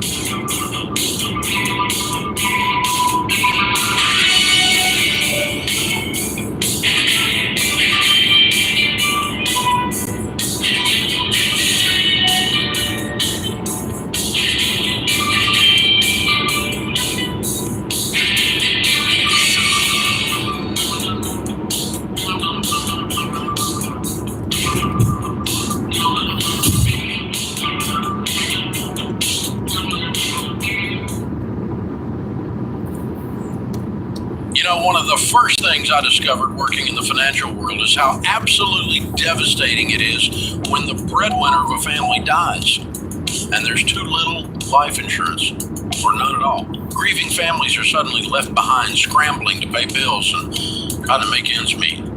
I also discovered that there are a lot of rip-offs in the life insurance world, like that whole life crap posing as an investment opportunity. What you need is level term life insurance, usually 10 to 12 times your income, which is the smartest, most affordable way to protect your family. The key is finding an independent broker who represents a ton of companies and works for you, not for the insurance company. This is exactly what my friend Jeff Sander and his team at Sander Insurance are all about. They shop the term life companies to find you the best options, and they've been around for over 95 years. So you know they'll be there when you need them.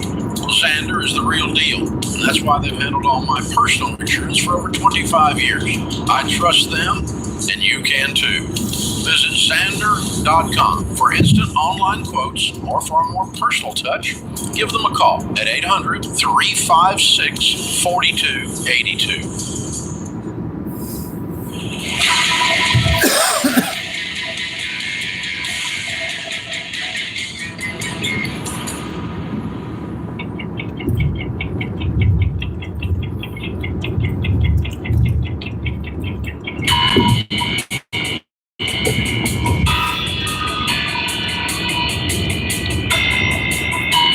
Welcome back to the Ramsey Show. I'm Ken Coleman. George Campbell joins you this hour. The phone number for you to jump in is 888-825-5225. To the phones we go. Joy is joining us in Bowling Green, Ohio. Joy, how can we help today?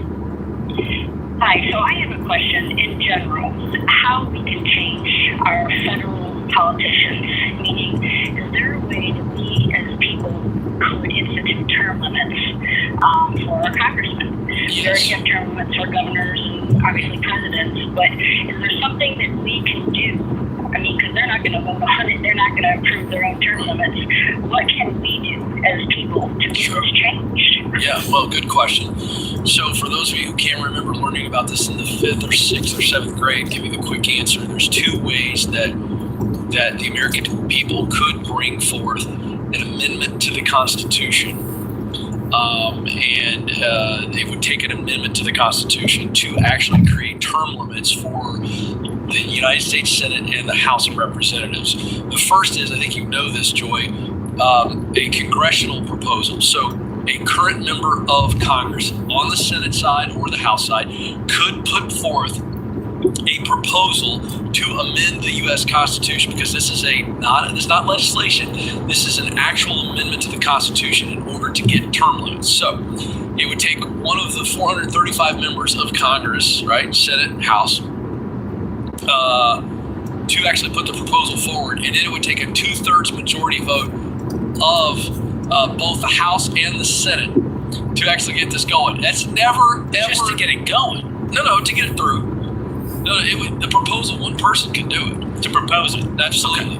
But Joy, you're right. Those men and women up there are never going to vote to term limit themselves. The second way, on the state level that we can say. yes, you can. Yes, you can. I'm getting there. I'm getting there. Sorry, I had to give you the full picture, right? The other way it can happen is a constitutional convention. And this is where 2/3 of the 50 states, so that would be 34 out of 50 states, could call for a constitutional convention, then propose the amendment, which would be term limits, and then the ratification process would require 3/4 or 38 out of the 50 state legislatures by conventions to vote for it. So if you said, all right, we want a term limit, so you'd have to have a majority of 34 states would all have to agree. Their House and Senate would say, all right, we're doing this convention. Then they take it to the convention, and out of the 34 states that said, yes, we should talk about it, 38, George, would have to say, vote in a majority, by the way. So Tennessee's House and Senate would have to vote for the amendment, and they would have to be with 37 states, 38 states total, Joy, would then amend the Constitution. Which, by the way, while we're talking about this, last week, Joy, the answer to your question is, this would have to be a groundswell, a grassroots movement, where the state legislators and the governors of the states said, we probably should listen to the people. Framers of our Constitution, by the way, they made it this difficult on purpose so that you can't just, get an angry mob together and change the Constitution. So is it difficult? Yes. Is it possible? Will it happen? Probably not. Thanks for your vote of confidence. Joy, listen to me. Joy, I want you to hear me say, on the record, I'm for term limits. I would propose it right now if I were in Congress. And my proposal to anybody who wants to take it to their congressman, by the way, if you want to call, here's the proposal. 1 term in the Senate, which is 6 years, and 3 terms in the House, which is 6 years. Everybody gets 6 years to do damage or do good, and then you're out. So, Joy, I'm for it. I'm also for a balanced budget amendment. And I'll say this again, I said it last week, this is a money show. And our audience is always thinking about money. You vote where you want. And I'm telling you, a balanced budget amendment would be the first thing, Joy, I would do. I would put term limits second. I would like to see the American people say, you know what? We should require the federal government to balance the budget so that we don't drain our resources, our tax dollars for debt. I ran into Bob Latta a couple years ago, and I was asking him some local questions. And to be honest with you, he told me that you have to be in D.C. so long to get appointed to the right committees to make any difference. That basically, even if he is there his entire career, he would just be getting to where he needs to be to make any change. Yeah, that's absolutely. And that just left me hanging with my mouth open and frankly disgusted. Yeah, so. You should be. But here's the deal. We need more people to be disgusted, not with the other party and not with the other candidate, but be disgusted with both parties and their management of the resources in this nation. Because we can argue about all these social issues and all this other stuff. And by the way, where we are, I'm just going to say this while I'm on it. I'm just going to say this. No one can stop you except for everyone in the booth. No, here's the deal. Our political discourse in this country has now devolved on both sides to insults and accusations. When I listen to both candidates talk, I don't hear anything about a vision for the future. I don't hear it. I don't hear about a vision for, let's balance the federal budget so we don't mortgage our children's futures away. What are we doing to actually make Social Security solve it today? I just don't hear it. So anyway, enough of that. It's no solution. It's just more fear mongering and going, life's going to be better. So, to the spirit of Joy's question, the American people through their state government can make a huge difference. And that's how you're going to have to do it. Yeah, I have very little faith in any of this happening in my lifetime, especially because in this situation, Ken, the very people who would lose power are the ones who vote on it in one of these solutions. 100%. So why would they do that? Why would you? So, Civics 101 there, it is possible. But let's say this. We have millions upon millions of Ramsey Show listeners and viewers, YouTube, podcast, radio. We should do this. But if the millions and millions of people that are listening to us and watch us were to say, you know what, let's take a shot at this. Let's mobilize. Let's get after a balanced budget amendment. And let's take it to our state representatives and state senators and maybe even a governor. You know what? Would you get it done right away? Probably not. But if you got 20 states that went public and said, we're proposing a constitutional amendment, we need 14 more, you might see it happen. So I do think over a period of 2 to 6 years, you could probably get to a point where it's even possible. But this is about money. And I think the American people should be united around money, not social issues. Just what is the result of us being $30-some trillion in debt? That's not just it's a line item. Well, just like we do with our personal finances, at some point the number becomes so astronomical, it becomes fake. It becomes this like monopoly money situation, and you go, well, our grandkids will deal with that, which is frightening. But George, I'm gonna say something that you may be shocked by, but if I were to put you in the room with the Congressional Budget Office and all the committees and everything, and and I put you in a room and I said, we'll give you guys 3 square meals a day, you get 8 hours of sleep, you're back in there. I believe we can fix it, that you could balance the budget. Now, people are going to fight over it. But the point is, you could balance the budget. You absolutely could. Well, spend less than you make. It sounds that simple. You know but it really is about that. That's it. You literally could go, well, this is like the Netflix subscription. Yes. Instead of Netflix, you're sending how many billions to this country every day? Start looking it up. Can we cut that subscription? Yeah. We got a new feeding program for the rare spotted owl. Okay, love the spotted owl, but they're not as important as my kids. Got it, George. Got it. Spotted owl folks would like to have a word with you, Ken. You see my point? Well, what would you say to the person who would fight you over the Netflix subscription? Oh, my gosh. You say cut it, would you not? Well, we have to agree on the goal. If the goal is to spend less money, now we got to go, where are we going to cut it? See, you come at it from a financial standpoint, and George Campbell's the hero. I'm in. I love it. We'll see if we can get George elected. Get the government on an every dollar budget. It's time. Coming up next, how does the Fed changing the interest rate up or down affect you every day? We'll discuss it next. This is the Ramsey Show.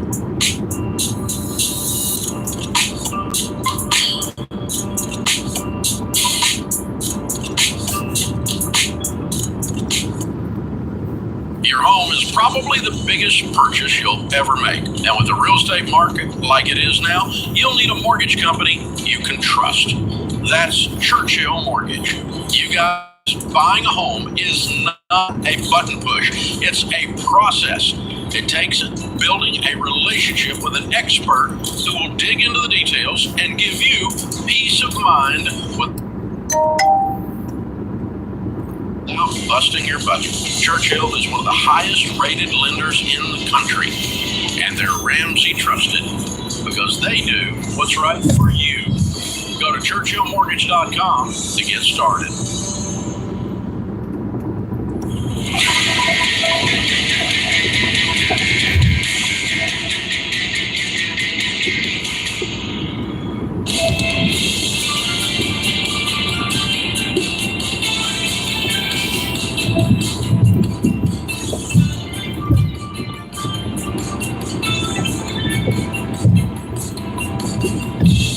How we doing out there, America? Hope today we are. I'm George. I'm Ken Coleman. That's the first time I've said Ken. A lot of people call me Ken accidentally on the show when they call in. They say, "Hey, Ken, great to talk to you." That's happened to me too. What a great honor it is. Yeah. My favorite is when I'm on and someone calls me Dave. That's always fun. You just have to move along. Yeah. So I caught myself. I'm Ken Coleman, actually. I think your comments just called me today. It's got a ring to it. Oh, boy. Nope, don't want to do that at all. Let's be very, very clear. I just want to be mayor of a small town. Is that so wrong? I think you could do that well. Just walk around waving at people. Yeah.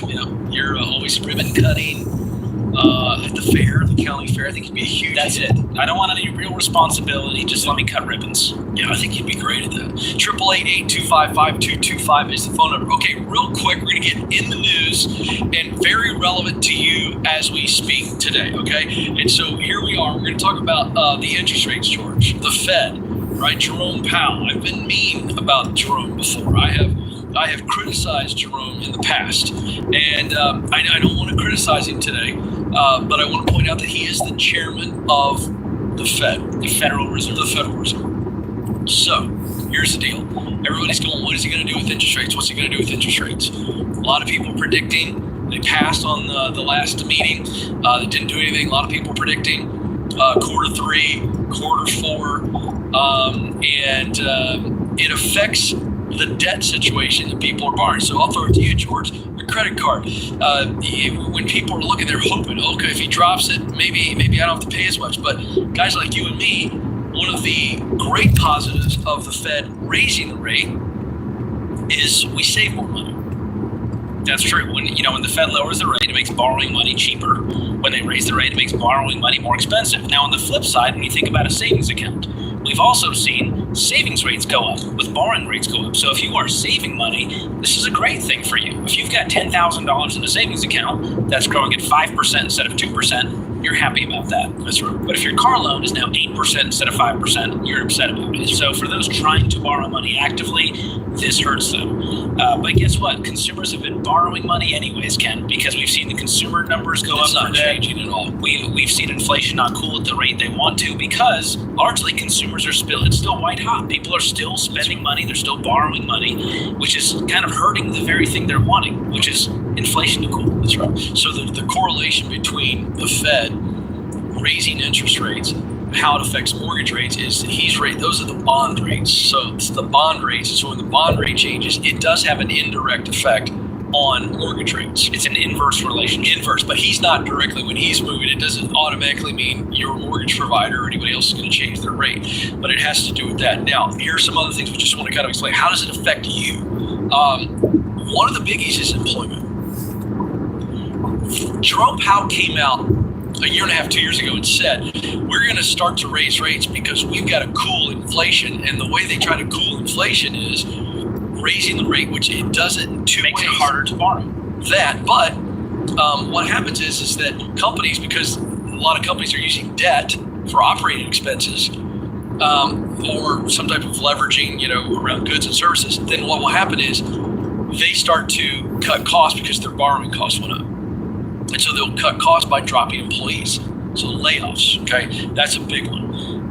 The other thing you got to think about too is they want to see unemployment go up in high times of inflation. And he said this because people spend less. And we are a consumer-driven economy, George. We're not a manufacturing-driven economy. We're a consumer-driven economy. In other words, we're all just passing each other's money around. That is the American economy. And you need that to happen in order to keep this whole thing going. So when people stop spending, guess what happens?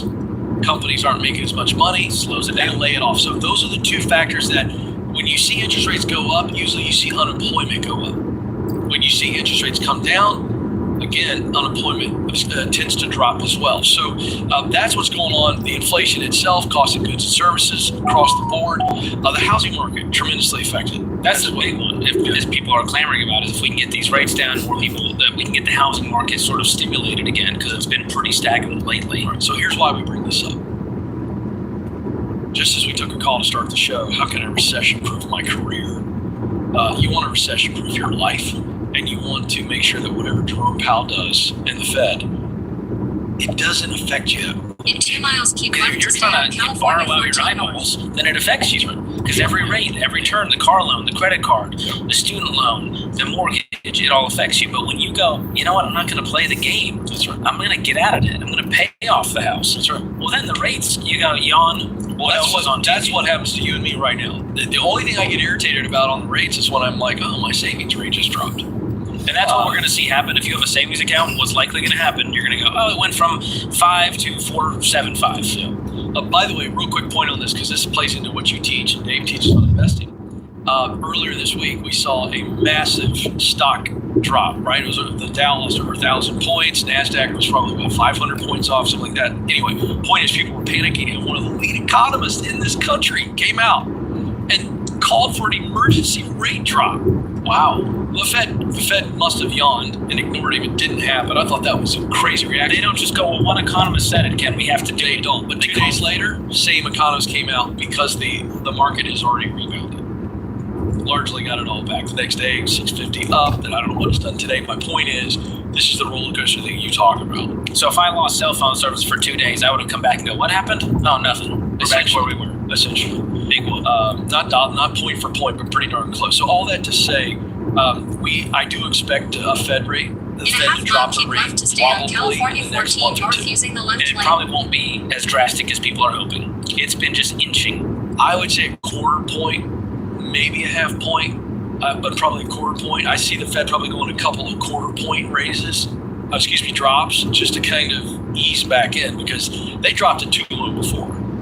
And now it's a very delicate game they're playing. And so I get it. You don't want to mess with this too much. But what's interesting, Ken, is when it comes to real estate, people are going, well, Ken, if the rate went from 7 to 6, it would allow me to buy a house. So let's go to Jennifer, who has a question, I think, around this. Jennifer, all right, how can we help? Hi, Ken and George. Thank you for taking my call. Sure, what's up? It sounds like you touched on my question a little bit, because I was wondering how the election and mortgage rates correlate. Specifically, for an example, some of my friends and colleagues were looking to purchase a home, and there's in 2 miles, take right exit 30 toward Beer Blossom in the office. But I'm wondering if it's actually worth waiting for, or like you said, the decrease. Are you ready to buy a home financially? Yes, we are. Then do it. I would too. That's the only factor that matters. I don't think the election itself. Here's the dirty little secret, Jennifer. Who is in the White House matters to a lot of people emotionally. It doesn't matter as much as you think financially. Your mayor, your city council, your county commissioner, your state politicians have way more impact on your actual household income and your expenses than the president of the United States does. I remember, I'm not going to say which party because I don't want to offend anybody, but I remember as a young, I was in politics, George, and I remember a party won, and it was not my choice. And I was probably early 20s, and I thought the apocalypse was coming. And then we had 8 years of that person, and my life actually got better. During the 8 years of a time of a person, I was like, I'd never vote for that person. So that's happened to me a few times. And so George is right. Get it now.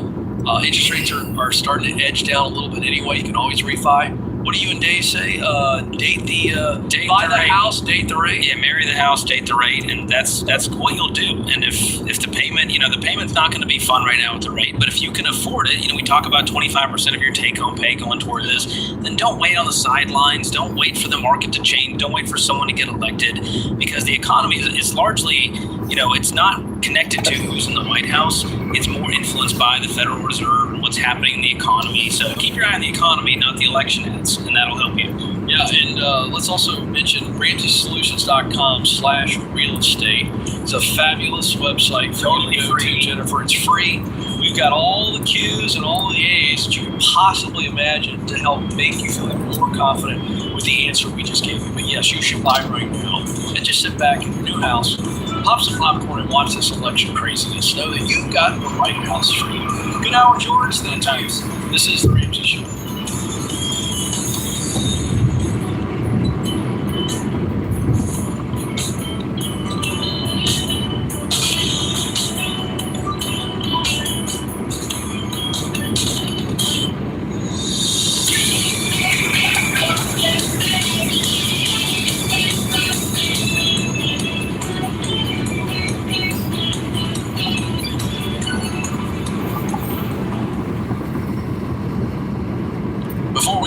Caller, I got some good news for you. Even when this portion of today's show runs out of time, there's still plenty more for you to tune into. Just head on over to the Ramsey Network app to finish today's show for free, right there on the home screen. And if you don't have the app, just search Ramsey Network in the App Store. Google never know what call's coming up next. So finish today's episode in the Ramsey Network app today.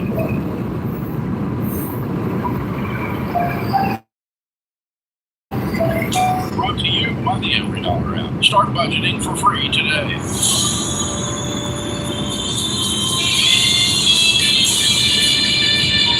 This is the Ramsey Show, where we help you win in your life, specifically winning with your money, winning in your work, winning in your relationship. Phone number jump in for your questions.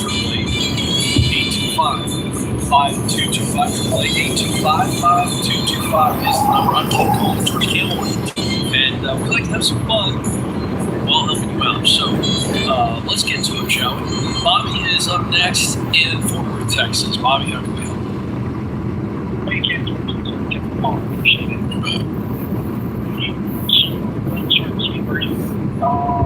I'm looking at accepting a job that pays $6,000 less per year.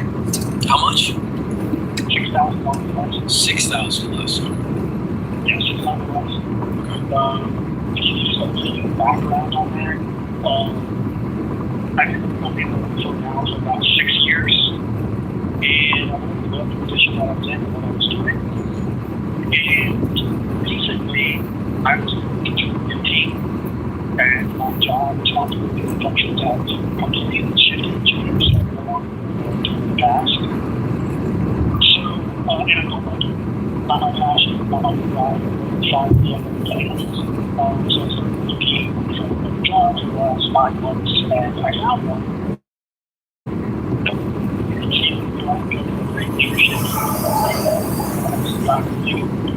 Everybody could feel it about it. I talked to them for a few minutes.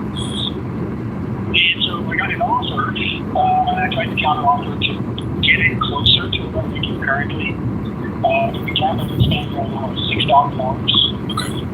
Is there an opportunity? What's that? My question is that why? It might be, might not be. I need to know more. So first thing I want to know is it in the field that you want to be in, or is it the type of role that you've now figured out, this gives me the juice, I'm excited? It is in a similar field, but a completely different industry. Yeah, but that's all I'm asking. I'm saying, is it in the field you want to be in, or is it in the type of role that you go, this is a role that I was wired to do? Oh, no, it's definitely a role that I was wired to do. Okay, that's the good news. All right, so is there a path for growth over the next year, 2, 3? Did they project? Yes, they said that there's a lot of growth, and they also mentioned several times that they promote from within each position, which is what I'm looking for. Okay, so how clear are you? And I'd love to know the details. What does the growth look like? What do they tell you? And I want to know financially what is the growth is what I'm looking at here to kind of weigh in.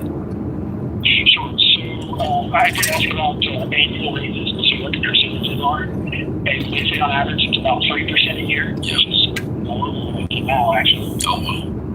What is the actual number? What is the offer? The offer is for $83,000. And you can pay all of your bills with room to spare with margin with that? Yeah, the only debt I have is my mortgage. Okay. My mortgage is because this is $500 a month gross. The offer they've offered you is $500 less per month on a gross check. So after you take taxes out of that, probably closer to 400 or 375, something like that. Yeah, so if you start amortizing that through your budget, which is what George asking, so it sounds like you got the margin. So again, glad you asked that, George. That's a key question. But I think if it puts me on the path to, we didn't get the answer beyond the 3%. I'm talking about did they project what some promotions could look like? Do you see if you're on this rung of the ladder, then what it could look like? Do those roles exist right now? I'm sorry, say it again. Do the roles exist that you're looking for? Those leadership roles you're saying you want? Yes, they actually told me during the interviews that they recently promoted some of their team members to be supervisors and/or managers. So what would those positions pay? The pay I'm not sure of. I didn't ask for the pay, but they would either be paying what I get paid now or more. But I did ask them about a time frame. They told me that they do not promote based on seniority. They promote based on your performance of your job. Yeah.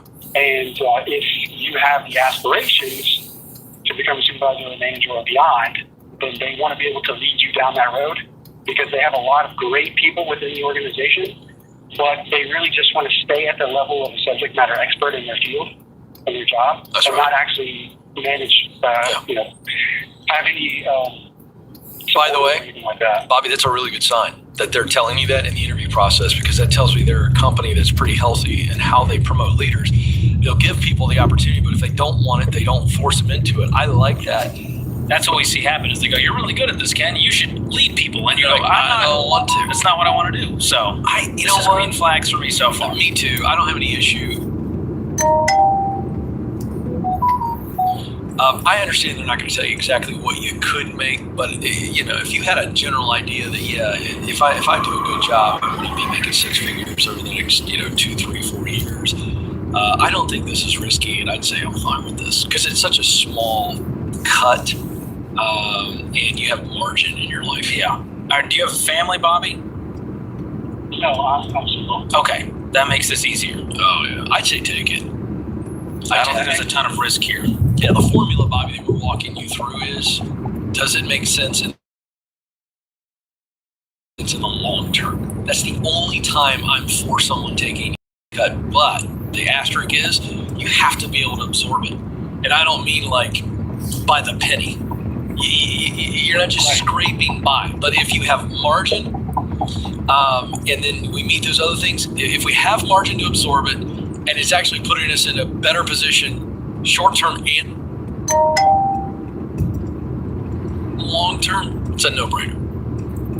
Right, and also the other part of the situation is the peace of mind that I probably will have shifting to this job that is more in line with what I like to do versus what I'm doing now, which that's what I'm considering the short term.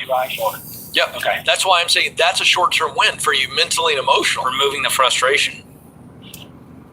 So it's a win. It's the win. Right. Yeah. So I like this move for you. I really do. Okay. Awesome. Well, I appreciate that. Yeah, absolutely. That's one win. We have a win today. We have a win. And highlight, George, I'm highlighting that he can do this because he has no debt. If he was in crippling debt and that $400 made all the difference, we'd go, this might not work out. Oh, especially it's a single income. We tell him not to, actually. Mm-hmm. Certainly my advice would be, like, if you're in the middle of the snowball, no. Every penny matters. Now, if he was making a lot more, we go, okay, this is going to help you pay off debt faster. So it's not, Well, point out, it's a very good point. I don't know. I always wonder this. Have we ever had a debt-free screamer who didn't make at least a little bit more over their debt-free journey? I've never seen it. It's almost always, Dave or one of us. We started out at 80, went up to 120. We started at 60, went up to 85. Yeah, so winning with your money is always about increase. Not just are we cutting expenses, but are we increasing our income? So we talk a lot about spending less on the show, but the other side of margin is making more. And that's where you've been able to help so many people. And by the way, I know I'm not the money personality, but I'm the income guy. Let's go. Let's take some of those calls today. Like it. Let's make some money. Because we're not, but the people out there, they'll be making some good money, and we're here for it. There you go. Thank you for the clarification, George. Although if you're offering a pay increase, Ken, I'll gladly accept. Thank you. I'll talk to you about it during the commercial break. Don't move. We're right back with more of your calls. This is The Ramsey Show.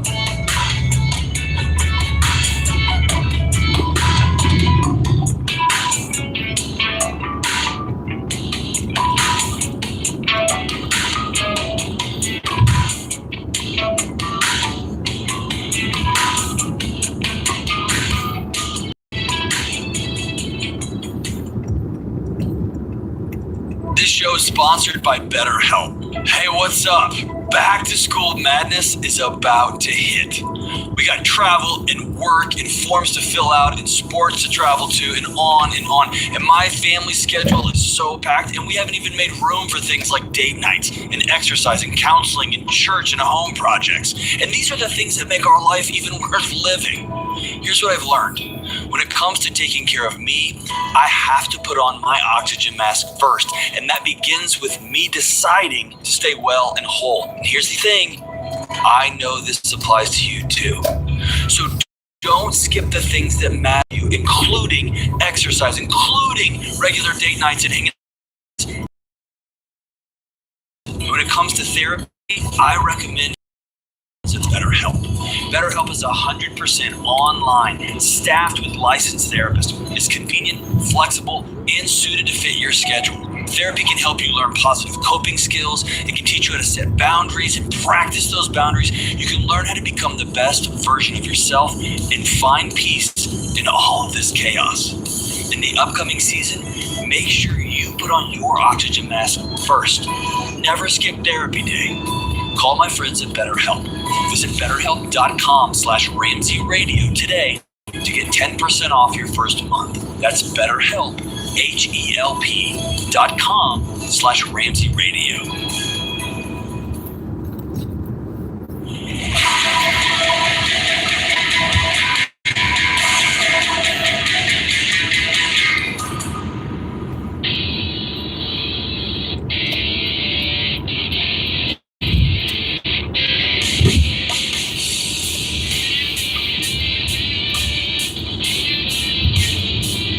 Welcome back to the Ramsey Show. I'm Ken Coleman. George Camel is alongside this hour. 888-825-5225.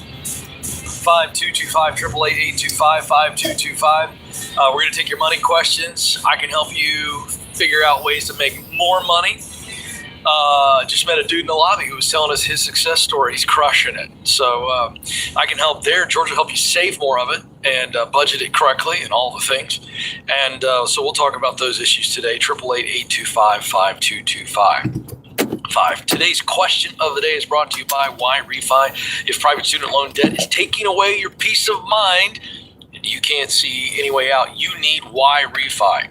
Why Refi refinances defaulted private student loans that other places won't touch. It gives you a low fixed rate loan built for you. So go to yrefi.com/Ramsey today. That's the letter Y, REFY.com/Ramsey. May not be available in all states. All right, Ken, we get some questions from our YouTube audience, and here's a few that kind of are in the same bucket, and they are all around this sort of election season, politics, the economy, investing. What do I do with my money? So here's a few, and we'll kind of pull back the curtain on these. Should we dial back on investing during a weak economy to have more cash on hand? Speaking from a lower middle class perspective that does own a home and currently no debt except a car payment. Should we dial back investing? Yes, I would dial back investing, but not because of economic reasons. It's because you have a car payment that's holding you back, and you need to pay that off in case there's a weak economy. I want you to owe nobody anything. So that's part of it. But would I change my investing habits because of any economic factors? Absolutely not. I invest the same when the market's doing great, when the market's doing poorly, and you can call it dollar cost averaging, which is a simple way to say you invest the same amount every month, no matter what's happening. Those are the people that win, Ken, not the people who jump in and out as they feel the market's going to do or it just did, and I'm going to pull the money out, put it back in. Those people always lose in the end. Well, I want to call out what happened this week. So we had a massive shakeup in the stock market on Monday of this week. And then here we are, we're crawling back. In fact, I'll pull it up while we're talking, but had you got out after the 1,000-point loss, it was over $1 trillion lost in one day. Had you gotten out, you wouldn't be benefiting. You wouldn't have the recovery. That's right. And you would have gotten too late. So that's part of it. You can pull up the numbers. I'm going to move on to this next question, which is related. Should I wait to invest more until after the election? Again, what we've seen, there's no history that shows us that if you invest the day after the election, it's going to be a win and you shouldn't invest until then, because we've hit many record highs. I think we're going to see more record highs until the election. There's going to be dips. It's going to go up. It's going to go down. And so when you just invest no matter what, you're going to see your rate of return be higher than those who jumped in and out for this roller coaster. By the way, quick update, the S&P, as we sit right now, is inched upward on Friday, and it has almost reversed the weekly fall. So the massive fall on Monday has almost been completely within the span of a week. Yeah, so just real evidence here, straight out of the headlines. It's unbelievable. Should I wait to invest more until after the election? No, just invest more now and just keep investing. And so how much, when, how does this work? Well, if you're debt-free with an emergency fund, invest 15% of your gross household income into retirement accounts. That's how that works. Once you've got the house paid off, you can invest as much as you'd like, increase it to 20, 30, 40, 50, 60% if you'd like. But again, Dave Ramsey doesn't change his investing habits during election years or during economic times. We know that investing in good times and bad. When it's bad, you're buying the stocks on sale. You're buying these mutual funds at a discount. When it's doing well, your money's growing for you with compound growth. So I'm happy either way.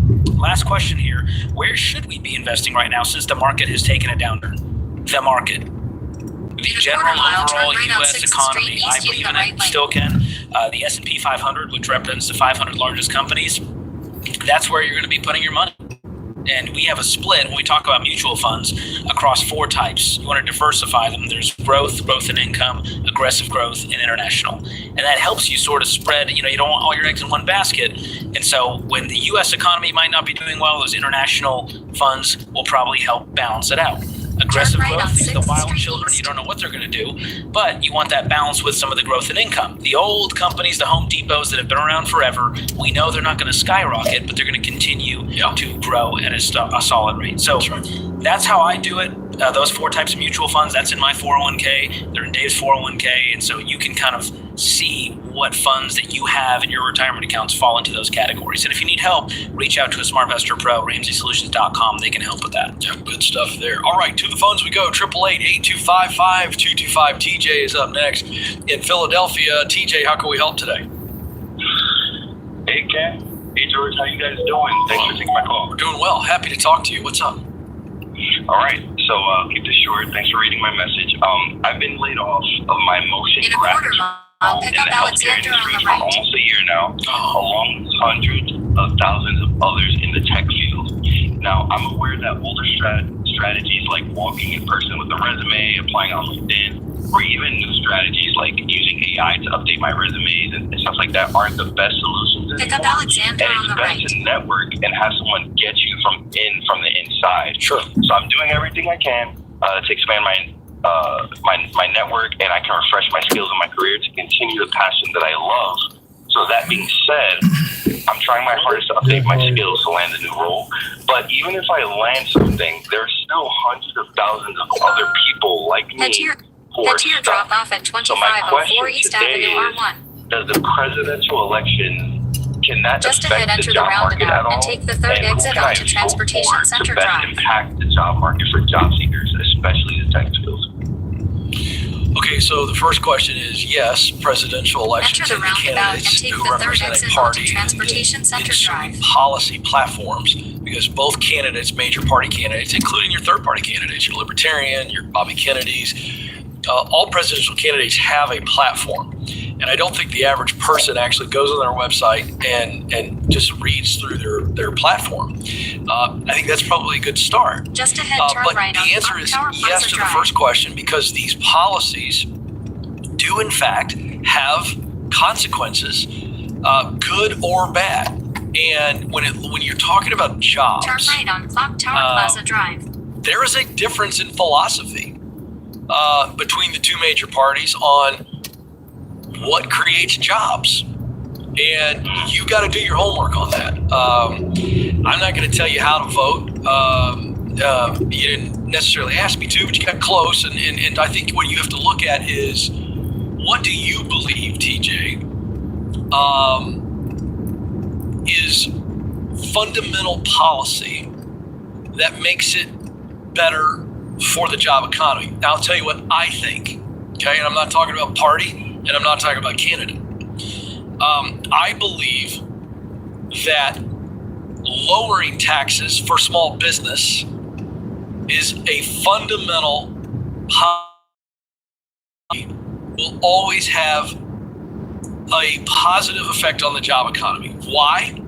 By the way, folks, I'm entering into territory, George, that I know is so fun when the show's so big. I'm enjoying this. So I'm going to say this. I'm going to say this to folks. If you don't disagree with me, if you disagree with me, I'm okay with it, actually. I'll never read any comments you say about me negative, because I don't get in the comments. George knows that's right. I read them too, Ken. I don't listen to them. But what I want you to do is I want you to actually research what I'm saying, because this is not my opinion. So, for instance, fact number one, small businesses as a percentage of jobs in the United States are the biggest block of employers. So if you were to look at a pie chart of who creates the most jobs in America, small business. So I believe in lowering taxes, keeping taxes at as low a rate as possible, for small business owners because they are the ones that are hiring people in the zip codes all around this majestic country. That's one thing I would look at. So which candidate, which party platform supports that? That's just one example. I could keep going and going and going, but you have to look at and say, what do I think of these candidates around their economic policies on raising taxes, lowering regulations, things like that make it harder for people to hire. And that's why you get laid off. So you do the work and vote your conscience. This is the Ramsey Show.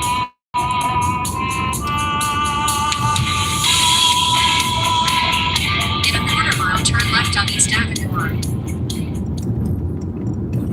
You've been gazelle intense, you've eaten more beans and rice than you knew existed, and now you're ready to make your biggest investment better. Blinds.com is a great way to dress up a room or your entire home. Whether you're comfortable with do-it-yourself projects or you don't even know what a Phillips head screwdriver is, well, trust Blinds.com to take care of you like Ramsey would. You can do the measuring and installation yourself, or you can let Blinds.com's professionals handle everything for you. Blinds.com offers a completely hassle-free experience. Count on them to deliver stylish window treatments from premium brands without the premium markup. You'll never have to deal with pushy salespeople in your home just to get a quote. But you can count on free shipping, free samples, and a 100% satisfaction guarantee so that you can rest easy. That's why we've recommended Blinds.com for over 10 years. Get 40% off site-wide for a limited time at Blinds.com. That's Blinds.com. Rules and restrictions may apply.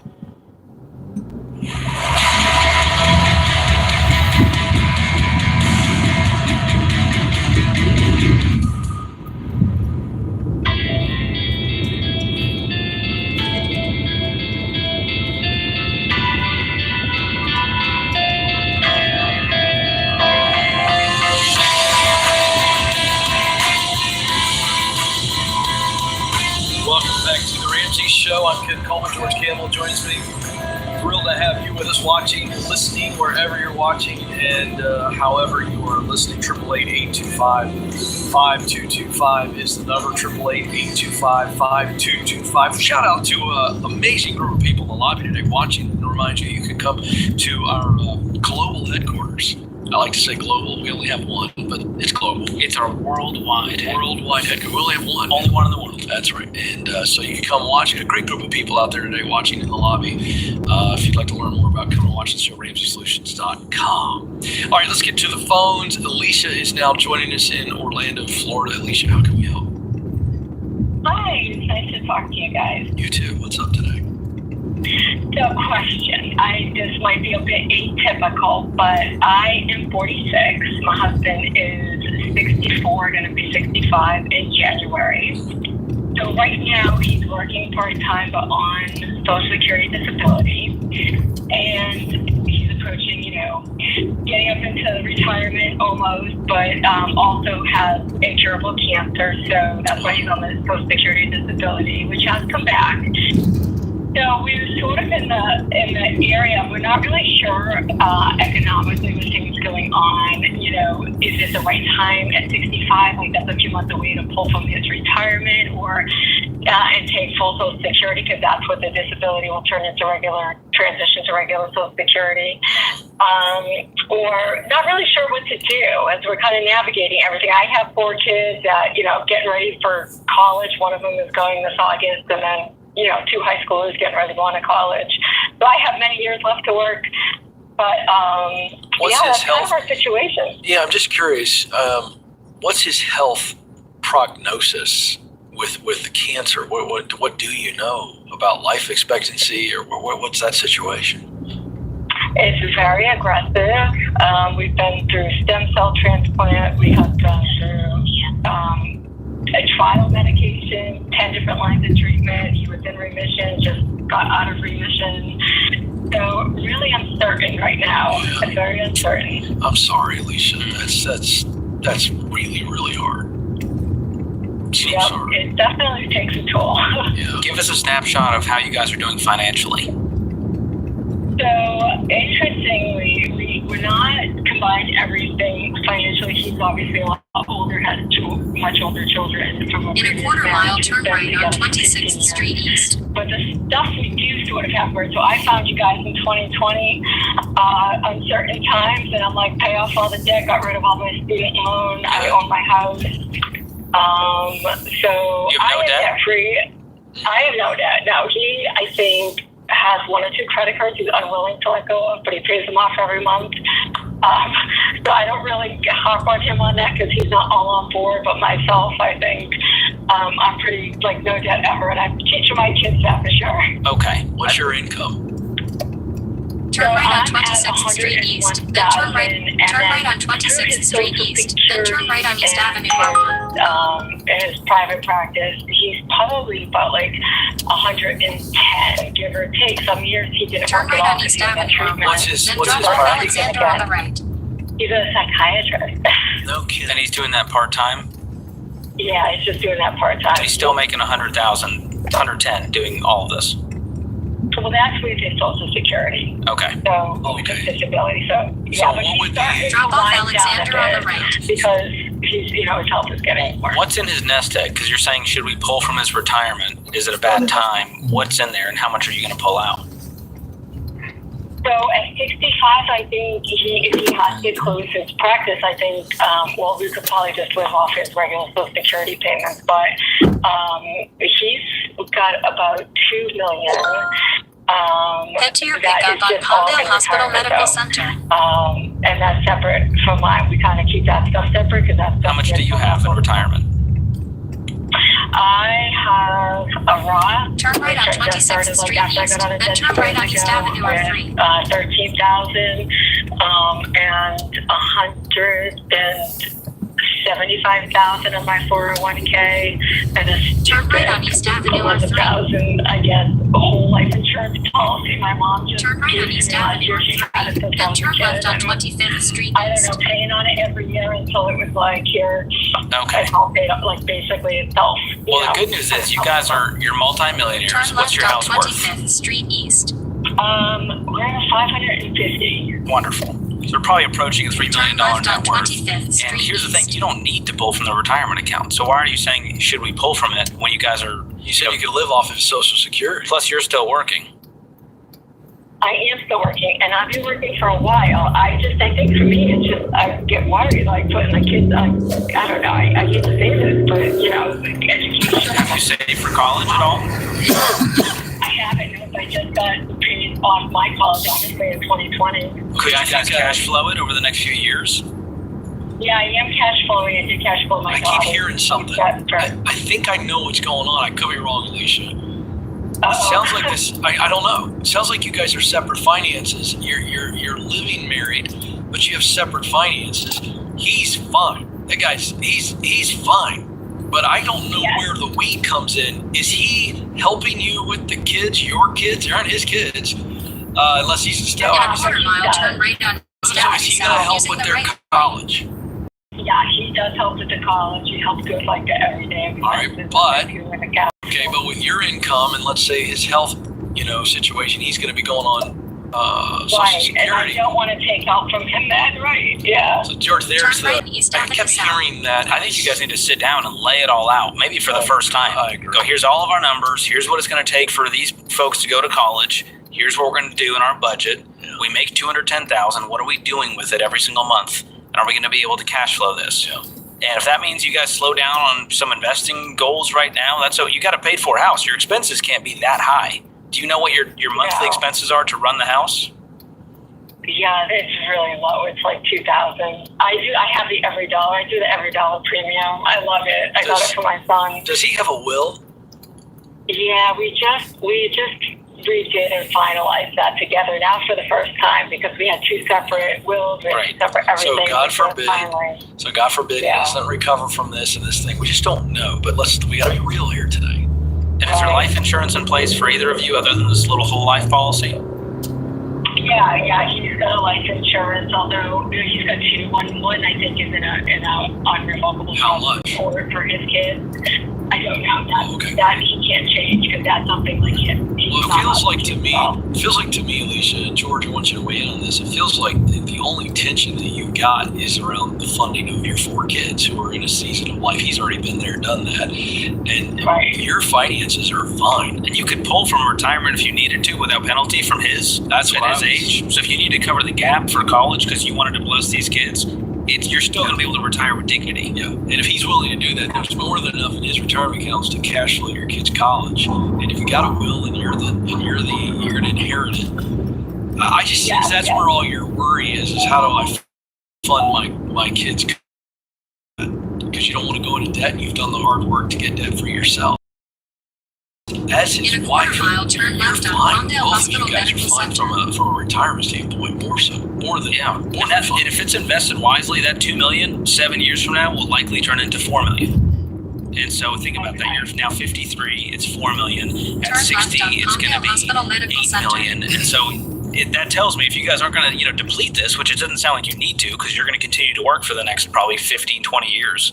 That you guys are going to be just fine, but you need a plan in the meantime. So circling back real quick for you, George, on her behalf, would you recommend that he start to pull his Social Security at 65, knowing what you know now? If you need it. If he doesn't need it, and it doesn't sound like he absolutely needs it right now with the income you guys have, coming in. If he stops working and he's slowing down, should he take the Social Security? Yeah, I would take it, and if you don't need it, invest it. Yeah. But still take the payment. And especially if he's not working, that's when you want to do it because you're not going to get dinged with penalty. Yeah. All right, good. Alicia, you're okay. And you got the answer that you're looking for there. So wishing him the best. Wishing you absolutely the best. What a tough journey. Hang in there. You seem like a really strong lady, and we're sorry for what you and your husband are going through. All right, don't move, folks. More of your calls coming up. This is The Ramsey Show. Just ahead, turn left to stay on Palmdale Hospital Medical Center.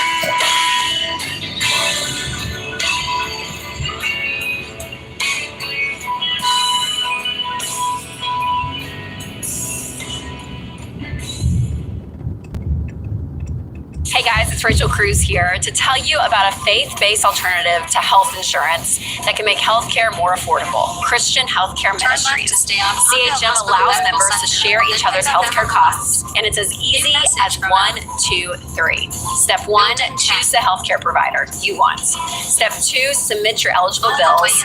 And step 3, get reimbursed. CHM members take care of your eligible medical bills. With no networks and the freedom to choose your healthcare provider, CHM is the best option for Christians who want to take care of their families and help other believers. Find out more at chministries.org/budget.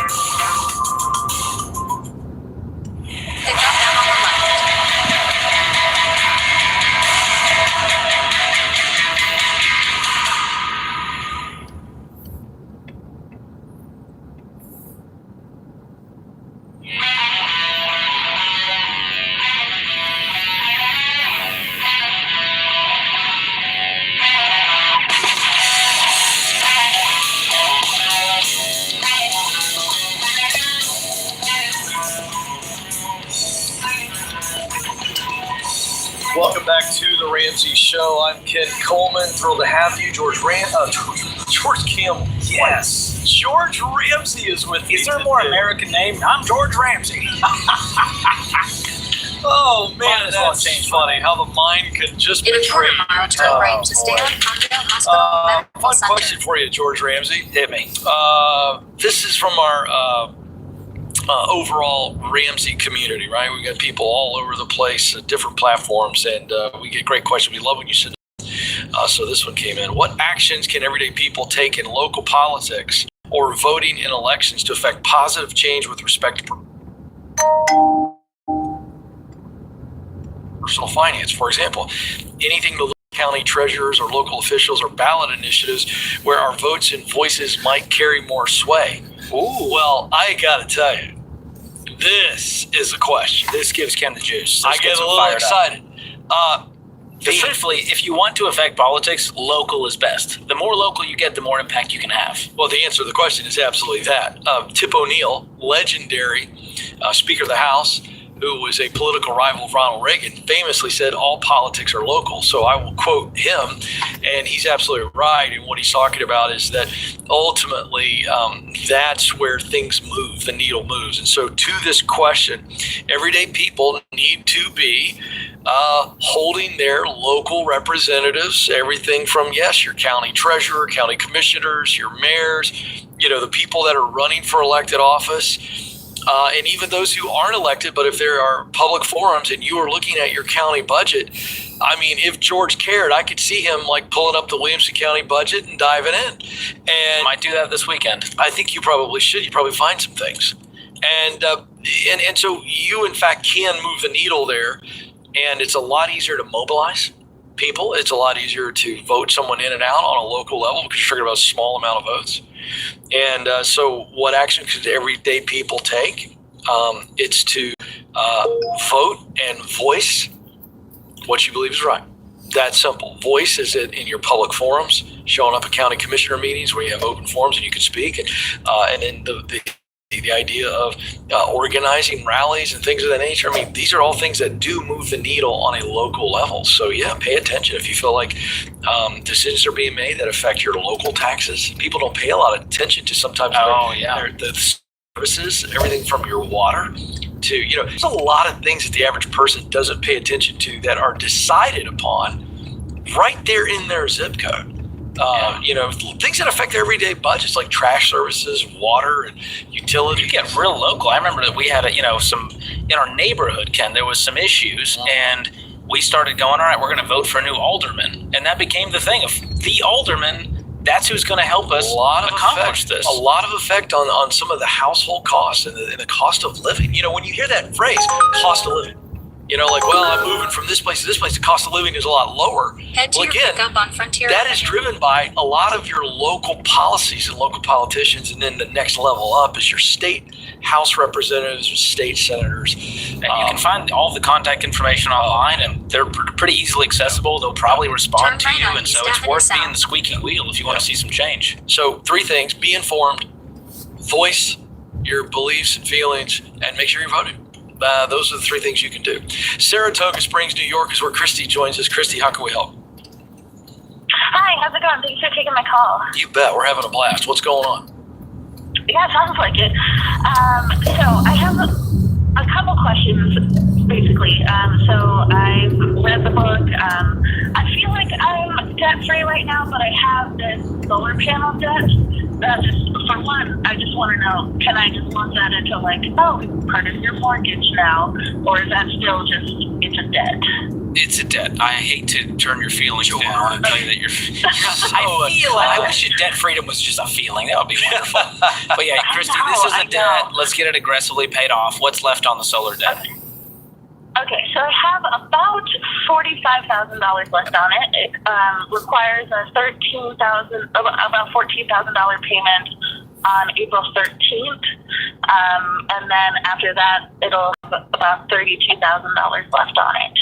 Are you going to have the money? Is this like a lump sum payment you need to make? No, that's over 300 months after April 13th. Okay. All right. So how aggressively can you attack it? So so that's the question. So I have this inheritance that I got, not me, but my husband. He got about $100,000 from his grandparents. We've already put $50,000 of that towards our kids for their 529, and we paid off my husband's student loan debt. So I have, and then we've paid off mortgages. We paid about $30,000. Have $15,000 in an investment account. So I have the money. Retirement I have separate. I have it looks like. So you're saying, should you cash out the investments, and should you take the 30 that's left from the inheritance and go ahead and just pay off the solar debt? Yeah, that's my question. But my husband is the answer about it because. We're going to be moving in less than a year. And guess who doesn't care? The solar panel company doesn't care. You still have to pay them. That's true. And so regardless of when you're moving and if it doesn't happen, the debt goes with you. And so you need to just go ahead and pay it off. And it stinks because solar is a long-term thing. You're not going to see an increase of $50,000 when you sell the house with whatever the solar costs. Right. And so you didn't ROI on this, and it's one of the, the downsides of jumping into something like this, especially with debt. But I would pay it off. And pay it off today. Okay. You might have capital gains on the investment when you sell those off, so be aware of what you're going to owe in taxes there. Okay. But I would just have a clean slate and then build your... I kind of lose any kind of liquid money I have for like closing costs. For moving? Yes. Well, how soon are you moving? This time next year. So you have a year to save up closing costs. Okay. So, and guess what? You freed up that payment turn left on to the solar 30th company, Street right? East using the left solar lane. loan. Yeah. So you're going to be just fine. What's your household income? Instead, we bring in $11,000 a month. And you can't save up for closing costs? No, we can. $11,000 a month. Turn left on 30th Street East. I'm playing with you to get behind. Do I spend the money towards like investment, or do I put it towards the closing costs, or do I just kind of pay off that debt? Pay off the debt, build an emergency fund, because you guys don't have one right now, 3 to 6 months of expenses, and then you'll still have time to save up closing costs. Okay. You have a year of just being on a budget, living on less than you make, taking control of that $11,000 you guys have coming in. So you're going to be just fine. But I would choose freedom. You've already used the inheritance to pay off other debt. I see this debt no differently. Okay. Yeah. I mostly just wanted to know if it's like, can I count it as paying off the mortgage? But yeah, I agree with the 6% interest rate is kind of scaring me a little bit. So yeah, regardless of interest, to pack it and get rid of it. I'd get rid of it. And it's not part of the mortgage, and so we're not going to lump it with baby step 6. Yeah. By the way, you're not even another little fun reason to pay it off. You're not really realizing all of that until you've paid it off. All the savings that these people think they're getting from solar panels. It takes a long time to break even. Takes a long time to break even. So go ahead and get it out of your life. Yeah. Swig a Pepto-Bismol and then pay it off. It'll be fine. Yeah, it's not fun. All right, for all of you who are listening to The Ramsey Show on YouTube, watching on YouTube rather, listening on podcast, show is about to end, but we got some more calls coming up in the Ramsey Network mobile app. The Ramsey Network app is the only place to finish full episodes of The Ramsey Show. Some exclusivity over there. And those of you that are listening on radio, doesn't affect you at all. Stay right there. More of it coming up. And for those of you that want to jump on over to the app, you need to. 2 ways to get it. Click on the link in the show notes. And you can search Ramsey Network in the App Store or Google Play. Don't miss what's coming up next. George thinks he's going to be really great on a couple of calls that are lined up. He's already feeling a little frisky. So you don't want to miss that. Only place to get it, the Ramsey Network app. Go finish it right now on the app. See ya.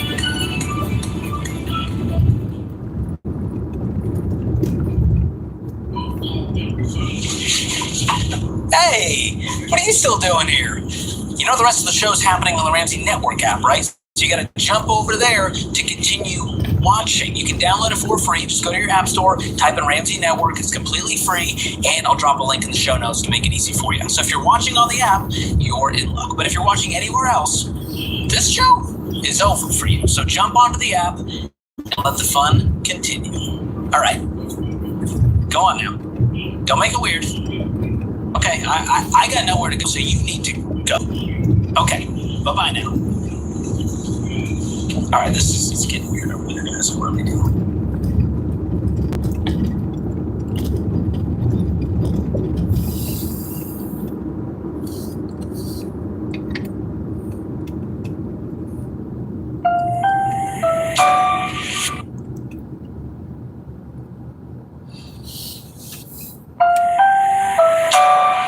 Brought to you by the Every Dollar app. Start budgeting for free today.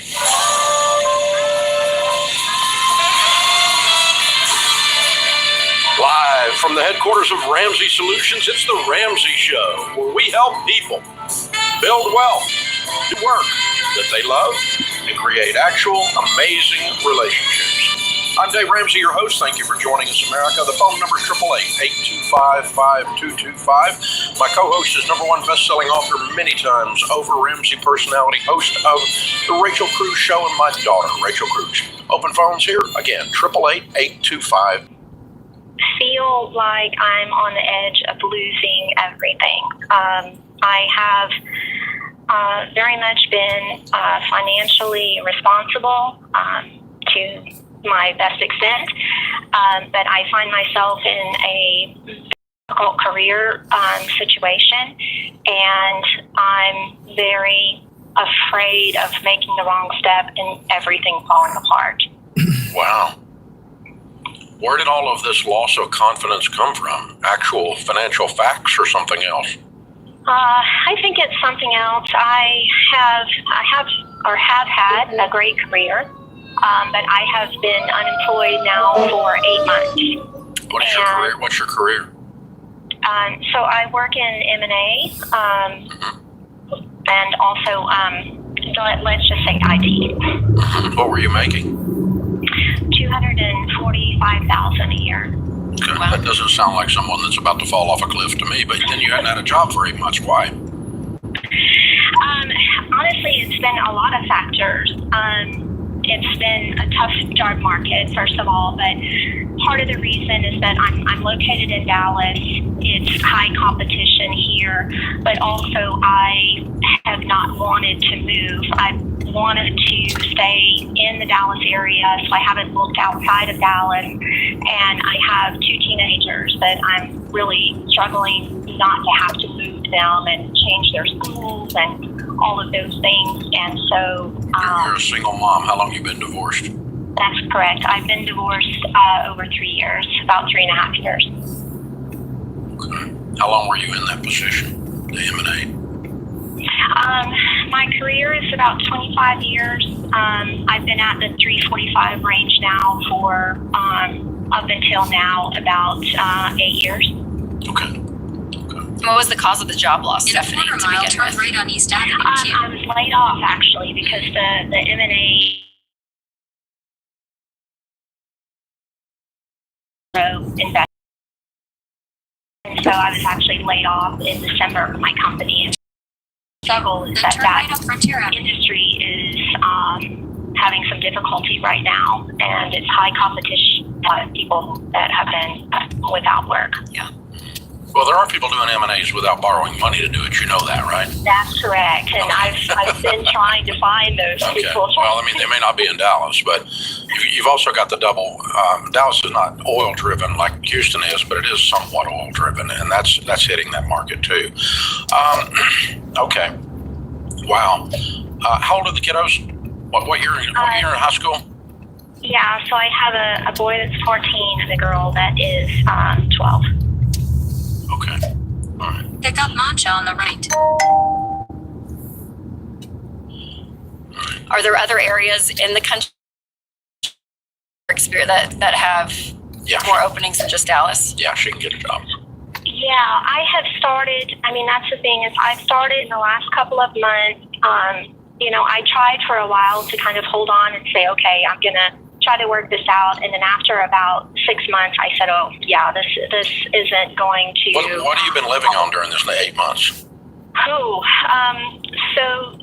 for the first 7 months, I did get unemployment. Oh, okay. And so I was living off of unemployment and a small amount of child support that I get. Mm-hmm. So it was $3,500 a month. Mm-hmm. What's it take to operate your house? So my expenses are $2,500. Okay, so you need $4,000 a month burn rate, $48,000 a year, long way from $250,000. Yeah, so I've been. So you got two choices, Stephanie. You're wise enough, you're math oriented with what you do for a living, to know that obviously doing nothing is going to burn through any cash you've got, and you're going to reach an end point, and you're going to have some of those fears that are currently irrational, but they'll become real. the fears of losing things. Okay, so you've got to get employment, period. Now, you got two options. One is take the same skill set that you're using, because obviously you're an analyst. Okay, you know how to run analysis on financial products and so forth, and that applies to that skill set. You can land a job making $100. If you want to camp out in Dallas till those kiddos finish up their little high school careers, and you just make less, and that's okay. Meanwhile, maybe you keep looking in Dallas, or the kiddos are moving because mom's going to make $300 in Charlotte or Atlanta. Yeah. And that's okay. Honey, they're going to be okay. They're pretty resilient little characters, and their life is. Even 150 in Dallas. Yeah, would be good. anything you can land with for survival. So I think you probably I think you've been staying right in the M&A lane, and I want you to step out of that lane and go for a broader swath in your look and in your thought pattern on what you're going to take, and then decide, am I going to settle for something less using this same skill set for the next 5 years? And finish these high schoolers up. Is it worth that to me? Because basically you're saying it's going to cost you $100,000 a year, $150,000 a year. So in order for these high schoolers to stay put, you're willing to give up $600,000. Yeah. I'm not. I'm moving a high schooler's butt. Okay. I was like, I'm staying with the mother friends. Yeah. No, not for $600,000. But if you're in a good position, that's the thing, is to run your household is $4,000 a month. Yeah. So it's a total choice of values at that point. Exactly. It really is. You can do whatever you want to do, but teenagers survive far worse things than moving. I agree. And, but my thing is, if it's something that, like, obviously making 150 more than fine in her position. But here's what I'm hearing, okay? If you invested the extra. She lived her life for her husband and her kids. The husband dumped her. Now she's living her life for her kids. And her confidence is eroding, and yet she is an amazing lady. And I want her to be who she's supposed to be. And that's good for her kids. That's fair. That's good for her kids. If she steps into who she is, I agree. That's good for her kids. I agree. If they do it in Charlotte or Atlanta, that's not a bad thing. Kiddos, they're okay. Yes. Ask people who grew up with a mom or dad in the military. They live in a different high school every month, and they did just fine. I know. I'm not saying that they're not resilient. I'm just saying she's in a really blessed position to have those two options of what we're talking about. So hang on the line. I'm going to send you Ken's 2 books, Paycheck to Purpose and Proximity Principle. That'll give you some reading, and I want you to get yourself back out there, kiddo. You need to land something. It's been too long. Now, go get something. This is the Ramsey Show.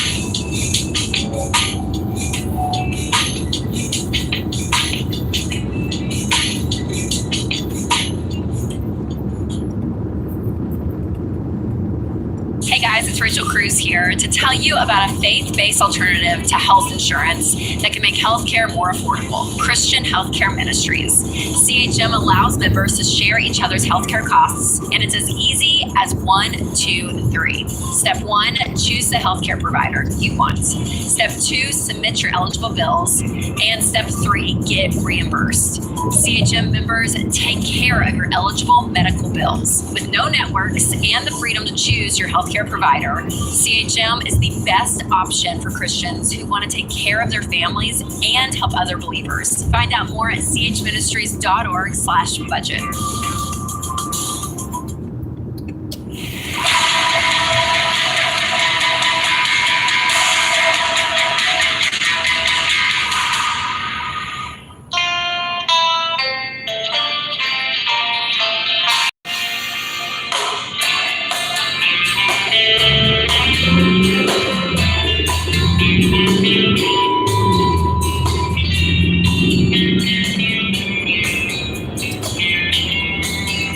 Rachel Cruz, Ramsey Personality, is my co-host today. Another Rachel is in Winnipeg. Hi, Rachel. How are you? I'm well, David and Rachel. How are you folks doing today? In a quarter mile, turn right on Sierra Highway using the right 2 I have a question for you. So I am moved out fully on my own. which means I don't see my folks all that often. I also have a little bit of debt, so I work a full-time job and a part-time job. This upcoming weekend, we have a long weekend, and so I was able to get some hours at a part-time job. Obviously, when I get through this baby steps as soon as possible. But I was offered some time to come up to my folks' cabin and spend the weekend with them. And I think I'm just having a hard time reconciling paying off my debt as soon as possible versus spending intentional family time. And I wanted your advice on how to balance both of them. It's a great question. How much debt do you have? About 22,000 Canadian, some of student loans and some of credit card debt. What's your income? At my full-time job, I make $64,000 a year, and then at this part-time job, I'm making $15 an hour. Okay. What do you project being done? 1 year? Ideally, if I mean, this is possible, but yeah, ideally a year and a half. Yeah, and you're how old? I'm 27. And your parents are how old? In their 60s. So in the scope of your life, if you didn't see them for an entire year, you would not be an unusual human. Yeah, that's true. I mean, again, people are deployed in the military, people do all kinds of things and that are uncomfortable for short periods of time to create long-term comfort. So the trade-off, however, is $15 an hour, so it's not like you're, what are you going to lose? $200 or something. I mean, it's not, Yeah, that's what I was going to say. I think you back kind of your way into it, Rachel, and just say, hey, my goal is in a year and a half, I want to be debt free. So what does that mean? And you can kind of back it out. And that way you can kind of calendar out and say, every other month I'll go spend the weekend there, and I can do that time-wise and mathematically to still hit my goal. Does that make sense? Like, I think when it's kind of arbitrary and it's like you're kind of just like floating a little bit of, gosh, what's my life looking like? How much am I working? When am I going to pay off my debt? When all of that is up in the air, I think it is hard to prioritize. But when you have kind of a rigid, systematic plan, it kind of gives you that permission to say, oh yeah, I have this weekend budgeted, quote unquote, to not work, to go see them.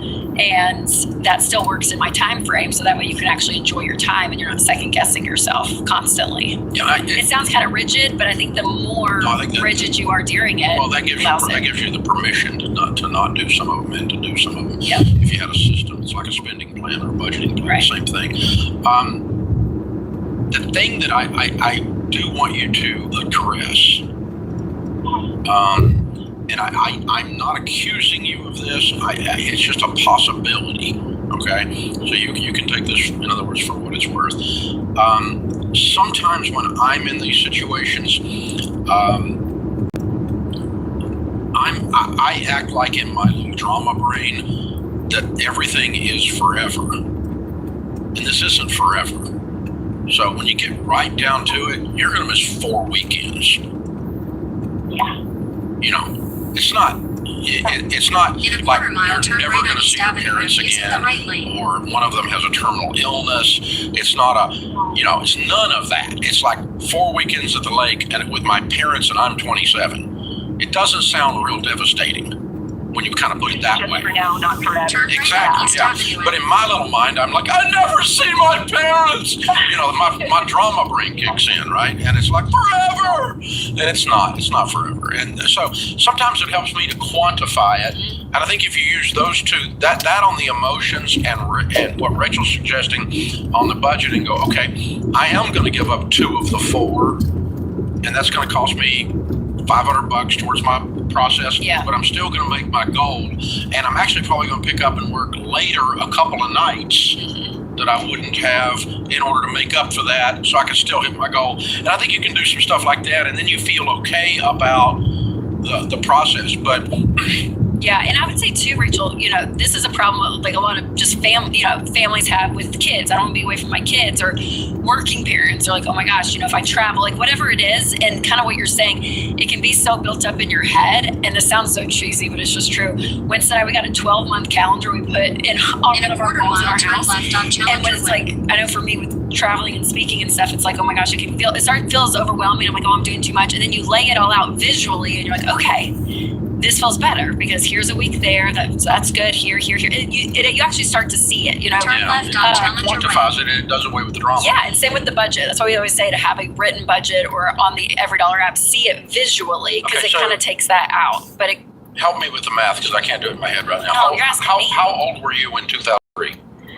I was a sophomore in high school, so 16. Okay, all right. And so we had a senior in high school, sophomore in high school, and a middle schooler.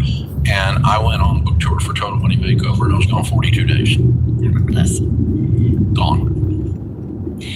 Well, can we back up? Let's talk about drama, Dave. I remember, okay, so I was a sophomore. Okay. I remember you sitting us all down at a family meeting, which was a normal occurrence in the Ramsey household with family meetings.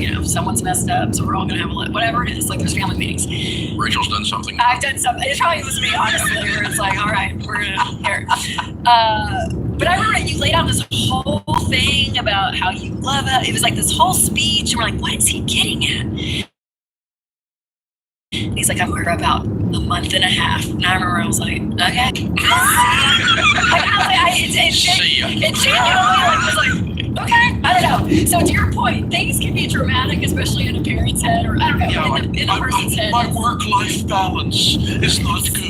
In a quarter mile, continue straight with the roundabout onto Challenger Road. Well, and I will say, because you were present other time, most of the time, so that's it too. You weren't abandoned. You were not abandoned children with a workaholic father. Yeah, but I think the same kind of thing falls into this because we get the work-life balance question all the time. It's like, I'm afraid I'll see my children if I'm getting out of that. Oh, stop it. Yeah. Get your butt to work. It's just, and that's what I have to tell myself too, and I'm like, okay, this is a sacrifice I'm going to do. And that book now, by the way, has sold 10 million copies. So, that little 42-day book tour worked out okay. So, so is the price worth it? Is the price you pay worth it? And that's what we're looking at. And then to keep it all in sync with your life too, because it's good. What you're talking about, writing it out like that gives you perspective. Yes, that's right. And you go, okay, 42 days out of the scope of my life, 4 weekends for her out of the scope of her life, is not and all of a sudden the little drama child inside my head starts to calm its butt down. Or the guilt of the parent, whatever it is. That's drama. That's parent's guilt. It's like, I'm not nurturing. It's, oh, brother. And the kid's like, yeah, whatever. I was at least. So yes, you can, when you're in baby step 2 and you've got 2 little kids and you're working 6 jobs and for a period of time you don't change as many diapers as the other one does, and that could be the husband or the wife. Maybe the wife's working 36-hour shifts as a nurse. I don't know, whatever it is. But there's all kinds of stuff you can do for short periods of time, and the kids are truly yawning at your drama. They're truly not affected because you're not doing this for a decade. That's what I was going to say. That's not the life pattern. It's not a life pattern, and it's not for a decade. And by the way, if you're working really hard when you're at home and you just spend time with the children, turn off your television. You're supposed to be spending time with your family. Or your phone. Binge watching Netflix or doom scrolling Instagram is not family time. Now we got what you're spending your hours on. The Olympics are on, and we're in the middle of a political season. You know how many of the Olympics I've seen this week? 0. I'm not an American, I know. I'm a communist. But seriously, I've not watched it. Oh, it's so good. I'm sure it is. Yeah, there we go. This is the Ramsey Show.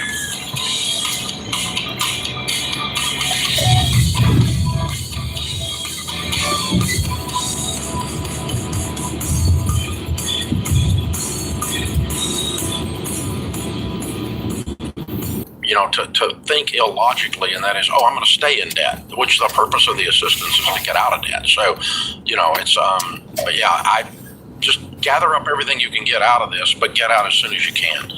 The faster you get out of debt, honey, the faster you're going to prosper. It is that simple. Sammy is in Phoenix, Arizona. Hi, Sammy. How are you? Hi, Dave. Hi, Rachel. How are you guys? Great. What's up? Well, I have a question regarding a loan. I know your favorite question. Basically, I live with my mom and husband. We would like to sell our home eventually, move out of the city.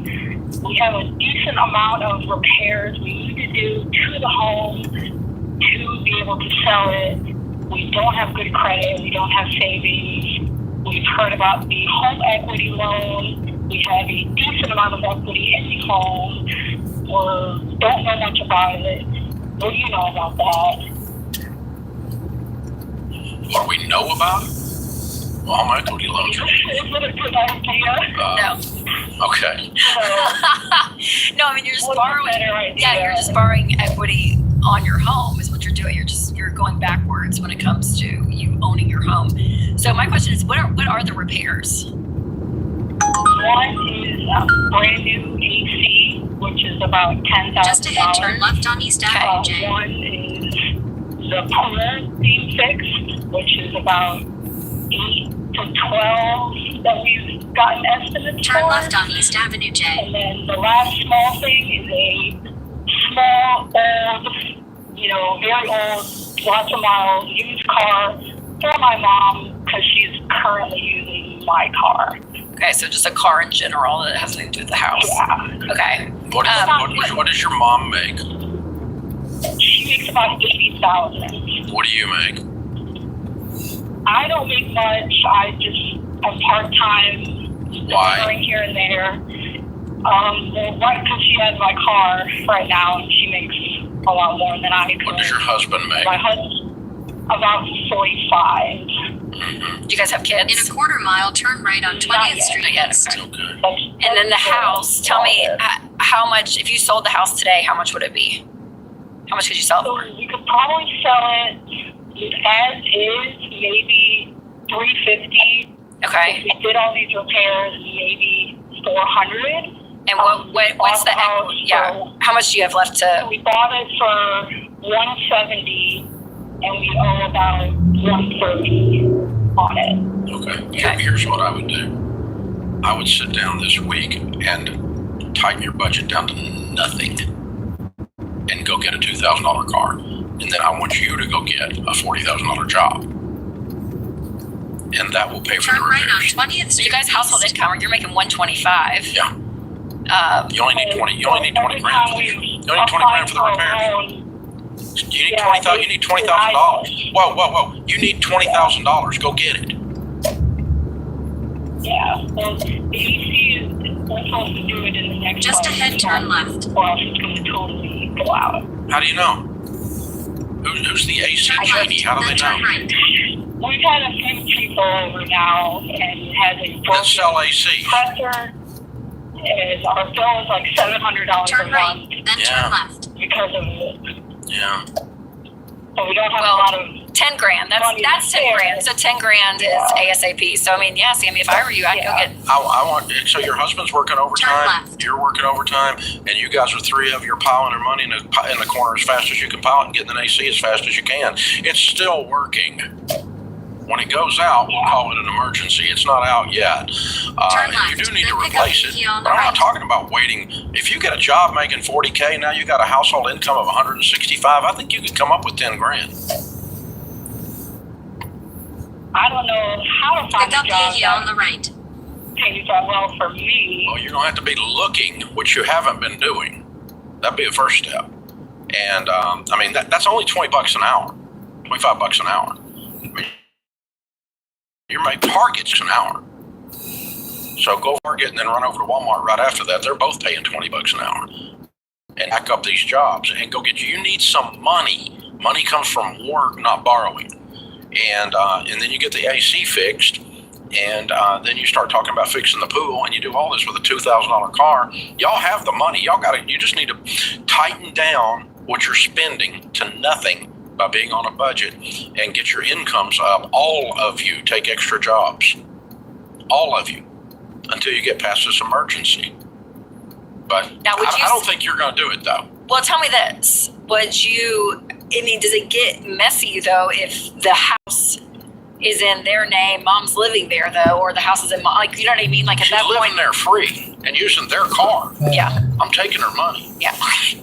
I mean, we're fixing the AC. I mean, I agree. Hello. I agree. Yeah. But I'm just thinking of like, there's always those layers when you have people that don't own the home that are in the home. You know what I mean? Like, Yeah. I mean, if she won't go get a job and you're taking mom's money, then now mom might object. yeah. Okay. But hey, everybody's diving on the ball here. We've got a fumble. Yep. And it's we got to recover here. We got to recover. Everybody game on. It's a household emergency. I mean, air conditioning in Phoenix is an emergency. Yeah, that's important. Yeah. Yep. It's 100 degrees, but it's a dry heat. You're killing me. It's like sticking your head in an oven. It's a convection oven is what it is. It's dry. It's hot. Love Phoenix. That's what they always say though. It's hot. It's really But hot. I will say, we were in Utah and the no humidity thing is different. It is different, but it's still hot. It is still very hot. This is the Ramsey Show. Just ahead, turn right.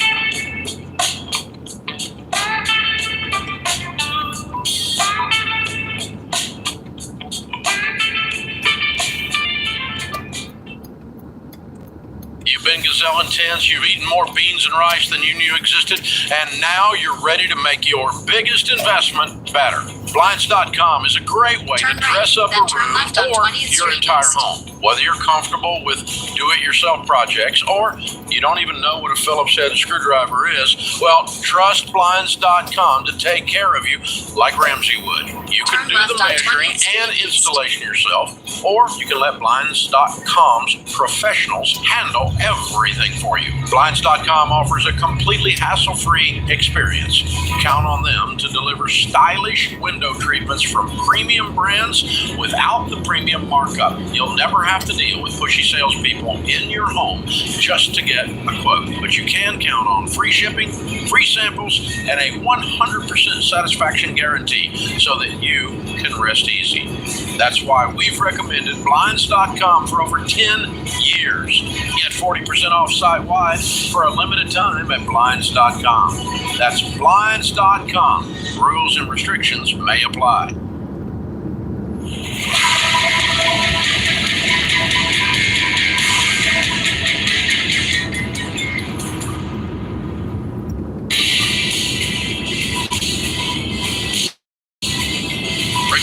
Ramsey Personality is my co-host today. Open phones at 888-825-5225. Most of you are aware there are two types of student loans: government-insured student loans and private student loans. Government-insured student loans have a bazillion different programs that you can get on or off, most of which suck, but you can still get on and off a program until you can get yourself squared around and get the thing paid off. Private student loans, however, are basically just a bank loan to go to college, and you get no help from nobody until now. If you have a private student loan that is in default, you've been unable to pay your private student loan, it's gotten behind, you're probably experiencing some pretty interesting collections pressure. Well, we got some good news. We have a sponsor here on the Ramsey Show that is the new sponsor of the Ramsey Question of the Day. They're called Why Refi. We've been working with these guys for a year and a half now. They're an incredible company. They're a leader in refinancing defaulted private student loan debt for borrowers. That means you're not able to repay the debt, and they reorganize the thing and get it to where you can pay it. They go buy it at a discount, and then they set it up to where you can handle it. This is this is cool. This is a great solution if you've got a private student loan that's in default. Of course, we teach personal responsibility. Of course, we teach not waiting on the government to fix something. They're not going to fix your private anything, I'm just telling you. So our team vetted Why Refi. We're thrilled to work with them, have been thrilled to work with them. They're trustworthy. They help people live the Ramsey way. This is a good company. It's a good solution for you if you have a defaulted, bad private student loan. They're different. And so you need to remember Why Refi. That's the letter Y, REFY.com, and that'll get you going. And they are our new sponsor. You're going to be hearing them every day when we do the Ramsey Question of the Day. Funding may not be available in all states. There's your little disclaimer thing here. So today's question of the day is brought to you by Why Refi. If private student loan debt is taking away your peace of mind and you don't see any way out, you need Why Refi. Why Refi refinances defaulted private student loans that other places won't touch. They give you a low fixed rate loan built for you, and it actually works out for them too. So here we go. Go to whyrefi.com/Ramsey. That's the letter YREFY.com/Ramsey. May not be available in all states. Today's question comes from Elise in Indiana. Elise says, I am a 28-year-old mother of 2 children. My fiance and I have been together for 6 years, and I have been the only one working. 2 years ago, he started to learn how to trade stocks. At the time, neither of us were familiar with the process and knew it would take him some time to learn. He started out investing in Tesla, Apple, and Meta. The past 2 years, he's invested an unreal amount of money for my paychecks, which has caused some bills to go unpaid. Whenever I'm stressed about the money going being wasted, I get scolded and accused of being controlling. He doesn't want to get a job because they don't pay enough. He says he will do DoorDash, but makes excuses not to go. We agreed that he would get $1,000 from my tax refund to trade with, and he will do it in a week. He has put over $1,500 into yet another platform and maxed out one of my credit cards. I work from home and he yells when I'm on work calls and gets mad because my job is a priority. Oh my gosh, my job is paying the bills and funding his trading. I understand that this is his dream, but I can't do it anymore. At least I can't. I don't understand how you're still with this guy. I'm not worried about his dream. I can't do him anymore. That's terrible. Yeah, no, I'm done. I'm completely done. You've been with him for 6 years and nothing's happened. No, I'm done. And This guy's got too many strikes. He has 4 strikes. Well, yeah, here we are. He yells, he doesn't work, he steals your money, and he calls you controlling. Strike 4. And you're out, buddy. He has too much pride to go make any kind of money. When he's lazy and won't work. Yeah, we got a lot at least. We could probably go up to 10 about this guy. Yeah, so I think he's your problem. You chose poorly, darling. I'm so sorry. Man. This guy's a bum. And you know it. After you wrote this down, Elise, and you reread it before you hit send to us, you had to go, poor girl.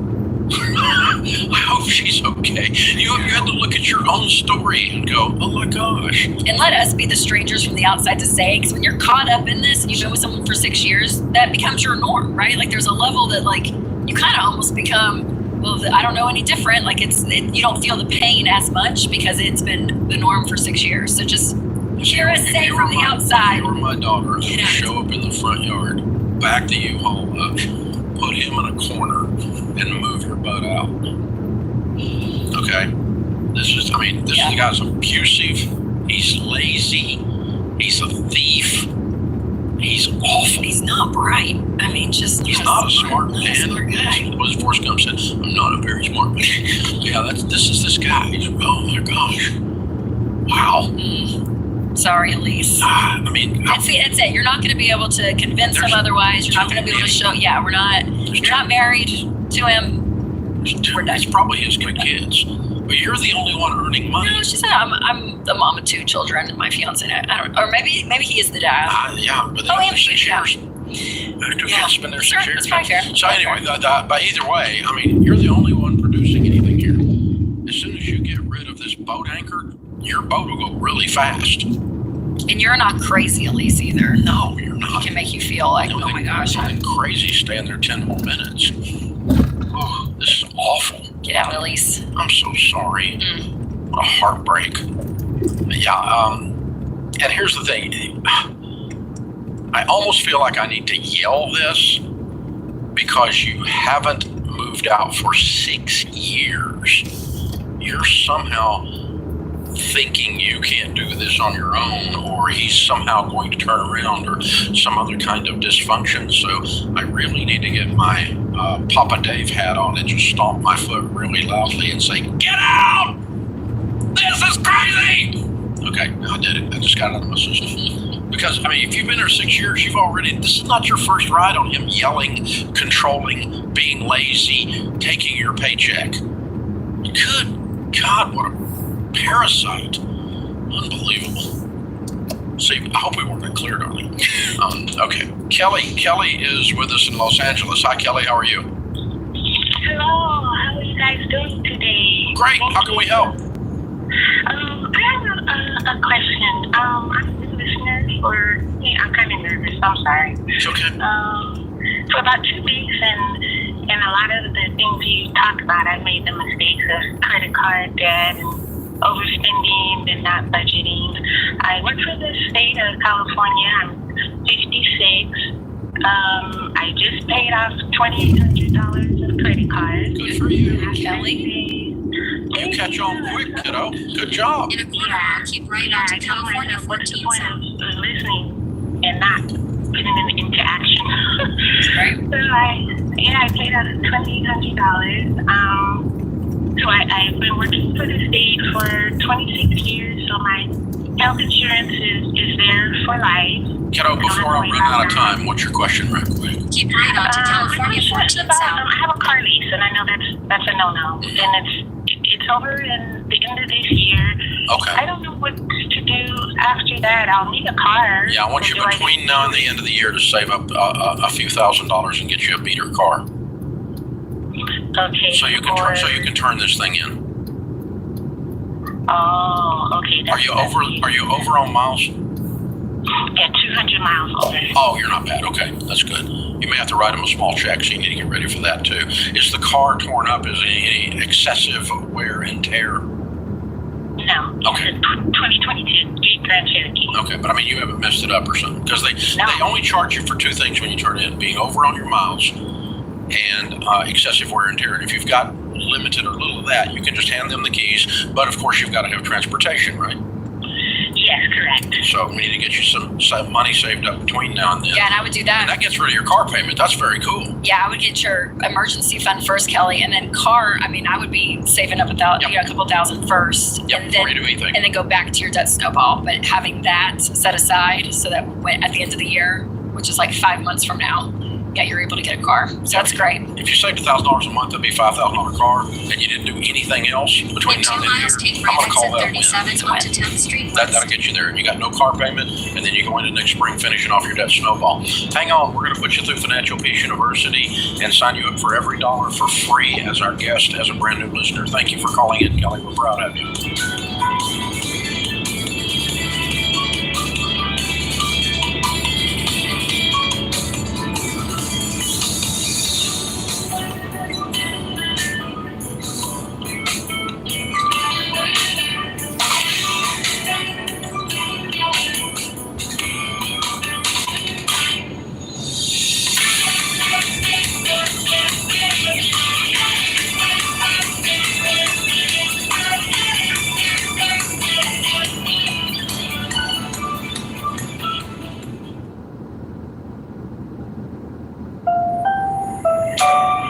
Brought to you by the Every Dollar app. Start budgeting for free today.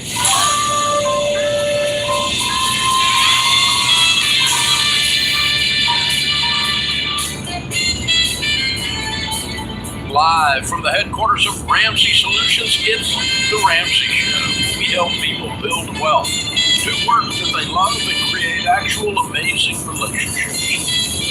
I'm Dave Ramsey, your host. Thank you for joining us. My co-host today, #1 best-selling author many times over, host of the Smart Money Happy Hour, along with Georgia Camel and my daughter, Rachel Cruz, Ramsey Personality. We're here to help you. The phone number is 888-825-5225. Molly is with us in Austin, Texas. Hey, Molly, how are you? Hi, Dave. I'm good. How are you? Better than I deserve. What's up? I just inherited about $1.5 million. Wow. And I'm getting married. In a half mile, take right exit 37 onto 10. My grandpa was a successful businessman in like hardware stuff, and so I have in cash, $1 million cash. So you're getting $500,000 cash and then payments on $1 million. Through all the rest. Yeah, so $500,000 in cash, $500,000 in stocks, and then the rest in business stuff. Turn right on 10th Street West, then turn right. Before this happened, did you have any money? I was pretty good with my money and had a pretty... How much money did you have before this happened? I had $10,000. Okay. You didn't have any money. Okay. And That's some well, I know it's not like you have. It's not like you already had $500,000. I know. Those of you that say There's a little difference in $500,000 or $1.5 million and $10,000. Okay. Now the fiance, does he have any money? Not a ton. What's he do? He graduated college, and his parents have a franchise called Mosquito Joe that he was Turn left on Mall Ring Road. But he has, he's done some work to start it up. But I'm just a little concerned that the inheritance has made him less, or it's created less pressure for him to work. Just ahead, turn right. That's a different question than do I need a prenup? Okay? That is, you need pre-marriage counseling. Okay. When is the wedding scheduled? November.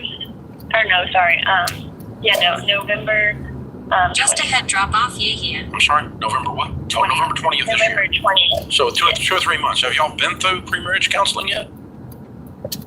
We did one group thing, but not like individual. You need to do some intensive marriage counseling where you say to him what you said to us. Okay. That's very important. Drop off here. Okay? Because here's the problem. Money does not cause people to have problems. It exposes problems that they have. It magnifies the good and the bad in you and in him. And what you're saying is this has magnified a lack of work ethic or something along those lines, a lack of motivation or whatever we want to call it.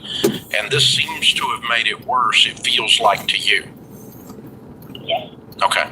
Did he know that you were going to be getting this money? Was this a conversation, or was it a little bit out of the blue with of you? Well, so we had been together about 5 years, and then my dad passed away, so that's how I inherited it.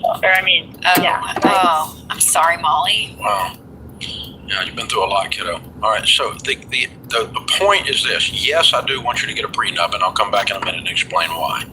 I don't believe in prenups very often, but occasionally I do. What I don't want you to do is to think your prenup is going to fix your fiance. It doesn't. It just helps you escape him if it goes completely bad. Okay? So you've got to go in and have real clear relational goals with him, and that's 90% of solving the problem you called about. 10% is the prenup piece of paper. If you've got to fix a future spouse with a prenup, you shouldn't get married, is my point. Because the prenup won't fix them. It's like doing a contract with a crook. Contracts don't make crooks suddenly honest. They're still going to find a way to crook you. Yeah. Okay? Contracts are not magical documents. They don't suddenly give people character. And prenups are not magical documents. They don't suddenly solve relationship issues that have been exposed by this newfound money. So I want you to really, really, really lean into that. And a good friend of mine asked me this morning, he said his daughter's getting ready to get engaged, and he wanted advice on what to tell the young man talking to him about his hand in marriage to his daughter. I said, FPU and pre-marriage counseling. Pre-marriage counseling alone will set you up detailed, in-depth. Rachel and Winston did it. Denise Bill did it. Daniel and Allison did it. And I mean, they're married. These poor people are married into the Ramsey family. They need counseling. So, right? And it's the deal with the family of origin that looks like this one. Oh my God. And so, you got to do it, Molly. That's the thing. Yeah. Now, the reason I would tell you a yes on a prenup is not because of what you're concerned about with him. It's because anytime there's a great disparity, like a huge pile of money like you've got versus no money like he's got, it brings out weirdness in the extended family. Like his mother leans over and says, well, honey, you don't have to work so hard, you know. It brings out weirdness in the extended family. And there's always crazy in every family, folks. And if you think there's not crazy in your family, that means it's you. So you've got to know that this $1.5 million is going to warp your relationship with them. And one of the things a prenup does is it helps him not be susceptible to the other family influences that are weirded out by this money. Okay? Okay. It doesn't fix him, but it gives you guys some tools to say, look, this money's just not accessible for that. It's not accessible for Mosquito Joe. Sorry, we're not doing it. And by the way, Mosquito Joe's a great little franchise. We're actually a customer. Yeah. So, And Molly, and you guys, a great financial prospect. yeah, and you guys, y'all been together, since 16 years old? 17? Yes, ma'am. Yeah, so and again, not that you can't marry your high school sweetheart by any means, but I do think a good counseling or therapy, honestly, before you walk into this is going to be huge, because there's habits or routines or just this kind of like way you guys have been doing life since you're 17. Yeah. That having a professional sit down and kind of just shake up the dynamic a little bit. Change the high school romance into Which is good, yeah. I'm like, because it's a totally different ball game, and you're kind of feeling that now all of a sudden when you're out on your own, and here's your soon-to-be husband thinking, oh my gosh, is he gonna carry his weight, and all of that needs to be exposed and fleshed out beforehand. So you're not crazy, Molly. This is a flag. Because the disparity is so wide, I would get a prenup. Otherwise, I would not. And if you don't think the prenup's going to fix the relationship, this is the Ramsey Show.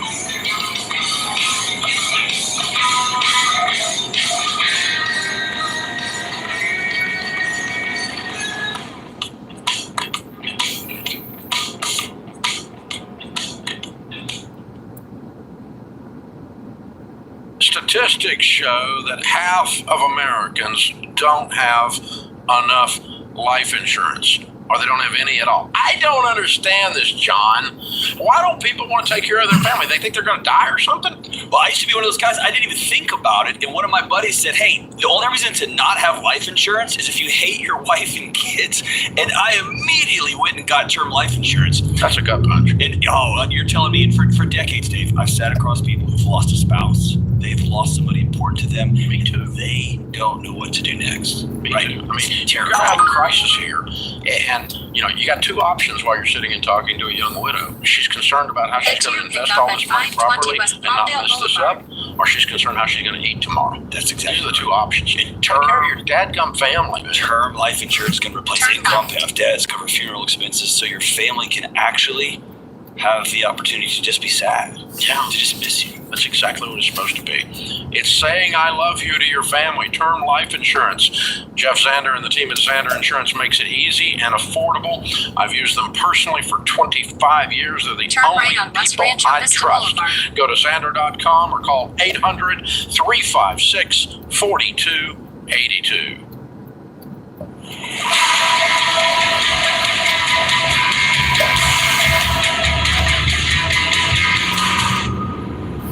Just ahead, turn right on California 14 South using the rainbow.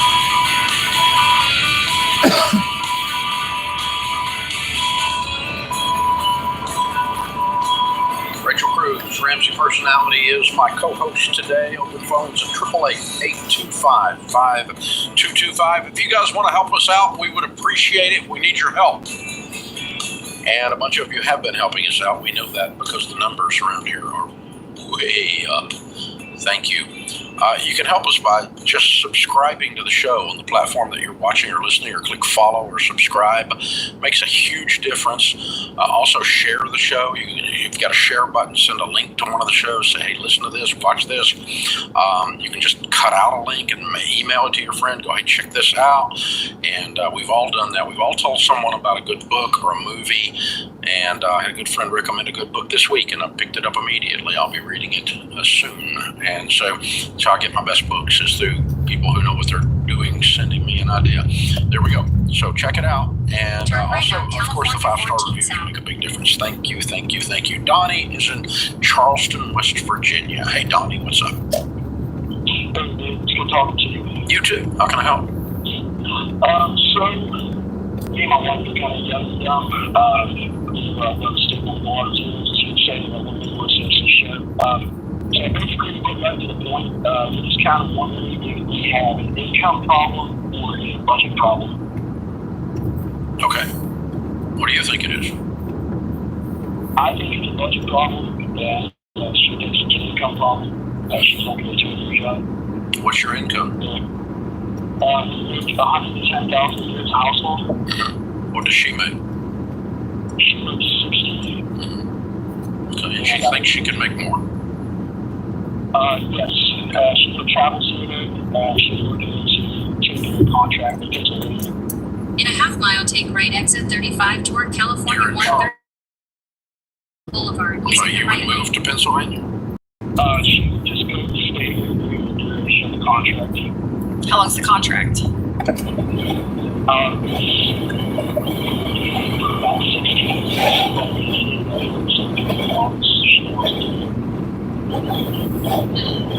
Okay,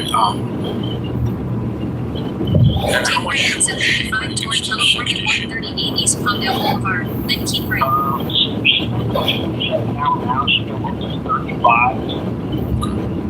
Or you guys have debt, or y'all trying to get out of debt? Or are you just trying? Yes. Okay, how much debt do you guys have? Or just shy of $98,000. Keep right toward Lake Hughes. Credit cards, personal loans, and cards. What do you owe on the cars? $75,456. And break that down. Which car's which? So she has a 2024 Ford Bronco. In a quarter mile, turn left. 44 grand. And she also has a 2013, which she owes a little under 16 on. And I have a 2010 Chevy Silverado, and I owe about 15,000 on it. Why do we have 3 cars? Turn left. They're done the same. Okay. There's not three people there, right? There's just how long you been married? Since May. Okay. And you can almost, yeah. So Donnie, here's the thing. I tried for years to out earn my Derek on the stupidity, right.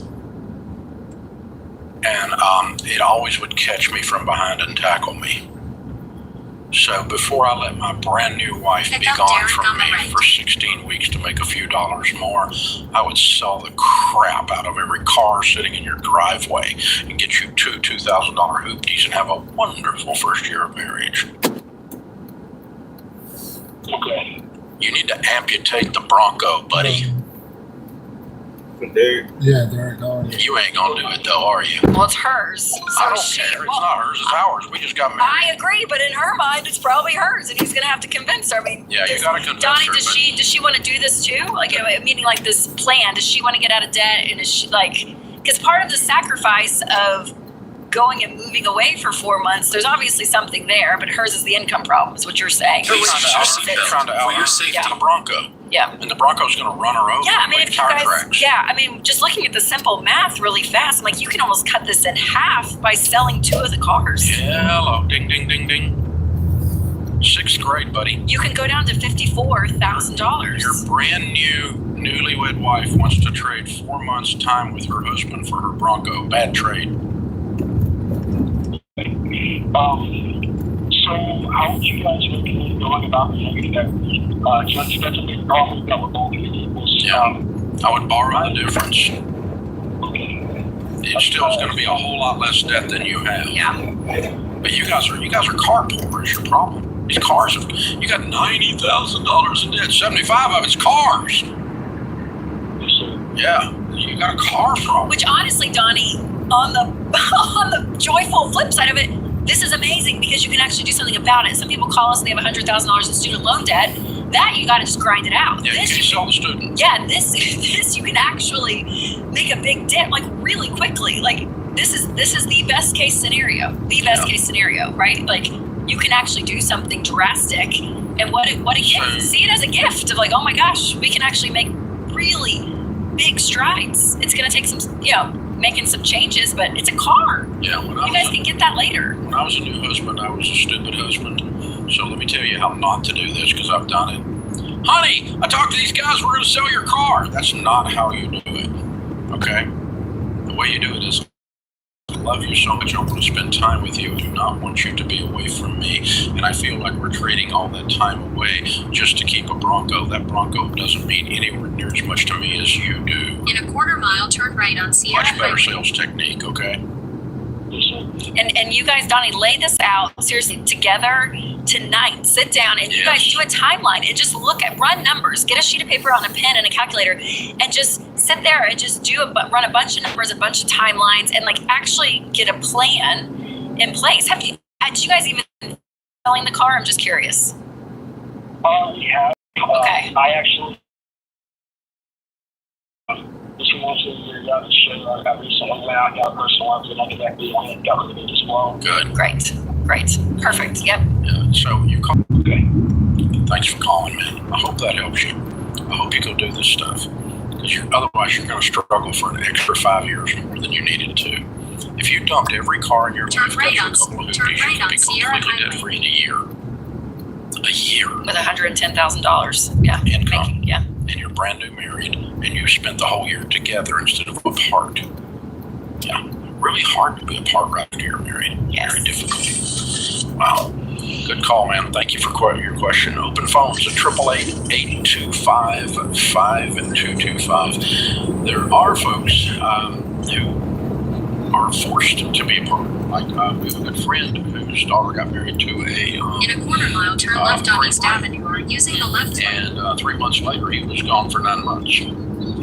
So of their first year of marriage, he was gone the last 9 months of the first year, doing things that he can't talk about in places he can't talk about. And so, because that's what people like Ray Berets do, and that's what keeps you people free out there.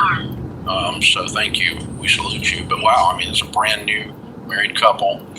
And oh my gosh. That has options. And I think that's the other thing. It's kind of like been the theme, I feel like, of the show is when you have options, that's a gift. Take the options. Sell the car. That's an option. When you're a military family, you don't have the option. You don't have the option. That's your job. She Like knew that's what it. she knew what she was signing She can still be a nurse. She's an option to still be a nurse where you guys are in West Virginia and sell the car, and you guys can move forward on the progress. So that's such a gift. It's a gift when there's options, right? If you don't have the option, if it's just student loans, there's no option to sell anything. To sell an item, you got to pay off the debt, right? So see it as a gift, Donnie, for sure. And you guys, you can make such quick strides, and you're still so young in your marriage. Like, do it.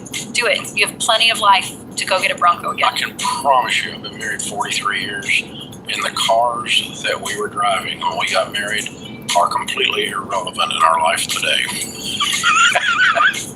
This is the Ramsey Show.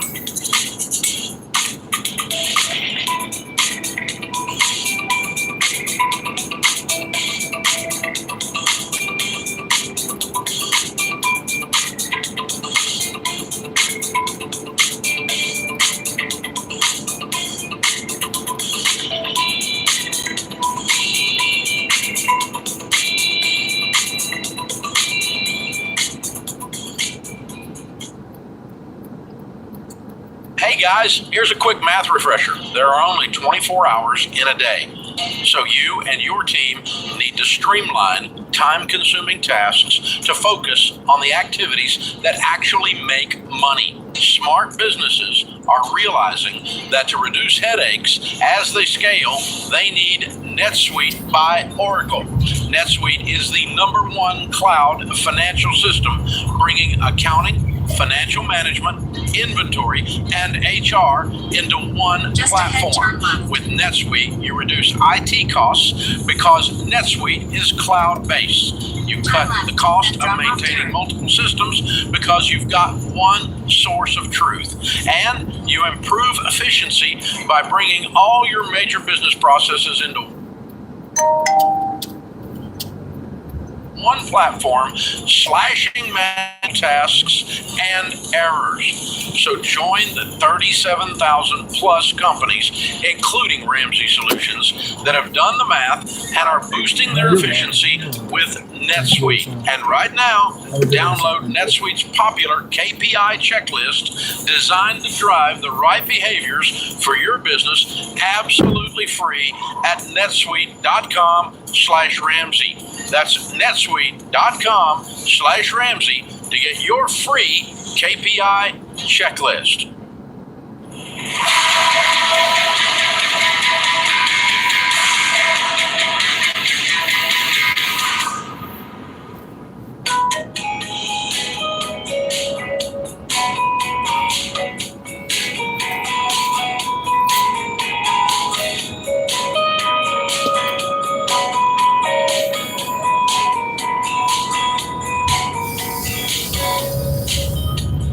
Rachel Cruz, Ramsey Personality, is my co-host. Thank you for joining us, America. Andrea is in Pensacola. Hi, Andrea. How are you? I am doing amazing. How are you doing, Dave? Better than I deserve. What's up? All right. So I work in food service. I work a $13 an hour job, and I have made $60,000 by working a crap ton of overtime in 2023. I have been looking forward to going on vacation because my grandmother's turning 90.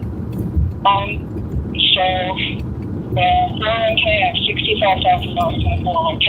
I have $24,000 in my Roth IRA, and I have $10,000 in Yada Bank. I had $4,000 in Regions. That was my emergency fund. We had a storm here, and we needed a new roof, which I was going to pay completely, and the car had got a nail in the tire, and so we had to replace the tires. So the checking account's down to $400, and my grandmother's birthday is next week, and should I go ahead and take some of the money out of retirement accounts because Yada is currently frozen, and I've been working really hard for this vacation, but I don't have any money in my checking account. It's all in retirement. Where's the birthday? The birthday is in Colorado, so I'd have to go from Pensacola to Colorado. It's a very long drive. And then once you get there, is it, do you have people to stay with, or what does it look like for that? I'd have to stay with my aunt, but they wanted to go to a,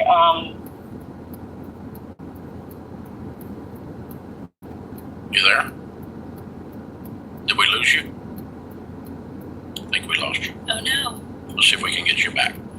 Rachel's in Atlanta. Hi, Rachel. Welcome to the Rams Show. Hi there. Hi, how can we help? Well, I just need to ask a question, and it may seem obvious to you. It's just not completely obvious to me. I'm 66 years old, and my financial advisor has said that I should wait till 70 to take my Social Security, but I'd like to take it now. We do have quite a bit of assets, but I would just like to have more money now to spend as I'd like to, rather than waiting until I'm 70. Okay.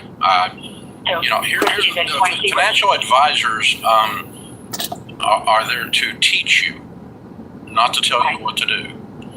They should have the heart of a teacher. And so the first thing I want you to do is to go back to your financial advisor and say, why are you telling me this? Okay. Did you understand why he said it or she said it? Well, he basically said, if you wait until I think that's about $1,700 a month now if I take it, but if I wait till I'm 70, it'll be a little over $2,000. Yeah. And he just said, everything goes up, and the more money you can get, the better. Well, that's not necessarily true. Okay. In order to do that formula, we have to know when you're going to die. Right. We don't. Okay. And so basically, we're trading $300 a month for the rest of your life, whatever that is, for $1,700 times 3,600 times 36 months. Okay. And so we're talking about 18,000. We're talking about 50 grand. Okay. So the $50,000 extra that you get during the 3 years of not waiting, were you to invest that, would provide you with more than the $300 of income that it's going to increase. So he's wrong. Okay. So hypothetically, I'm okay with that, okay? But mathematically, if we want to measure out which way is the best way, if you get 1,700 now times 36, okay, that's going to be almost 50,000 bucks. All right, probably is 50,000 bucks, but it's right around there, okay? And so if you make 10% on 50,000 bucks, that's $5,000 a year. That's a little over $400 a month, and you've got the 50,000 bucks in your hand. So if you didn't spend the 1,700 and put it all into an investment to offset the fact that you are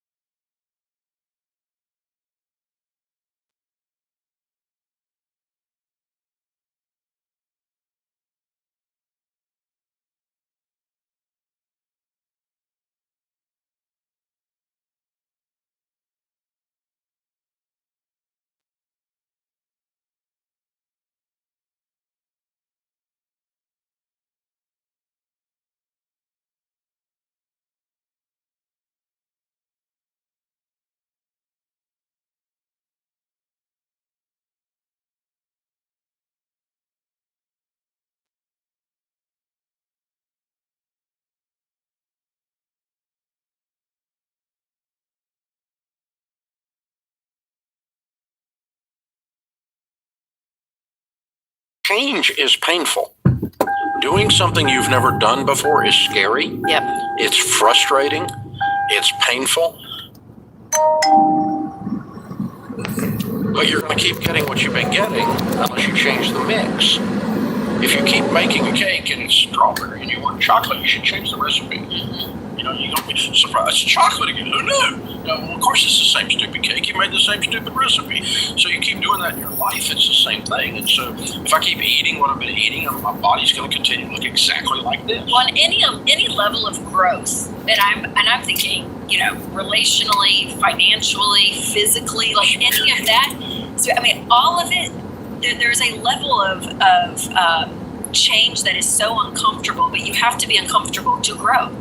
If you keep staying where you know what I mean, how you've been, there's no pain involved because there's no friction. It's just, you're just doing the same thing over and over again, right? So when you are changing, it's going to be uncomfortable. And there's going to be pain. That means you're growing in an area of your life, and you're not stagnant. It's not change. The pain is not for nothing. It's transformation. Yep. It's the strain of the caterpillar pushing out of the cocoon allows it to become a butterfly. It's transformation. It's not accidental. And so you can count on you becoming the next awesome version of you hurting. It's going to be painful at times. You know, no discipline seems pleasant at the time. The Bible says no discipline seems pleasant at the time, but ding, ding, ding, but it yields a harvest of righteousness. So no time. You and Winston got the whole family doing cold plunges. At no point in doing a cold plunge. Not the whole family. Is my children. We put the little babies in there too. No, no, kidding. No, but I mean, you got. At no point is this fun. Yeah. But the result is inflammation's down, all these other things. And, the result is it's good for you. You pay a price to get better, and that price is the pain of change. And until you have enough pain where you are today, you will not walk towards the pain of change.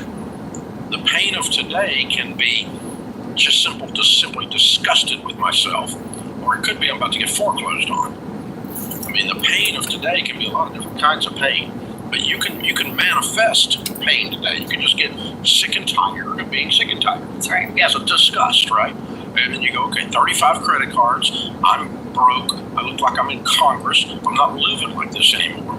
And then giving her a tool every dollar. I think people are they're needing something to help them in this world of money. They're needing a tool. They're needing something to assist them because it's hard to do it on your own, right? I mean, I have a trainer to help with working out. You have areas of your life that you get advice from, and you have experts to help you. And now in the world of technology, you're able to, in a great way, have an app on your phone that is guiding you. Just as Winston and I, we sat down 2 nights ago and did our August budget on EveryDollar. So to have something assist you in it is such a gift, you guys. So the EveryDollar budget, it's that. If you go to everydollar.com and create your first budget for free and start actually doing this, that's a gift in of itself of having the tool come alongside you as well. But then you have to do it. You have to stick to what you wrote down. And if you wrote down something that's different than the way you used to live, and it says, okay, we're not going to spend anything on restaurants this month, and we've been living at restaurants prior. That's a big change. That's right, yeah. And it'll be about 30 minutes before that little devil on your shoulder says, Chick-fil-A. No, the devil would not say Chick-fil-A. It's Jesus chicken. But he might say Chipotle.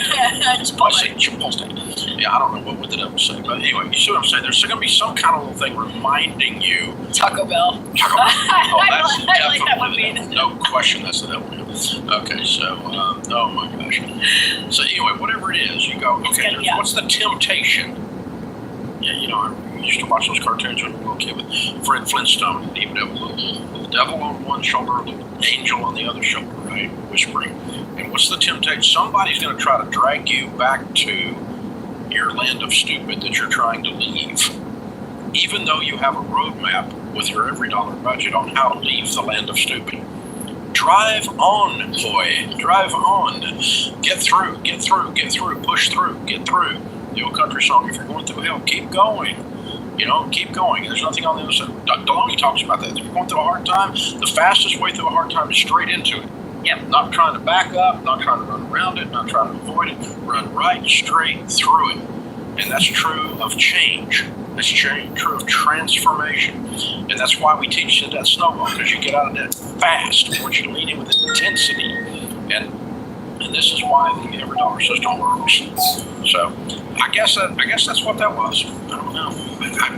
It is a bit of a mystery. I was waiting for something so profound. No, I'm just kidding. Yeah, really. It's a bit of a mystery. Things I've said like 80,000 times occasionally go viral, and other times they're just flat. And it could be the 35 credit cards. That might have It's intense. That was good opener. Good teaser. This is the Ramsey Show.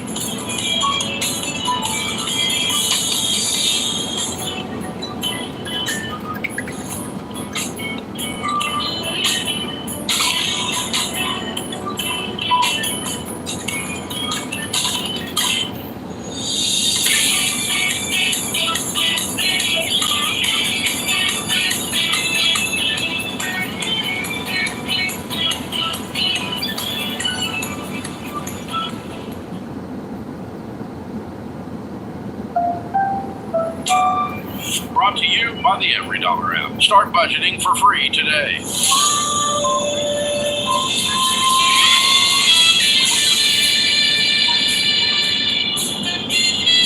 Live from the headquarters of Ramsey Solutions, it's the Ramsey Show. We help people build wealth, do work that they love, and create actual amazing relationships. Open phones at 888-825-5225. Rachel Cruz, Ramsey Personality, is my co-host today. Thank you for joining us. Carrie May is with us in Minneapolis. Hi, Carrie May. How are you? Hi, David. Good. Good. What's up? Well, about a month and a half ago, my house was hit by a tornado. Me and my 3 kids were home. It was horrifying. And when we went to make the claim, we called the insurance and we were informed that our insurance had been dropped a few months ago. And so we have no insurance. Been in the house? We moved in February. This was a new build. We moved in February of this year. And you put permanent, because usually when you do a new build, you have builder's risk insurance, which is different than homeowners. When you move in, you put a new homeowner's policy on it. Did you do that? So we had the builder's insurance that started in July of last year, and it was supposed to go through July of this year. It doesn't go through once you move in. Correct. So what we found out was that they had dropped our insurance during the building, not even completed, but during the building. And the bank never got informed of this. When we went to sign the mortgage, the bank never verified that we were switching from the construction loan to a permanent homeowner's insurance. But you didn't do that either. You didn't know you were supposed to switch from a builder's risk to a homeowner?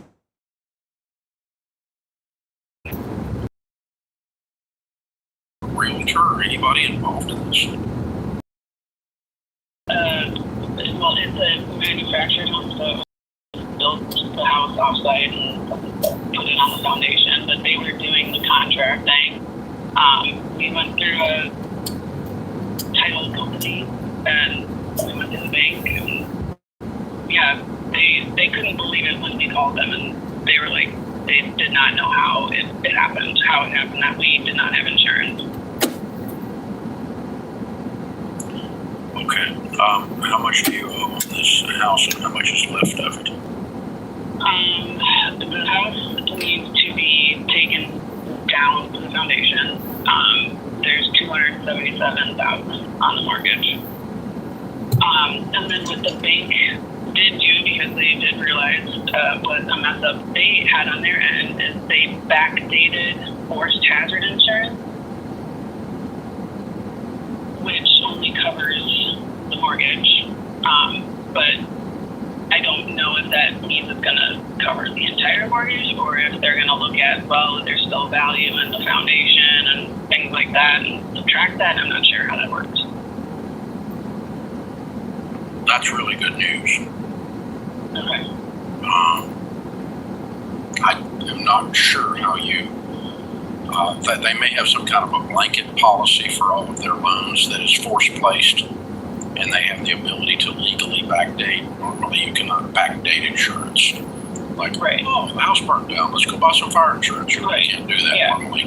Yeah. But if they've got a blanket policy for all of their loans, it's what's called force placed, meaning that a bank can force insurance onto your property. If you have a lien with that bank, a mortgage with that bank, it's force placed if you haven't paid your homeowners to protect themselves only. Right. And that's what this is. And they generally have a blanket policy for their whole portfolio. So maybe that's how they're able to do that. The good news is the house was probably only cost you about, you didn't put a lot down on it, did you? We put 70,000 into it. But you're going to get the lot. I mean, yeah, we have it's a 2.5 acre lot, and then plus we put in the septic and the well. What's the lot worth?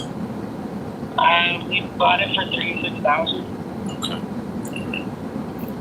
I'm so sorry about this.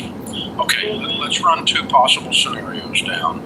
I think what's going to happen is the bank's going to pay off the mortgage. You're going to end up with a lot, and you're probably going to lose some money if you sold the lot versus what you put into it. But you're probably not going to end up owing $270,000, which is really, really good news. Agreed? Mm-hmm. Right. So I'm sorry you've been through this. Is everybody okay?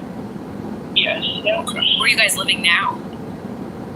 We're living with my parents an hour away. What's your household income?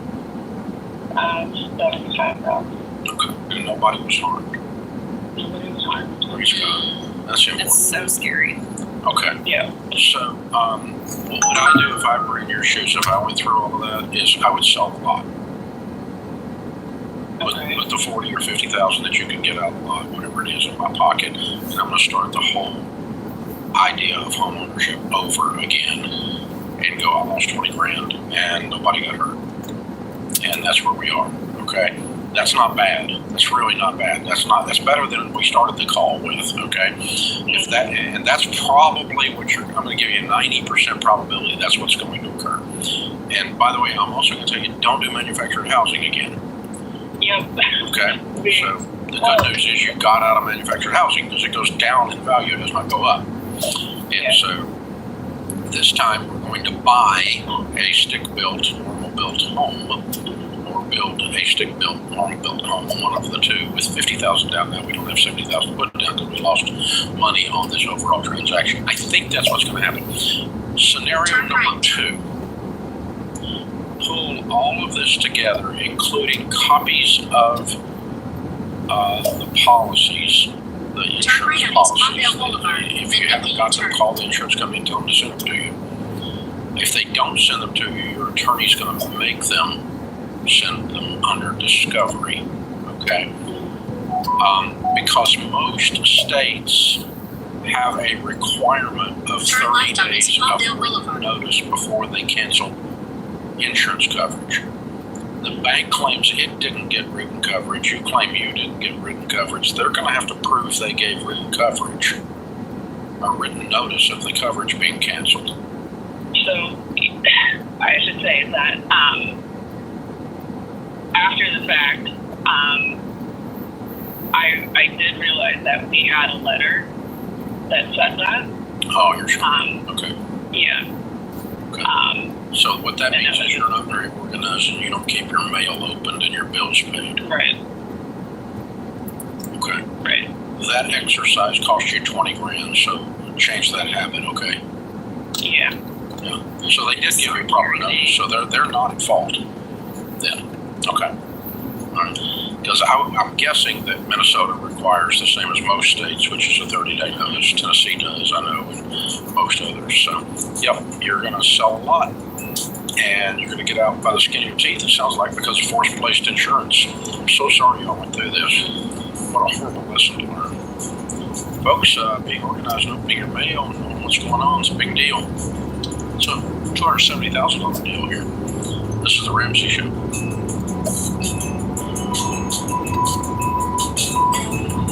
a quarter mile, make a slight left turn to stay on West Palmdale Boulevard using the middle lane.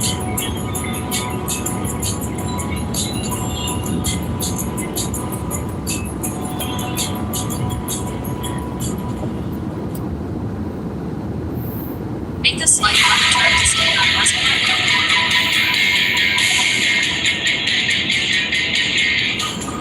In a quarter mile, turn right on 5th Street West using the right lane.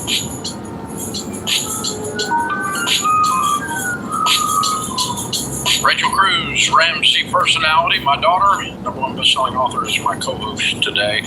Well, the Live Like No One Else cruise on Holland America in March, going to Turks and Caicos, St. Thomas, Puerto Rico, the Bahamas, with all the Ramsey personalities, plus Stephen Curtis Chapman, Manita Chauhan, and others, is almost sold out.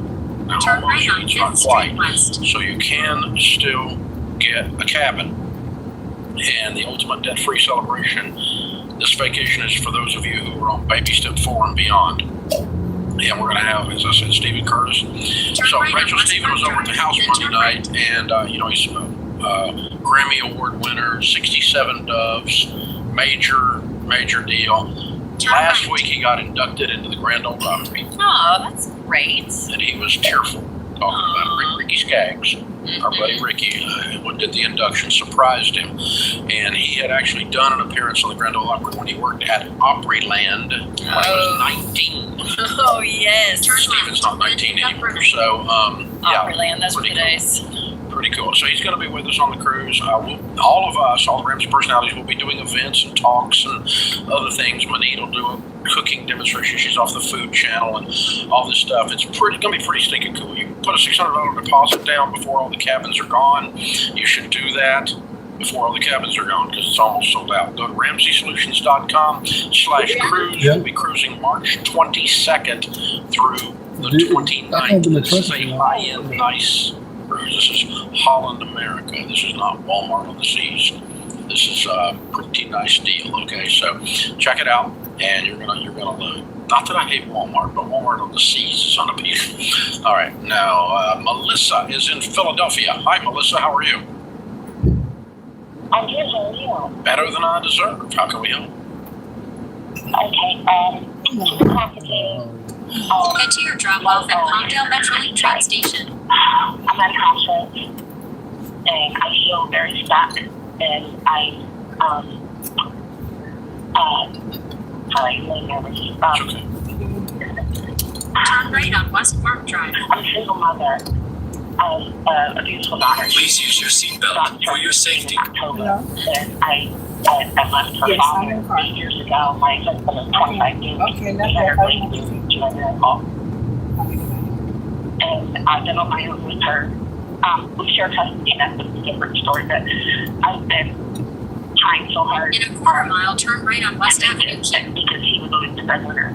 And I don't know at this point if I should go back to school, but my age, I feel like I'm running out of time. How old are you? I'm 56. Oh, you're out of time, that's for sure. I need to start like a whole career, 20 years. Yes, I hear you. You ever hear of the Sistine Chapel? The famous painting of the Sistine Chapel painted by Leonardo da Vinci? You ever heard of that? I haven't heard of it. I heard of him, but not of that. Okay. There's a famous painting of the Sistine Chapel. It's on the ceiling of the Sistine Chapel, 44 feet off the ground. You've probably seen it. It's right. God and Adam, they're touching fingers, right? Two guys touching fingers, yeah. Okay? Yeah. That's it. It was painted by Leonardo da Vinci laying on his back on scaffolding. He was 77 years old. Wow. Colonel Sanders never fried a chicken till he was 72. Multi-millionaires all over the world with Kentucky Fried Chicken because of him. You're not done, kiddo, as long as you're breathing. I have nothing. I really do. I never see nothing. I mean, one good thing, I'm under 5,000 in debt. Good. You know that I owe. So your daughter is 15. How long have you been gone from the husband? 8 years. 2016. Okay, and you've been surviving since then as a scrappy she-bear.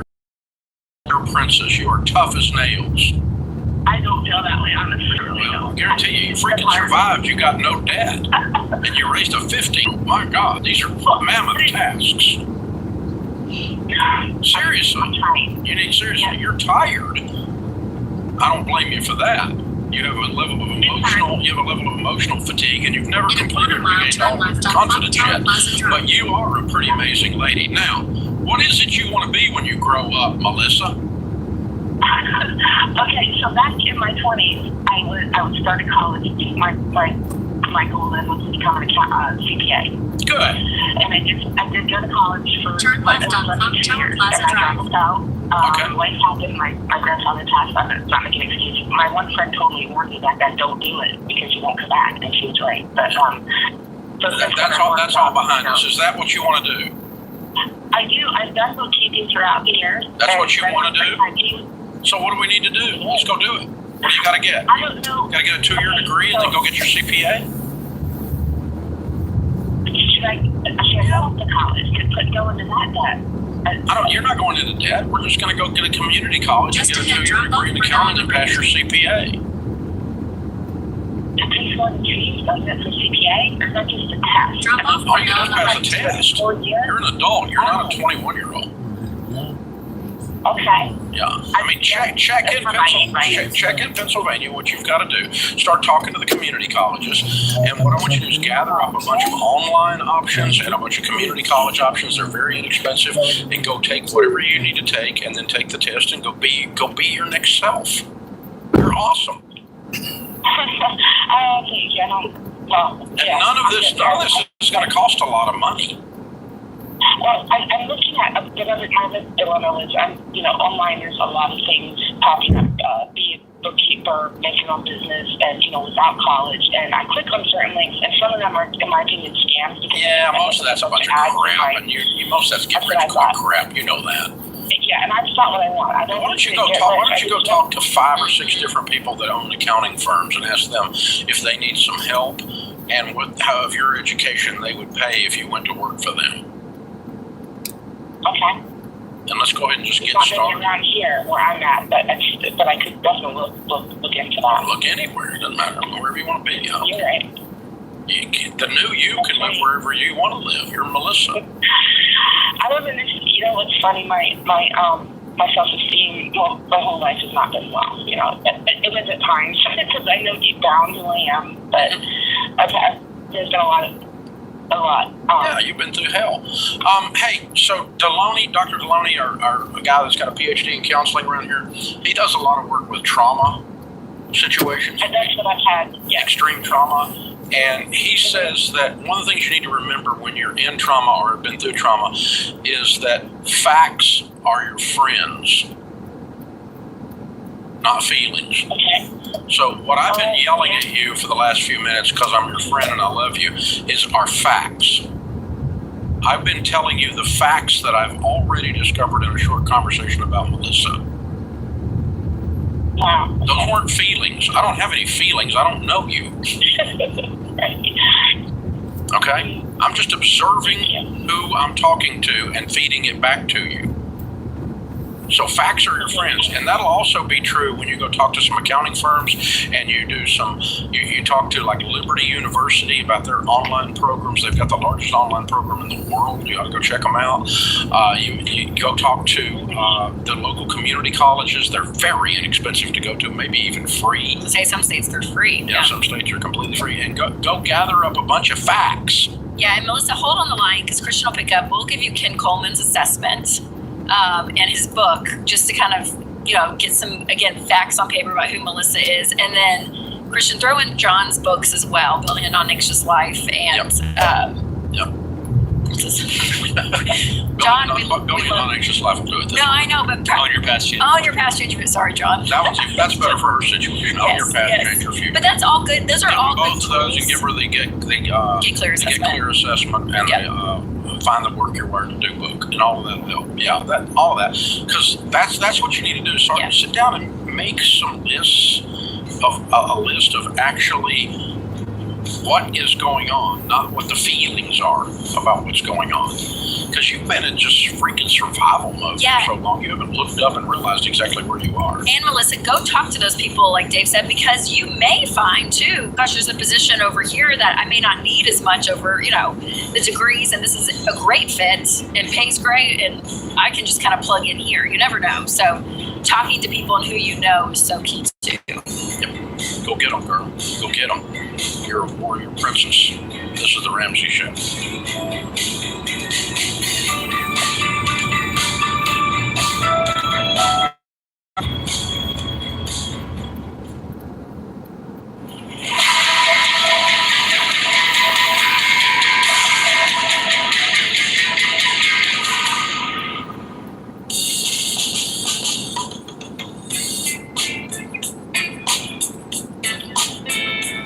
Rachel Cruz, #1 best-selling author, Ramsey personality, co-host of the Smart Money Happy Hour.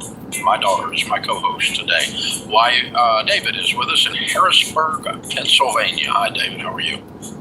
How are you doing? Better than I deserve. What's up? Okay, so my question is just about a year ago, my wife's grandfather had passed away. So we had moved down with grandmother just to keep her in good spirits. So, recently it was brought to my attention that when full circle happens and she passes away, the house will be given to us. Now, one thing I don't want to wait around on is that.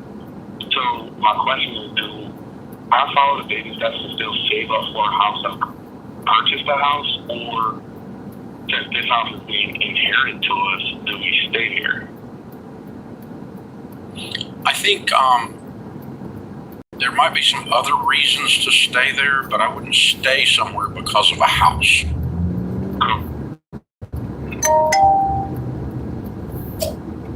I would live where I'm supposed to live my best life, and where it is what is good for you and your wife. And if you're there temporarily to care for a family member, that's nice and noble, but directed by God to spend the rest of your life in that particular location. So you just got to decide that, right? And so the two of you need to say, okay, 10 years from today, where do we see ourselves living? You have any idea of the answer to that question? I don't. Okay. Do you think it's there? No, I really don't. Okay. Then inheriting that house is irrelevant. Okay. Because when you inherit it, you're going to sell it. Yes, and that's also one thing I did talk to my wife about, like the emotional aspect. Or we just want to sell the house anyway? But that's the case, though. We can just look for a house. You can look for a house anyway. You're not going to stay there. Now, are you going to stay there until she passes to take care of her? Most likely that would be the plan. I know she said that she's going to retire soon, but also when she gets to a point where she can't take care of herself, she's saving a lot of money just to do the nursing home now. We're talking about grandmother. Yeah. Grandmother's still working? How old is grandmother? She retired next year. She's 64 today. Oh, good Lord. Yes, that's the big thing. Hey, I'm 63. If you're waiting on me to die, it's going to be 30 years, okay? You don't need to be taking care of me. I'm 63. You guys need to go live your life. A 64-year-old does not need to be cared for unless they've got an illness. You don't need to hang around and wait on her to get old. Oof, no, I think y'all need to really start thinking about married, David? Huh? How long have you guys been married? We actually been married a year. Okay. All right. Yeah. Yeah, you went there to help take care of Grandpa when he was sick. That was sweet. It's time to move back to where you're going to have your life. How far away are you guys from them? We were living about 45 minutes away, and I'm actually still commuting up there to work. Yeah, you need to move up there and start talking about saving up money, get out of debt, build your emergency fund, buy a house there, brother. That's And then in 20 years, in her 80s, if she needs help, y'all can make that decision. That's a long time. Yeah, it's a long time. Yeah, it took me a second when I realized grandmother was still working. Okay. I always think of grandmother as old, and yet I'm married to one. What do I know? Okay. All right, here we go. All right. Lori is with us in Atlanta, Georgia. Hey, Lori, what's up? Hey, thanks for taking my call, Dave. I appreciate it. Sure. How can I help? So, my situation is I'm trying to get my car payment lowered. And currently I owe $23,000 on it. And I'm not really getting a lot of breaks in terms of lowering it. And I'm just wondering if I should be paying, in addition to the car payment, a little bit more, or should I be thinking about trading in this car and getting an older one for less money? What do you make? About 40. And you owe 23. Yes. How much money have you got in the bank? Right now about 10. Okay. What's the car worth? I'm not really certain what it's worth. I honestly am not sure about that. Okay. You're trying to fix this without feeling any pain. Yeah. Exactly. And it's painful because you bought a car that's too expensive. What we have found is mathematically cars are the largest things that we all buy that go down in value, and you don't want to own vehicles with motors and wheels totaled all up to equal more than half your annual income. You broke that rule. Okay. So you need to move down the car, and you should be in a car around $10,000 or $15,000, and it should have no payments. Okay. Okay. So what that may mean is that we sell this car, write a check because you're probably upside down. Is that your guess too? Yeah. Okay. And then you buy a $5,000 and start saving for another $5,000 on top of that to get a $10,000, and then start saving and put another $5,000 on top of that and get a $15,000. It may be a 3-year or a 2-year process to move back up from a $5,000 zero payments all the time car up to a 15 and get rid of this thing. Okay. It's bringing you more pain than it is joy. Yes, it is. Okay. Okay. Yeah, and I can tell that in the math. I mean, it's even if you hadn't realized it, it is bringing you more pain than it is joy. So yeah, it's very easy to hold on to something like that. And the weird thing, Rachel, too, is cars. We all tend to think they're more permanent than they are. Like a car's a big deal. You sell a car. Yeah. Houses now. You start selling a house. That's a big deal. That's hard. Right. That uproots everything. The car. I mean, you just got to clean out the glove box. Take the license plate off. There's not a lot to sell in a car. I mean, it's just a stupid car. There's another one right there, another one right there, another one right there. They're everywhere. But I have that tendency to. I feel like if I'm in a car, get emotionally attached or something. Well, I just feel like it's like a rule. I have to keep it if I bought it or something. I don't know. I did that with a truck a while back. You probably forget that truck, but I bought this truck, and it was it was a nice truck, but it rode. It was horrible. I've been driving a Raptor, and it has a better ride. And I drove that thing for about 4 months, and I thought, why am I driving this car? I hate this car. And I don't hate cars. I love cars. So this is dumb. So I just sold the stupid truck. And I thought, well, that was kind of freeing idea. I'm not stuck with it. I can just get rid of it. It's just a car. It's just a car. Give me another Raptor. Life goes on. It's like just a car. So yeah, that's the way I just trying to train myself and everybody else to hold these things with a little bit more of an open hand. Becky, or I think it's Becky, is with us in Los Angeles. I didn't go to the same school you went to, Christian. Hi, Becky. How are you? I'm good, thanks. How are you, Dave? Better than I deserve. What's up? So I'm on baby step 7. Thank you for changing my life. Is it Becky or is it Bessie? Okay, I thought he spelled it wrong. Okay, how can I help? I'm sorry. That's okay. I wasn't positive. All of a sudden, they're back there in the booth talking like I'm an idiot, so I couldn't figure out what's going on. Okay. All right. So how can we help you? Turn right on 11th Street East. So I'm baby step 7. I own my home. I have 2 401ks who are worth just under $1 million total. Way to go! Thanks. I'll be 59 next week, so I'm getting closer to retirement age. I make about $200,000 a year. Turn right on 11th Street East. So right now I'm just putting the maximum amount I can put in every year into my 401k. Does your 401k have a Roth option? know. I said, well, it does, but I don't think I'm eligible. Oh, you're eligible. 401ks don't have a limit on them. So 401k Roth is okay? Yeah, from this point forward, I wouldn't change everything you got, the million you got in there. From this point forward, your contributions ought to be in a Roth. And get with a SmartVestor Pro, exceeds the limits. So you can do all that and keep maxing stuff out. You're making a lot of money. You got a lot of money. You're a millionaire starting from nothing. You're amazing. Way to go.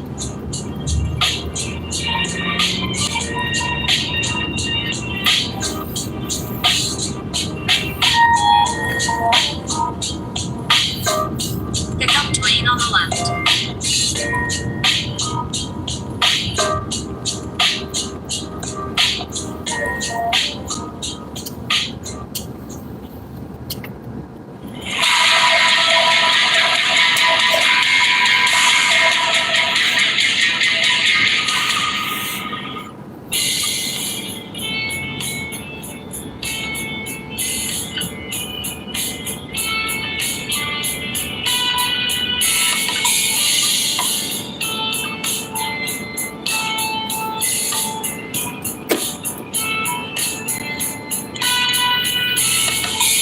Our scripture of the day, Philippians 3:17, join together in following my example, brothers and sisters, and just as you have us as a model, keep your eyes on those who live as we do. That would be Paul speaking, not Dave and Rachel. Dolly Parton said, if your actions create a legacy that inspires others to dream more, learn more, do more, and become more, you are an excellent leader. Love Dolly. Well, Miss Dolly, you are an excellent leader. Dream more, learn more, and do more, and become more. Yeah, she One is of the most compassionate, kind generous, people. Inspiring. Have you ever met her? Lives in our neighborhood. No, I have not. And it's she would be one of the That's a two bucket. or three people on the planet on my bucket list that I've not met. You know, I'm not a big person. I'm not a big star chaser. I'm really not really impressed much with those folk. I mean, I like them. I know a lot of them, but it's not. You like the showbiz a little bit. Yeah, a little Head bit. to your drop off. Head to your drop But off. she's so iconic. Train station. Oh man, Dolly's the best. All right, Todd is So in is Paul. Indianapolis. Hey, Todd, how are you? Good. How are you, Dave? Better than I deserve. How can I help? Sure. Well, thanks for taking my call. I just had a question and wanted to see about your philosophy from a 15-year Right on East Palmdale Boulevard. maybe going a 30-year mortgage, but possibly paying it off like a 15-year mortgage type deal, whether it be making bi-weekly payments and then making an extra monthly or making an extra mortgage payment each quarter. There's a couple of numbers that bother me when I think about that concept. Okay, the Federal Reserve has done a study that says when it comes to mortgages, 97.3% of the mortgages are not systematically repaid or prepaid. Okay, not systematically prepaid, which means if I take out a 30 and I promise to pay it like a 15, I'm claiming to be in the top 2.7% of the people out there as far as my discipline goes. I don't want to make that claim about me because I know better than that. The second thing is I have read and discovered there's a guy named David Bach years ago, came on the scene after I did, that wrote a book called Automatic Millionaire. And he makes a very valid point in that book to do as many things in your life as you can that you put on autopilot that are automatic discipline. For instance, you automatically have money withdrawn going into your 401k. You automatically have money coming out of your checking account to pay your insurance, so you don't have to think about it. It's paid on time, okay? You don't pay late fees on your utilities because of auto withdrawal. All those things you can do automatic that helps my discipline. Think about it, slip up. It's not an accident. It's just there. It's done. And if I have a 15-year mortgage, we do know 100% of the time it's going to be paid off in 15 years or less. That's the second data point. The third one is that we find, as we studied 10,167 millionaires in the largest study of millionaires ever done, that the typical millionaire, Todd, that we run into that has $1 to $5 million in net worth. They're not a multi. They're not got 30 million or 50 million. They got that first million, second million, third million. Typically in that 1 to 3 million in particular. Turn right on 6th Street. There's two major things that show up almost every time. One is 800 to $1.2 million or something like that in their 401k. Again, automatically done, or their Roth IRA, automatically done. The second thing we find is they have a home that is paid for that's $600,000 or $700,000, $800,000. Those two things combined give them a net worth of 1 to 3 million typically. Those two things show up all the time as a paid for home. And then when we interviewed them, we found two types of millionaires that we were interviewing out of these 10,000. Ones that were doing Ramsey stuff and familiar with us, and ones that had never heard of us. Okay, it was about 50-50. We tried to find a large group that had never heard of us because we didn't want the research to be biased. Okay, and so the group that does not follow us typically paid off a millionaire. Typically paid off their home in 11.7 years. The group that did follow us pays off their home in 10.2 years. The difference doesn't matter. It wasn't enough that we went, oh, Ramsey's way cooler. We're not. We're just right there together. We were a little bit better than Ramsey tried, but not a lot better. The bottom line was, though, what we could say conclusively is that millionaires pay off their homes in 12 years or less on average. Thank you, sir. Okay. So all of those reasons say, don't do it.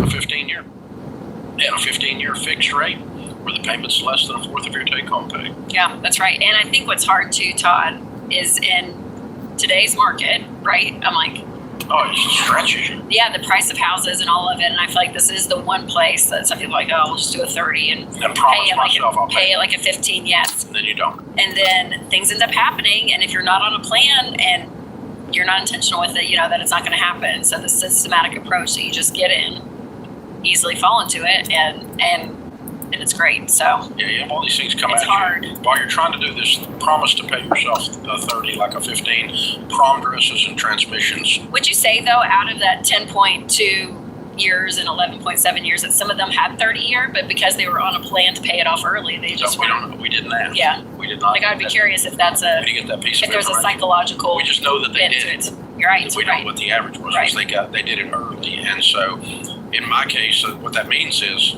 that you need to take out a 15 and do it even faster. Mm-hmm. Do it 10. If you can't do it on the 15, you can't do the millionaire plan. You'll get a better interest rate too with the 15. That's true. Like as much as 0.5% right now. It's pretty crazy. It's a big deal.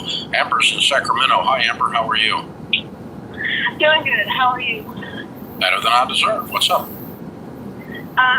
Well, not doing great actually, to be honest. My husband's been working in the mental health field for the last 8 years. The last 3 of which he's been fully remote, which hasn't been a great transition for him. He really hates his job, to put it simply.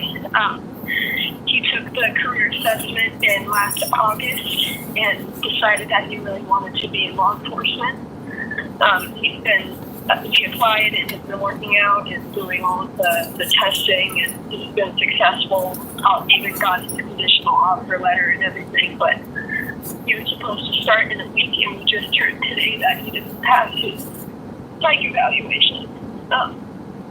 So he will not be joining. And on top of all of that, I'm 3 weeks postpartum. So our whole world just got turned upside down. This is something we've been looking forward to for so long.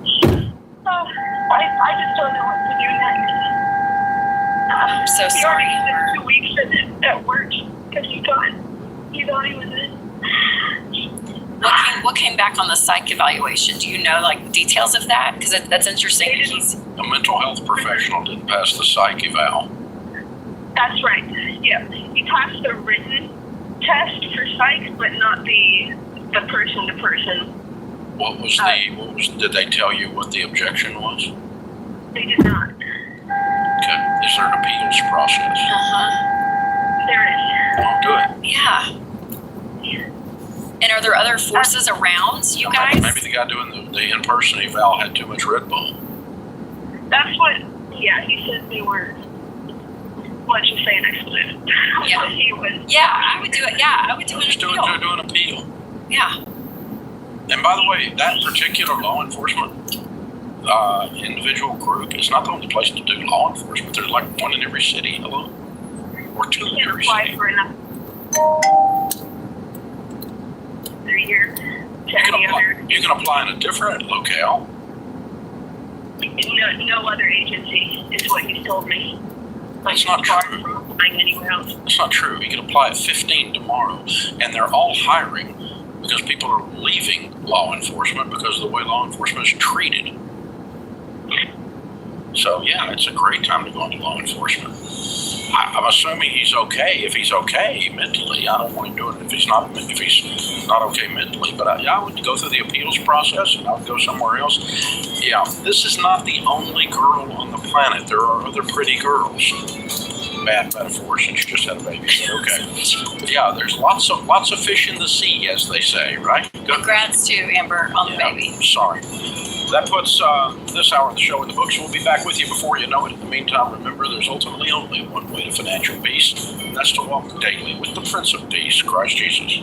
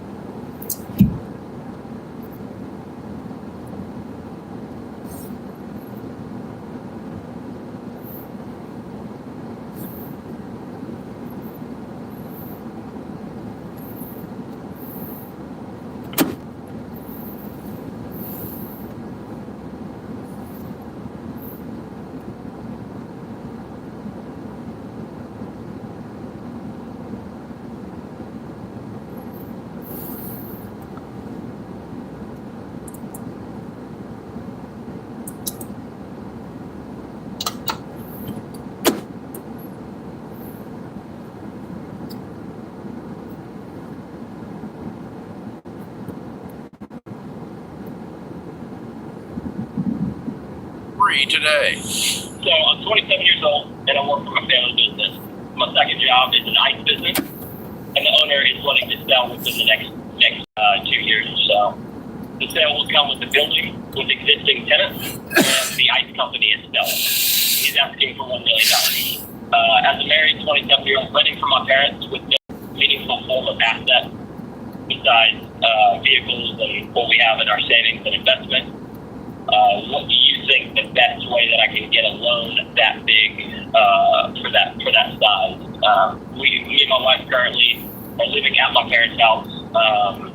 We have no form of debt besides, or thanks to you, no debt. We worked hard to pay off all our student loans and credit card debt and everything.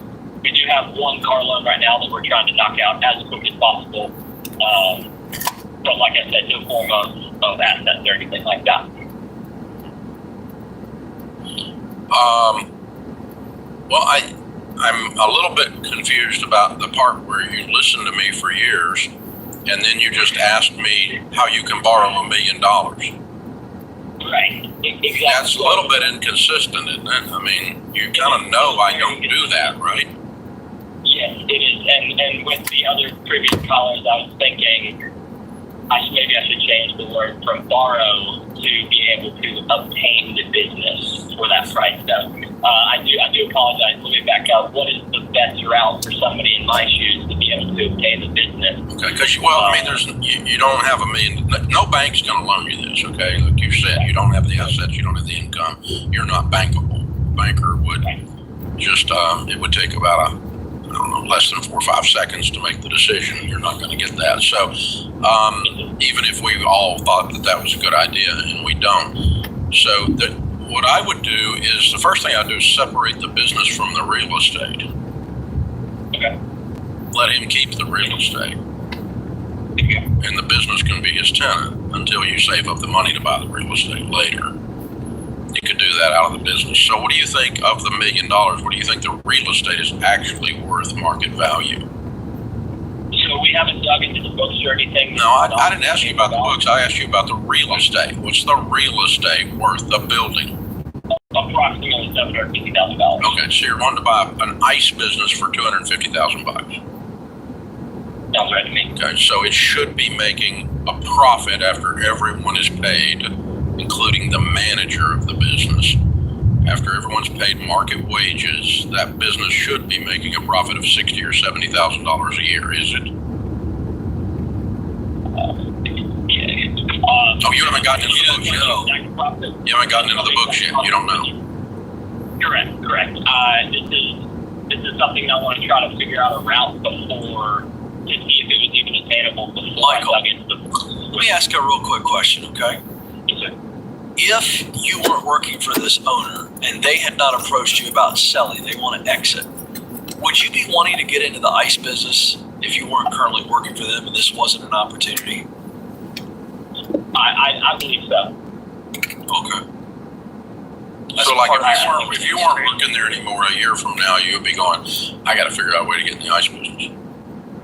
I believe so. I think it's very lucrative, and I see a lot of opportunities in the ice world itself. So I'm glad I was introduced to it very young. Yeah. And I think my answer would still be yes. So that's not your family though. Your family's a different business. Correct. Okay. I want to make sure I got that straight. Okay. All right. Now here's what I would tell my son if your age and came in and sat down at my kitchen table. I would say you need a stronger personal financial foundation before you start talking about buying and running a small business. Buying and running a small business will take the bone marrow out of you. It will drain you. It'll squeeze you like yesterday's dish rag, man. Because it becomes a mistress if you're not real careful. Because you have to put everything, all your emotions, all your intellect, everything into it, and you got a car payment, live with your mom to do that. So you guys need to get out on your own and be free and have a solid foundation in your life before you start talking about buying business. This is what I would tell my son. Okay. And can I ask you a question before letting it up? Sure. I see this opportunity, and I can see this opportunity as a long-term investment, a great thing, it's just long-term down the road and everything. I'm not wanting to pass up on this opportunity as it comes to me right now, and in my brain, you can tell me if I'm wrong. You're wrong. I just told you were wrong. I just told you not to do it. Pass up on it. Pass it. Let it go. Let it go. Get in the ice business later when you get your freaking act together. You don't have your act together yet. About all you're good at so far is talking yourself into this. Yeah, it's not an opportunity. It's a trap. Yeah. With your current environment, Michael. You don't have any money. You have a carpet. You live with your parents. I'm telling you, man, you really got to get out. You got to get out and get on solid ground to have a chance of making it in business. Business is hard. It's hard. And you don't do it from your daddy's basement. It's hard, and you don't do it with a car payment. You need to get a solid foundation. And I don't think we can stop you. You got your foot on the pedal. You're heading off the cliff. Nobody sign bridge out. I don't care. I don't want to miss the chance. I'm taking the jump. It's a chance to go swimming. That's it, man. That's the metaphor there. We can't stop you. So have at it, son, but I wouldn't do it. I'm telling you, I wouldn't do it. I think you're going to have plenty of times in your life to get into business and do it from strength, not from weakness. And you need to build some strength to do that. That's what it doesn't affect me, honey. If you want to do it, you go do it. But you asked what we would do, and we love you, and we want you to win. I told you exactly what to tell my own son, who I want to have a great life and prosper, just like I want that for you. So You do what you want, but I don't think you're in a position to do this right now, and I would not do it. I'm not a dream killer, but I love stepping all over nightmares. I love kicking a nightmare out the door. Yeah. So, here's a quick message and this, listen, we've all been your age and bright-eyed, bushy-tailed, excited about what looks like an opportunity. And this is a situation, Michael, if you were to jump into this in your current environment, you wouldn't even be able to be fully focused. Like Dave said, you need to be on a small business because of this financial stress. You're not in a position where this thing can take care of you. And I didn't hear enough evidence either, and this is a positive, I'm not piling on here. I didn't hear enough evidence that he understood the business and that he could truly grow the business in order to say, I could actually run the business. I'd like him to prove to the current owner that he, through his efforts, Michael, we're talking about, can grow the business. You know, I mean, it's scary. I would sit down and talk to the current owner. If you want to do this, Michael, there's a way to salvage that and say, you know, put me in leadership. I can get my personal finances straightened out, and then I want to talk to you. I'll take an option to buy, and then I'll talk to you about exercising that option, but I'm not bound to it, not contractual. Love that conversation. And you can be sitting there, learn the business inside and out. You may learn. You will learn a lot better than you know now, and you may learn the actual valuation is off. Yeah, and that's such good advice. I hope everybody's listening to that, because that actually creates opportunity. Doesn't mean it's a good opportunity, but right now what you have is not an opportunity. If you go the Dave route there, now all of a sudden it becomes an opportunity. I then have the option to choose to take the opportunity, and that's what I like about that. There might be some sweat equity in that plan too, if he helps grow the business. The best business deals I have ever done in my life are the ones I passed on. That's so true. That's good. They're the best ones. Create your free every dollar budget today, the simplest way to budget for your life.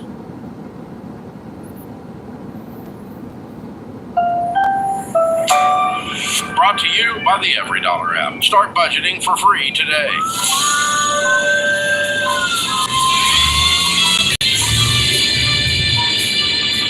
Live from the headquarters of Ramsey Solutions, it's the Ramsey Show. We help people build wealth, do work that they love, and create actual amazing relationships. George Campbell, Ramsey personality, #1 best-selling author, Breaking Free from Broke. He's my co-host today. Open phones at 888-825-5225. You jump in. We'll talk about you right in front of you. Josh is in Charlotte, North Carolina. Hey, Josh, what's up? Hi, hope you guys are well. Better than we deserve, brother. How can we help? First, thanks for your time. My question is, how should me and my wife go from 2 incomes to 0? What do you mean? That's so confusing. How do we go from... What happened? Tell me what the flip's going on. I don't understand. So I lost my job yesterday. Oh, wow. Well, it's a lot of details. Basically, I wasn't performing the job up to stuff. Okay. What were you making? $40,000. What were you doing? I was a market research assistant. Okay. And how long had you been in the job? 6 months. And she lost her job yesterday too? No. She was actually planning to leave. She gave her notice about 2 weeks ago, and she was working through mid-August. So just really bad timing. Why was she leaving? She's been just overwhelmed with the work, and she didn't like it, so she was trying to pursue something that made her happy, and she was... But nothing was lined up. But she doesn't have a new job. She just quit. Correct. Wow. Well, that decision came back to bite you. Okay. Yeah, like you're supposed to have the boat pull up to the dock before you jump off the dock. Yeah. You get wet otherwise, yeah. Oh, yeah. My boat was there, and then it sank. Not yours, it's hers. Yeah. Have the new job before you give notice. She was going to not work for a few months. Why? I made it up. Because I made it up to cover our... $40,000? Yeah, you're rolling in it. You guys have kids? No. Do you have any debt? Only one student loan that's not due until November 2025. Yeah, how old are you two? We're early 30s. I'm 33. She's 32. Okay. All right. So the situation is that you have two career crises simultaneously, and the answer is that there's a short-term answer and a long-term answer. The short-term answer is both of you go get 6 part-time jobs today. Today. I want you delivering pizzas, cutting grass, walking dogs, picking up dog poop, cleaning toilets. I don't care. I want you to working hard today, which is something neither one of you have been doing a lot of lately. Can I give you some more details about kind of what happened with my job? How does that affect what you've got to do from today forward? I have to determine if I can still work. Okay, all right. My father passed away in April. Mm-hmm.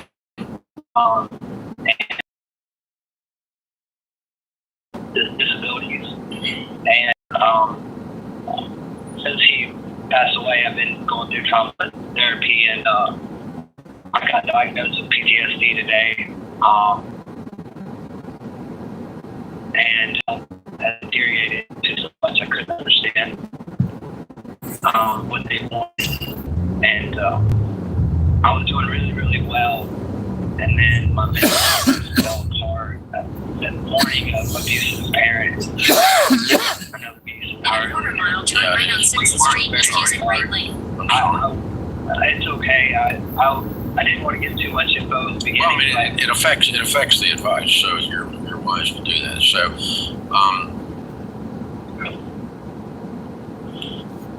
all right. There's a couple things here. Number one. Can I give you one piece of info? Please. That's okay. Apparently, our overhead is extremely, extremely low. We only spend about $500 on bills that we live for free. We live in a family home that's paid for. Turn right on 6th Street east. Bills. So that's why we have the safety of 3 to 6 months savings, is because we have over 1.5 years savings just to live on. But we're not going to. But that's the security blanket we had so that she left her job. In a quarter mile, turn left on East Avenue, Q3. It all blew up. Okay. All right.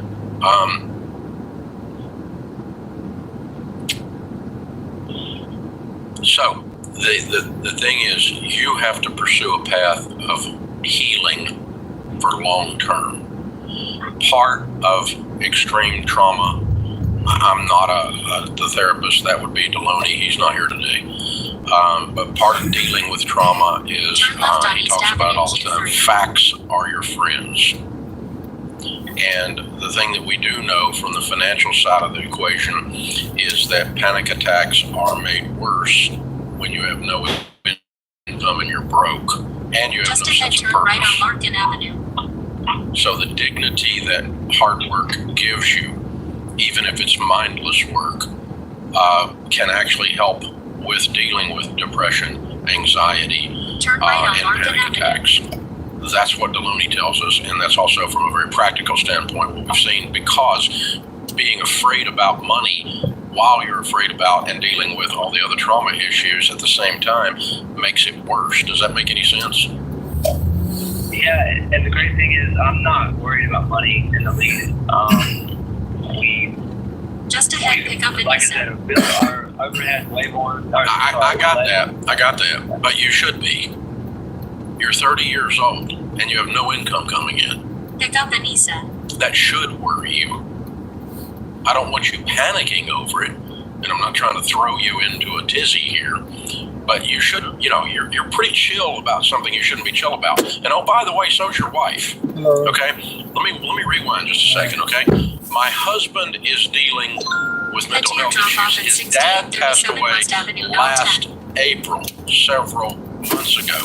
That has made his mental health issues and trauma and PTSD and panic attacks come to the forefront. He's really not functioning well at work. So what am I going to do? I'm going to quit my job because I don't like it. Please use your That's completely unwise. And ridiculous. Yeah. Do what? I take the blame as. Why would you take the blame? He said he asked her to quit her job. Yeah. Okay. And by the way, Turn left on Division that's Street. another trauma that you've got to add to this. Both of you being gainfully employed, short-term and long-term, as soon as possible, is helpful to mental health issues. It's also wise. I'm going to sit at home and try to heal on my couch while doing nothing and my money runs out. Is not a good mental health plan. It's not a good financial plan. It's not a career plan. So you guys need to go back to work at some level, whatever level you can function, and she needs to yesterday.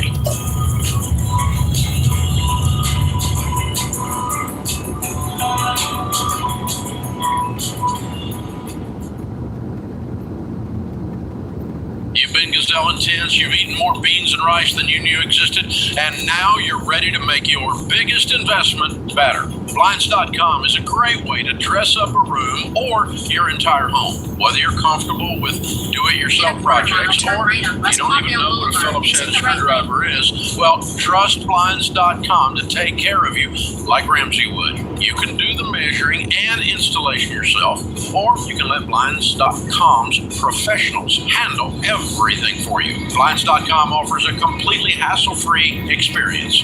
Count on them to deliver stylish window treatments from premium brands without the premium markup. You'll never have to deal with pushy salespeople in your home just to get a quote. But you can count on free shipping, free samples, and a 100% satisfaction guarantee so that you can rest easy.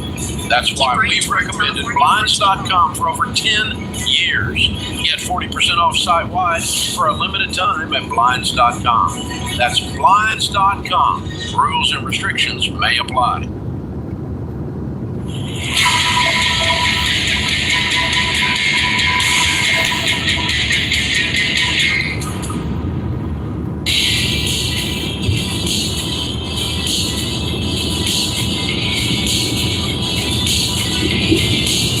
George Campbell, Ramsey Personality, is my co-host. Open phones at 888-825-5225. It's a free call. Some say the advice is worth exactly what you pay for it. Dave is in Orlando. Hi, Dave. How are you? Dave, I'm wonderful. How are you? Better than I deserve. How can I help? Well, so first thing I want to say is thank you so much, because my wife and I followed your steps, and we were debt-free and have been debt-free for quite a while. Good. The reason I'm calling is I live in the village. I'm a widow, unfortunately. 2 years ago, my wife passed away. I have no children. So when I go, everything's going to get liquidated and given away as donations and things like that. My house is paid off. It's worth about $410, $420. And I want to get your opinion on, in my situation, if you think I can get a reverse mortgage, go on and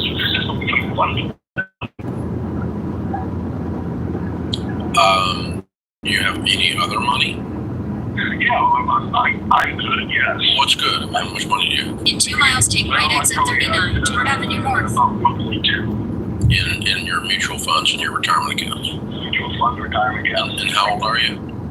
I'm 65. Okay. And so why would we not use $1.2 million per fund? Well, I'm just saying, I hate to see a lump sum of, $410,000 just get liquidated and donated out there. If there is an opportunity to go maybe grab a little bit of that cash and, go on a long trip or something like that. I just want to find out, if not a reverse mortgage, do you have any other advice as to, how I would be able to get my hands on some of those funds? Just freaking like it was just sitting out there. Well, you got 1.2 sitting there too. Yeah, I know. So you got a lot of enjoyment ahead of you. Congratulations, by the way, you've done very well. And number one, let's just state up front, reverse mortgages are a very bad product. Okay. They have higher interest, higher fees, and a higher foreclosure rate than any other type of mortgage. And Of course, there is an end to it. They'll only go to about 65%, George? Yes, I believe so. Of loan to value on it. And so you really can't get that much of this out. But I understand the basis for your question. Here's the problem. In a half mile, take with right your exit question. 39, Torn Avenue North using You're the right lane. 65. Over the next 20 years, if you live to be 85, which are very healthy, actually there's a fairly good statistical case to be made that you would live that long. Do you have any major health problems? Just a little bit of high blood pressure, as with all of this overweight. Take right exit 39, Torn Avenue North. Nothing Then turn 20 left on pounds West drop Avenue wouldn't North. fix. Okay. I don't know a guy like that. In a quarter mile, turn left on West Avenue North. Yeah, you and I are about the same age. But anyway, so what would I do in your situation? The problem is if you put this property in danger by having debt on it of any kind, or you sell it to cash out of it, then you're very vulnerable in the largest, most expensive item on your budget, which is housing. And housing goes up every year if you haven't done something to lock in the cost. By owning the $400,000 property, you've locked in all your costs. And so you've got a very stable retirement situation. No, I would not touch it because you're going to need a place to live for 20 years.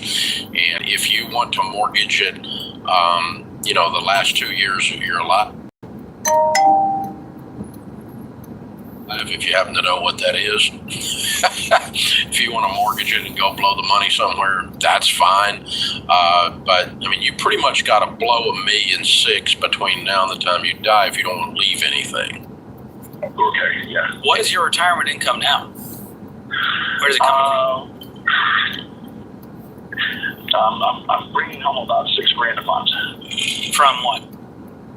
Social Security and some current investments that are paying off for me now, some annuities and stuff like So that. you're not even touching the 1.2. I'm touching it a little bit, but it was kind of built to start paying me after I turned 65, and I just recently turned 65. So over the next few months, things are going to start paying out. Okay, so you could set up a situation where you had a $200,000 a month, $200,000 a year income pretty easy. Yeah. And really, you would be deteriorating it maybe, but not a bunch. Okay. And with your other income that's coming in too, and so and you can do anything you want to do with $200,000 probably. Yeah. And not really mess up everything here. Now, if I were in your situation, the last thing I would spend through would be the house. If you want to blow some money and have some fun, blow through the $1.2 million, obviously leaving yourself enough to eat in your ancient years. How much are we talking here? You said you want to go on a fun trip. Is this like 10 grand, 20 grand? He just doesn't want to leave this. He didn't want to sit around and do nothing and leave all this money to nobody that he cares about. Correct. That's the bottom line. So if you could actually figure out a way to have spent through almost all of it by the day you die, you'd be happy. That'd be your mathematical goal. That is my goal, yes. Yeah. So only we knew that date. That would make things a lot easier for us. I'd lay out a 20-year game plan using the rate of return on your investment portfolio. Okay. And have a 20-year game plan. And so, that dictates if I want this 1.2 at a current growth rate of 11% on the mutual funds or whatever growth rate you want to use, I need to spend X number of dollars or give away X number of dollars while I'm alive per year to end up with nothing. To end up with nothing when I'm 85, but a paid-for condo. That makes sense. Yeah, you can kind of back out a portfolio game plan that way. It's just an aggressive spend where you've been the opposite for your whole life. That's how you've got a $1.6 million network. I barely touched it. It's amazing. That's impressive. I think you'll get joy out of doing some things generously with the money and spending some of the money on just fun stuff. Way in excess of what you're used to. It doesn't sound like he's been spending a lot. No, that's my point. Yeah, he's not broke, so there's no need to add risk into his life at this juncture. The house should be the last thing you mess with, though, because that's your point of sustainability. Your point that gives you a place to live, peace, no matter how old you are. You know, and I guess I'm going to add one other thing, because Dave, the other thing that Sharon and I are doing, you know, and our net worth is even more zeros, but and you're at a place you can do this too. You don't need to go to a nursing home. If something happens, you can pre-arrange with whoever, friends or family or around you, to help you hire full-time help, and you can stay in that condo, you know, the rest of your life, and you know, literally into your last days. And so you can hire a medical butler, have some higher quality of life, and just have somebody there to serve you, and you've got your own assisted living game plan and a huge quality of life. You've got the money to do that, and so I want you to hold back enough to cover that too. Well, and think about over the next 30 years, property taxes will go up, his homeowner's insurance will probably go up. So there's some factors to think about. Yeah, that's not going. He's not going to run out of money on that. But if you want to budget in the last 5 years of your life, an extra $100,000 a year for help. That's a good. That would also be called fun. You know, that would also be called, because I'll guarantee you that if something happens that I'm debilitated or Sharon is, we're not going to nursing, going to assisted living. We don't need to. I mean, we've got a beautiful home, one level, elevator, whatever. We can do whatever we want to do, and I'll just fill it up with help. Get one of those Stairmasters. You do it, but you don't need that. Don't even got the elevator. But thanks, George. I just thought it was cooler. It's nothing cool about that at all, George. But anyway. You see what I'm saying? I mean, you self-insure and you just bring in, but people like us that have, like that Dave and this Dave, that have gutted it from the ground up, we don't think about bringing in help. It's not one of those kind of people. But you need to think about it. It's a good idea. Absolutely.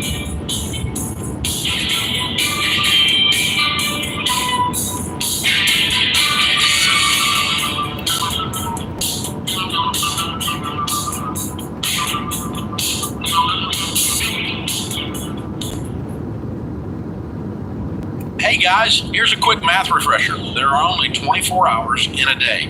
So you and your team need to streamline time-consuming tasks to focus on the activities that actually make money. Smart businesses are realizing that to reduce headaches as they scale, they need NetSuite by Oracle. NetSuite is the #1 cloud financial system, bringing accounting, financial management, inventory, and are into one platform. With NetSuite, you reduce IT costs because NetSuite is cloud-based. You cut the cost of maintaining multiple systems because you've got one source of truth. And you improve efficiency by bringing all your major business processes into one platform, slashing manual tasks and errors. So join the 37,000 plus companies, including Ramsey Solutions, that have done the math and are boosting their efficiency with NetSuite. And right now, download NetSuite's popular KPI checklist designed to drive the right behaviors for your business absolutely free at netsuite.com/Ramsey. That's netsuite.com/Ramsey to get your free KPI checklist.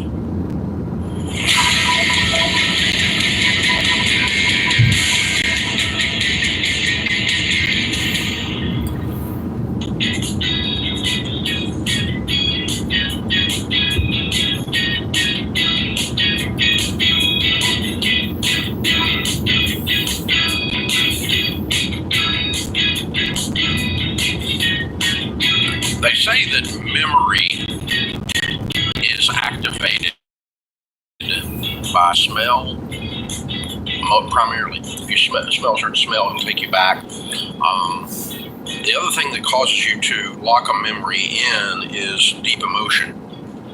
If you're extremely angry or afraid, you have a clear lock on that memory. I have a clear lock on that from 30 5 years ago. I remember exactly where I was in which Kroger. I could take you there right now, and I could show you the aisle. Wow, like 5 aisles across, and I was the second one in. Because that was the moment when I reached the point that I said, this isn't working. I'm standing there paying for food, and as I'm writing the check, because in those days you wrote a check, as I'm writing a check, I didn't know if there was money in the account. And I didn't know if there was money in the account, if I was actually using money that should be used to pay the light bill. In other words, am I trading this bag of groceries for my electricity getting cut off?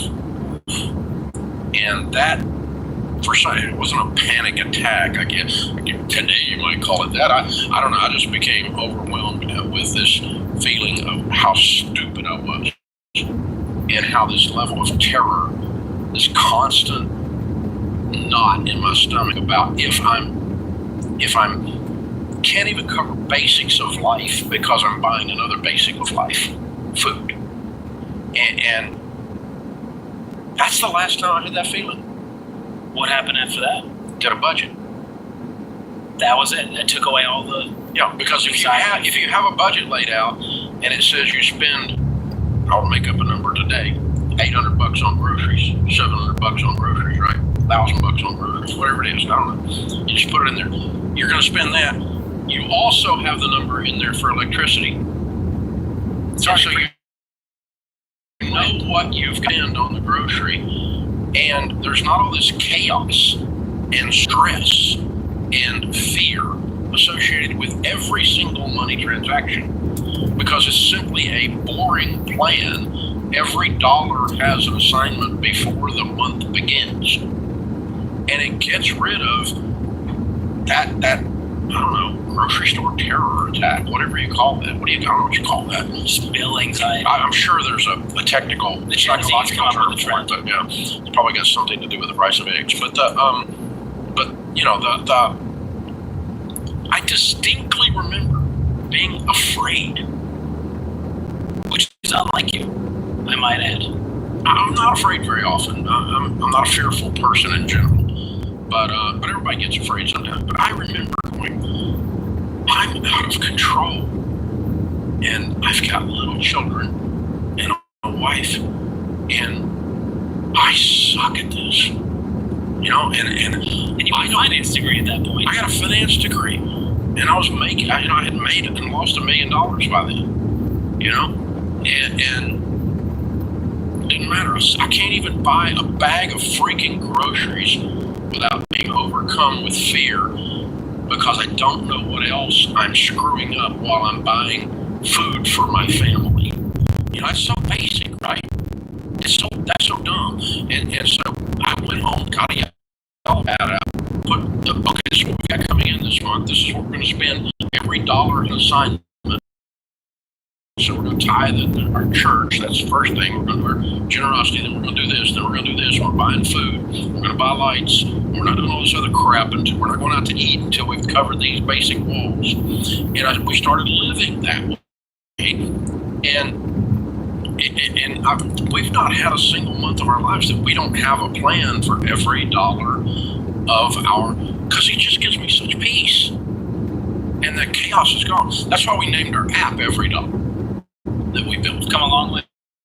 Yeah, and there's like 10 million people using it, and I guess you're, you know, and same result where you don't have this overwhelming fear that no plan and chaos gives you. Plan, chaos, no disorganization, only organized planning, and all of a sudden peace comes. It sounds so nerdy, but it really happens that way, folks, and you feel like you got a raise. Oh, absolutely, because you realize, I thought we were spending. Where is this money been going? We're not spending $200. We spent $500. We got to do something about this. Where is this money going? So it helps you choose reality. You know, here's how much we actually made. Here's how much we need to spend in order to hit our goals. And I remember sitting in a small group. I stopped by. It was over in Knoxville, Tennessee, I was actually in suburban Knoxville, up towards the mountains. And I stopped in this church that was doing a financial peace. They said, hey, if you're around, come by. So I stopped in there doing a financial peace class. And I went and I was sitting in a small group. There's about 15, 20 people sitting around, and I'm just sitting there listening to them. And there's some pretty funny stuff. I mean, but this one old guy sitting there in overalls, he's like, y'all done figured out why we got no retirement. We've been eating it. We got to eat every freaking night. It's $1,200 last month. He goes, that budget's revealing. You know, it was a genius. It's like, I know why we got no retirement. We've been eating it. That's a typical American right there. Nothing's changed. Plus or minus the overalls and the accent. But come on. Really, the accent makes it better. Well, it's a true story. I mean, it's exactly how it happened.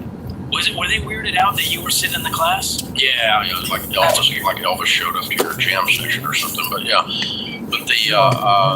but anyway, the guy was just, he's like, this thing's revealing. It is kind of a when you sit down and you do a budget on your every dollar app, and you and your spouse are in agreement, for the first time ever, maybe you've had a sane discussion about money that didn't involve drama, hyperbole, and a knockdown, drag-out freaking argument, right? So we actually are in agreement and alignment on our money instead of like, well, whatever you want to do, honey, with your eye roll, right? And that kind of crap. That's not personal. I feel like you. No, that definitely has happened. I can promise you. You've been on the business end of that one. I've been on the other side of that one. Yeah, it's like whatever you want to do, honey, means I think you're stupid and you're about to wreck the car. Stop driving it that way. That's what that means. If those of you that don't know, if you don't speak passive aggressive, that's what it means. So, but the budget gets rid of every bit of this, because it's like you don't get to say I messed up the money because we did it together. If it's messed up, maybe you was in it too. Yeah, that's right. I mean, that's the thing. So we decided this crap together. And that's why this Every Dollar app is so freaking successful. So you guys go download this thing as fast as you can. You get it at the App Store for free, and Google Play and all that. And you can go to everydollar.com if you want to do it on your desktop. I don't care. And if you want the upgrade version, it's a couple of bucks. It's not much. Your bank, and it's got all the paycheck planning features, the baby step features, and all that stuff. But tens of millions of people are doing it. It is the world's best budgeting app, and it was born because this redneck hillbilly standing in line at Kroger 35 years ago going, you're an idiot, talking to myself. I'm not living like this anymore. I don't want to be this scared anymore. I don't want to be this incompetent anymore. I don't want this taste on the back of my tongue that tastes like regret. I don't want that anymore. And that's how this app was born. It's not like, well, we decided we're going to do a budgeting app. No, this is like, oh crap, this stuff stops now. We need to do this. This stops now. And if you're there, we can maybe this will do it. It is a financial epiphany. If you want to start reading from the same sheet music instead of having just musical chaos in the house, wondering what the flip's going on, this is it. It's that shared thing we both look at for accountability. Go, we both agreed to this, and if we stick to it, we're going to have this thing called money. Now, and I promise you, if you're married, your spouse is not like you. If two people just alike get married, one of you's unnecessary. Y'all are different. One person hates your spreadsheet, I guarantee it. One of you is a nerd, one of you's a free spirit. One of you's a saver, one of you's a spender. One of you is screwing with the thermostat all the time. And the other one is like, don't you understand how thermostats work? Don't touch it. Leave your hands off the thermostat. If you turn it way down, it cools off faster. No, it doesn't. That's not how it works. This is how marriage works, boys and girls. If opposites attract, you need to get on the same plan together. Everydollar.com. This is The Ramsey Show.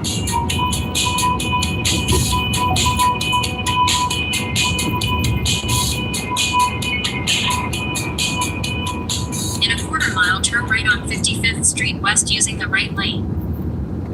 You know, one of the first things I discovered working in the financial world is how absolutely devastating it is when the breadwinner of a family dies and there's too little life insurance or none at all. Grieving families are suddenly left behind, scrambling to pay bills and trying to make ends meet.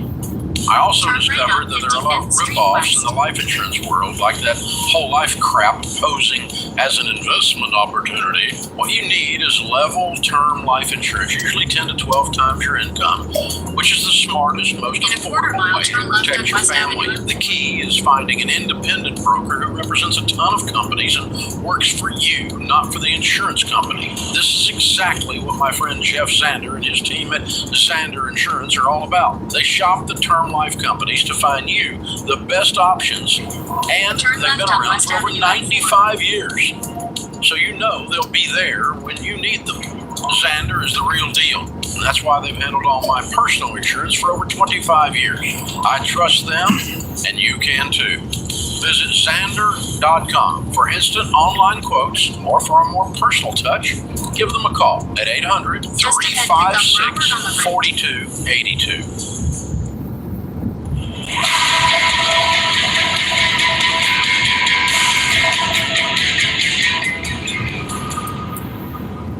Pick up Robert on the right.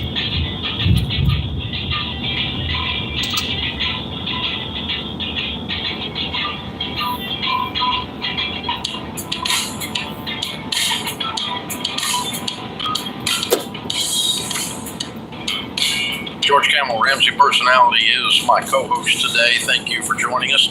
Maya is with us in Atlanta, Georgia. Hey, Maya, welcome to the Ramsey Show. Hi, James. Hi, George. Thank you so much for having me. Sure. What's up? I'm here. So I wanted to first say that I'm 27 and I'm currently in my master's program, and I'm making $35,000 a year. At the end of my master's program, I'll make between 70 to 85K. Cool. What's your master's? And it is in applied behavior analysis. It's helping people change their behaviors, for autism work right now. Excellent. Good career field. Good for you. Thank you. So I wanted to bring up a question. So I am in a awesome relationship, and this individual, he is a soldier, and we've been dating for a year and a half now. We've gotten to see each other, have to work financially, meet each other's families, and we've now started to have the conversation about what it would look like to come together, right? He's been married before. He is open to being married again. And my hesitation is because we're both believers, and because I know that I have $46,000 in debt. It was not my plan to come into a marriage with this amount of debt, right? So I'm starting the baby steps now. So when we do get married, it's not a baggage that I bring into the marriage. So my question is, as a woman who has a boyfriend, right? How do I present this conversation to him? Hey, let's do it right, and get married. After he comes back from deployment, and he has a daughter, and I've met his daughter first, or we think of another option, because I don't want to shack, right? I don't want to play house at all. Is that what he's wanting? Yes. She said that it would be for the progression of our relationship, and for me, that's not a thing. Yeah. Okay. She knows that. What's his rush to do this before getting married? I think it's because he's seen me in a hard place for the past year financially, and I'm living with my mom, and so I had seen. When does he come off deployment? So he comes from deployment September of 25. Where is he? He's not currently deployed, but he's away. But he will deploy in January. He goes to Europe. Yeah. Okay. So if you were married, you would go with him to Europe? No, it's a combat zone. Head east on West Avenue M4 toward 50th Street West. How long will he be deployed in January? 9 months, so from January to September. Okay, so if you were married, you would be at home with your husband In a deployed. quarter-mile, turn left on 15th Street West. And where he lives, Please use your my seatbelt current for job, your safety. I could just transfer there because there's another office. Well, I would not delay marriage on your $46,000. If both of you are of the same mind that we get rid of the debt as fast as we can, I'd get married, regardless of where the debt is. I would not use that. I agree with you. I would not move Turn in left together. on 50th Street And so then, West. based on that, we just got to figure out when we're going to get married. And it sounds like sooner rather than later. A good friend of mine's daughter got married a couple of years ago to a Green Beret. And 4 weeks after they were married, he was gone for 7 months. And can't even talk about where he was. Totally top secret missions, right? And so, because the Green Berets, SEAL teams, and those kinds of folks go places, and most people don't know they're there. So, matter of fact, that's the whole goal, is nobody knows they're there. Some mysterious things happened, and then they come home. And so, that kind of stuff. So that's what you're marrying. And you're going to have some of that. So she got married literally, and I think they had a month together, and then he was gone for 7 or 8 months. And that was about 4 or 5 years ago, and they've got 3 kids now. So, and he still goes out on missions. Turn right and arrive at your destination. But anyway, that's what you're signing up for, it sounds like. And so I'm saying they didn't wait until his deployment was over. They got married.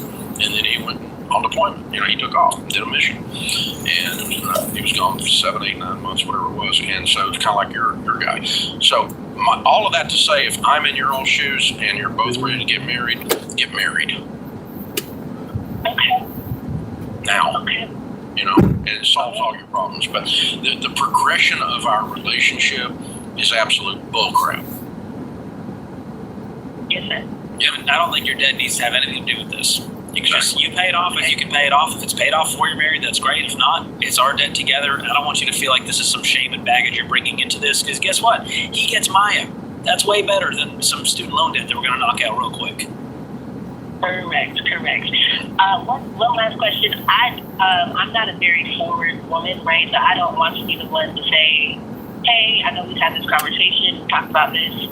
Let's go get married. That's not me. What you can say is, you said you wanted me to move in, and I've been praying about this and thinking about it. And as a Christian, I think the Bible tells us not to do that, so I'm not going to do it. So when you're ready to get married, we'll move in together. When do you want to do that? Okay. But I mean, you're answering his question. You're not asking him to get married. You're just saying, I'm okay with the progression of our relationship being an engagement, a short engagement, and a marriage. But and after that, we will live together, and that's how I'm willing to do it. That's what you told us your values are. You said I'm a believer, I'm a person of faith, meaning you want to follow what the book says, and you think that God has a plan for your life, and it's not shacking up. It's what you said, and just tell him that. That's not forward. It's answering his question. You're not forward. You're just responding. And he's a soldier. He can handle direct. Trust me. It sounds like some of the stuff he's doing right now. He's in a situation where he gets direct feedback a lot. I don't need it at home too. I suspect that. Yeah, and just go. If you want to talk about how we go forward in our relationship in that context, we can do that. But I need to give you the answer to your question, and that is, I'm not going to live in the same house with you, sleep in the same bed with you until we're married, because it's against my values. And that's an okay answer. It's not prudish. It's who you are, and you're allowed to be you. By the way. Here's the alternative that we have seen time and time again. Well, Dave, we've been together for 9 years, and we live together, and I just don't know if he's ever going to put. That's what happens. Yeah. Well, and I'm still confused about who owns the mustard. Exactly. Well, we still split the grocery bill like we're roommates. Oh gosh, it's just nuts. I can count on 0 fingers how many times I Venmo'd my wife. It's just not a way. It's not how God intended. It's not what Venmo is to be used for. It's just I can count on 0 fingers how many times I have Venmo. There we go. He's not there. Sharon prefers checks. Period. She's old school. Period. I'm just saying at all. At any time to anyone ever. So I don't even have the app. I don't even know how it works. I would love for someone to Venmo request you for like dinner. We split that day. I need 548. It's happened. I just said, here's 10. Give it up. And so now you owe me. So there we go. You got the Costanza. I don't like being in debt. Dave has the George Costanza wallet, but instead of cards, it's just filled with cash. It's amazing. Not true. That's funny, but it's not true. This is the Ramsey Show.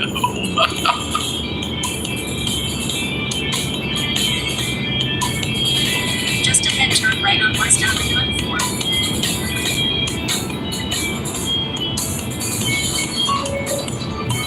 Turn right on West Avenue and 4.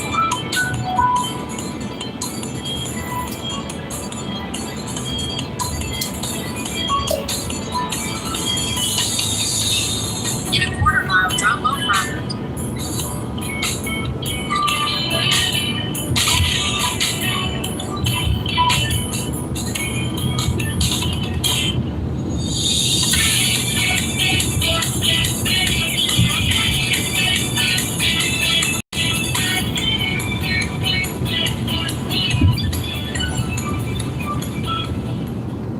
Drop off Robert.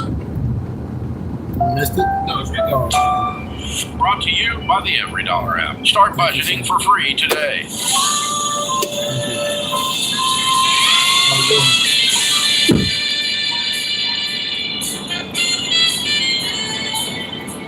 Live from the headquarters of Ramsey Solutions, it's the Ramsey Show, where we help people build wealth, do work that they love, and create actual amazing relationships. George Campbell, Ramsey Personality, is my co-host today. His book, #1 bestseller, is Breaking Free from Broke. You jump in, we'll talk about your life and your money. It's 888-825-5225. Nairi is with us in Atlanta. Hi, Nairi, how are you? Hi, I'm doing good. How are you? Better than I deserve. What's up? Yes, sir. So, I am 36 years old. I'm a single mom of 4. I make about $55,000 annually, and I have about $28,000 in debt. Credit card debt, personal loans, a title loan, and I'm kind of in the rear on my mortgage. East on West Avenue. I recently filed bankruptcy in May, but I realized after watching your show, and I have your book, The Total Money Makeover, I decided to dismiss the bankruptcy case because after I added up my debt and then I looked at the fees that the lawyer was going to charge me over 5 years, I was like, no, so I'm extremely excited, but I'm nervous at the same time, and I just wanted you guys to tell me, am I making the right decision? Okay, did you actually file bankruptcy? So May 2nd, the attorney filed the bankruptcy, and then recently, I think about 2 weeks ago, I told him to file a quarter mile, turn left on 45th You Street did West. file bankruptcy. You filed a Chapter 13, and then voluntarily dismissed your 13. Okay. So you're still behind on your mortgage? Yes, I'm still behind. Okay. And, all right. Okay. Turn left Well, on here's our 45th Street rules. West. No one gets paid anything out of your income until you have food from the grocery store purchased for your family. Your lights and your water are paid. The gas for your car to get to work is paid, and we catch up your mortgage. Don't pay any credit card bills. You got a title pawn on your car? Yes, sir. Oh, jeez. Okay, And that's about $8,000. yeah, and you have a monthly on it, right? Yes, and that's about $304. Yeah, you better pay that one because they'll pick that car up in about 30 seconds. Yeah, they're not going to screw around. You got a personal loan as well? I have personal loans. Yeah, no, they don't get a dime, and credit cards don't get a dime. But you pay your car payment, you pay your lights and water, and we get your mortgage current before we do anything. Once Okay, your so the mortgage credit is cards are in collection. good, just let them sit there. Okay. And we need to get on a written budget. And how old are your babies? Okay, so I have a 5-year-old, 8-year-old, 12-year-old, and 15-year-old.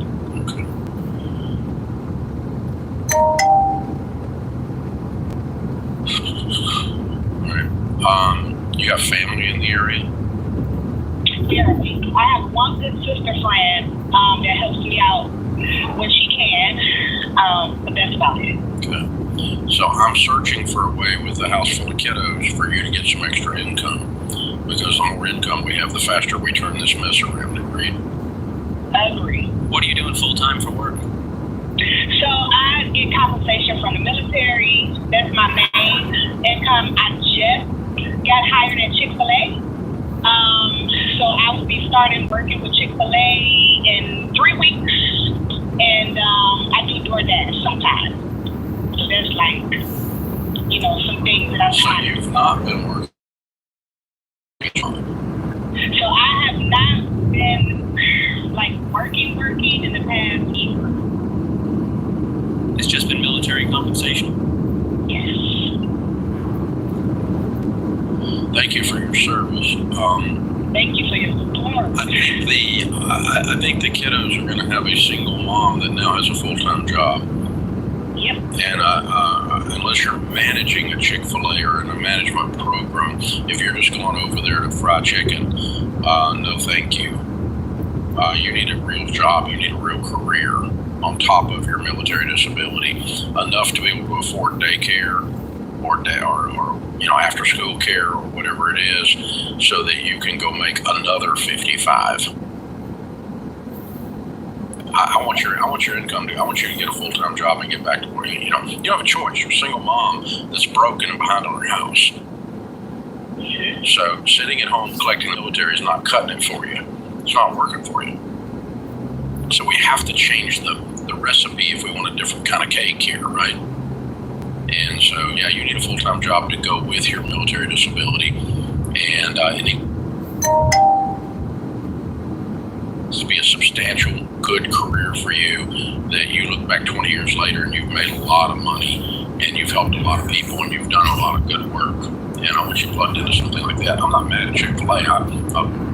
We've been friends with those folks for a very long time at the company level, on a personal level, and I eat their chicken sandwiches all the time. So I'm not mad at all about Chick-fil-A, but I think you need more than that.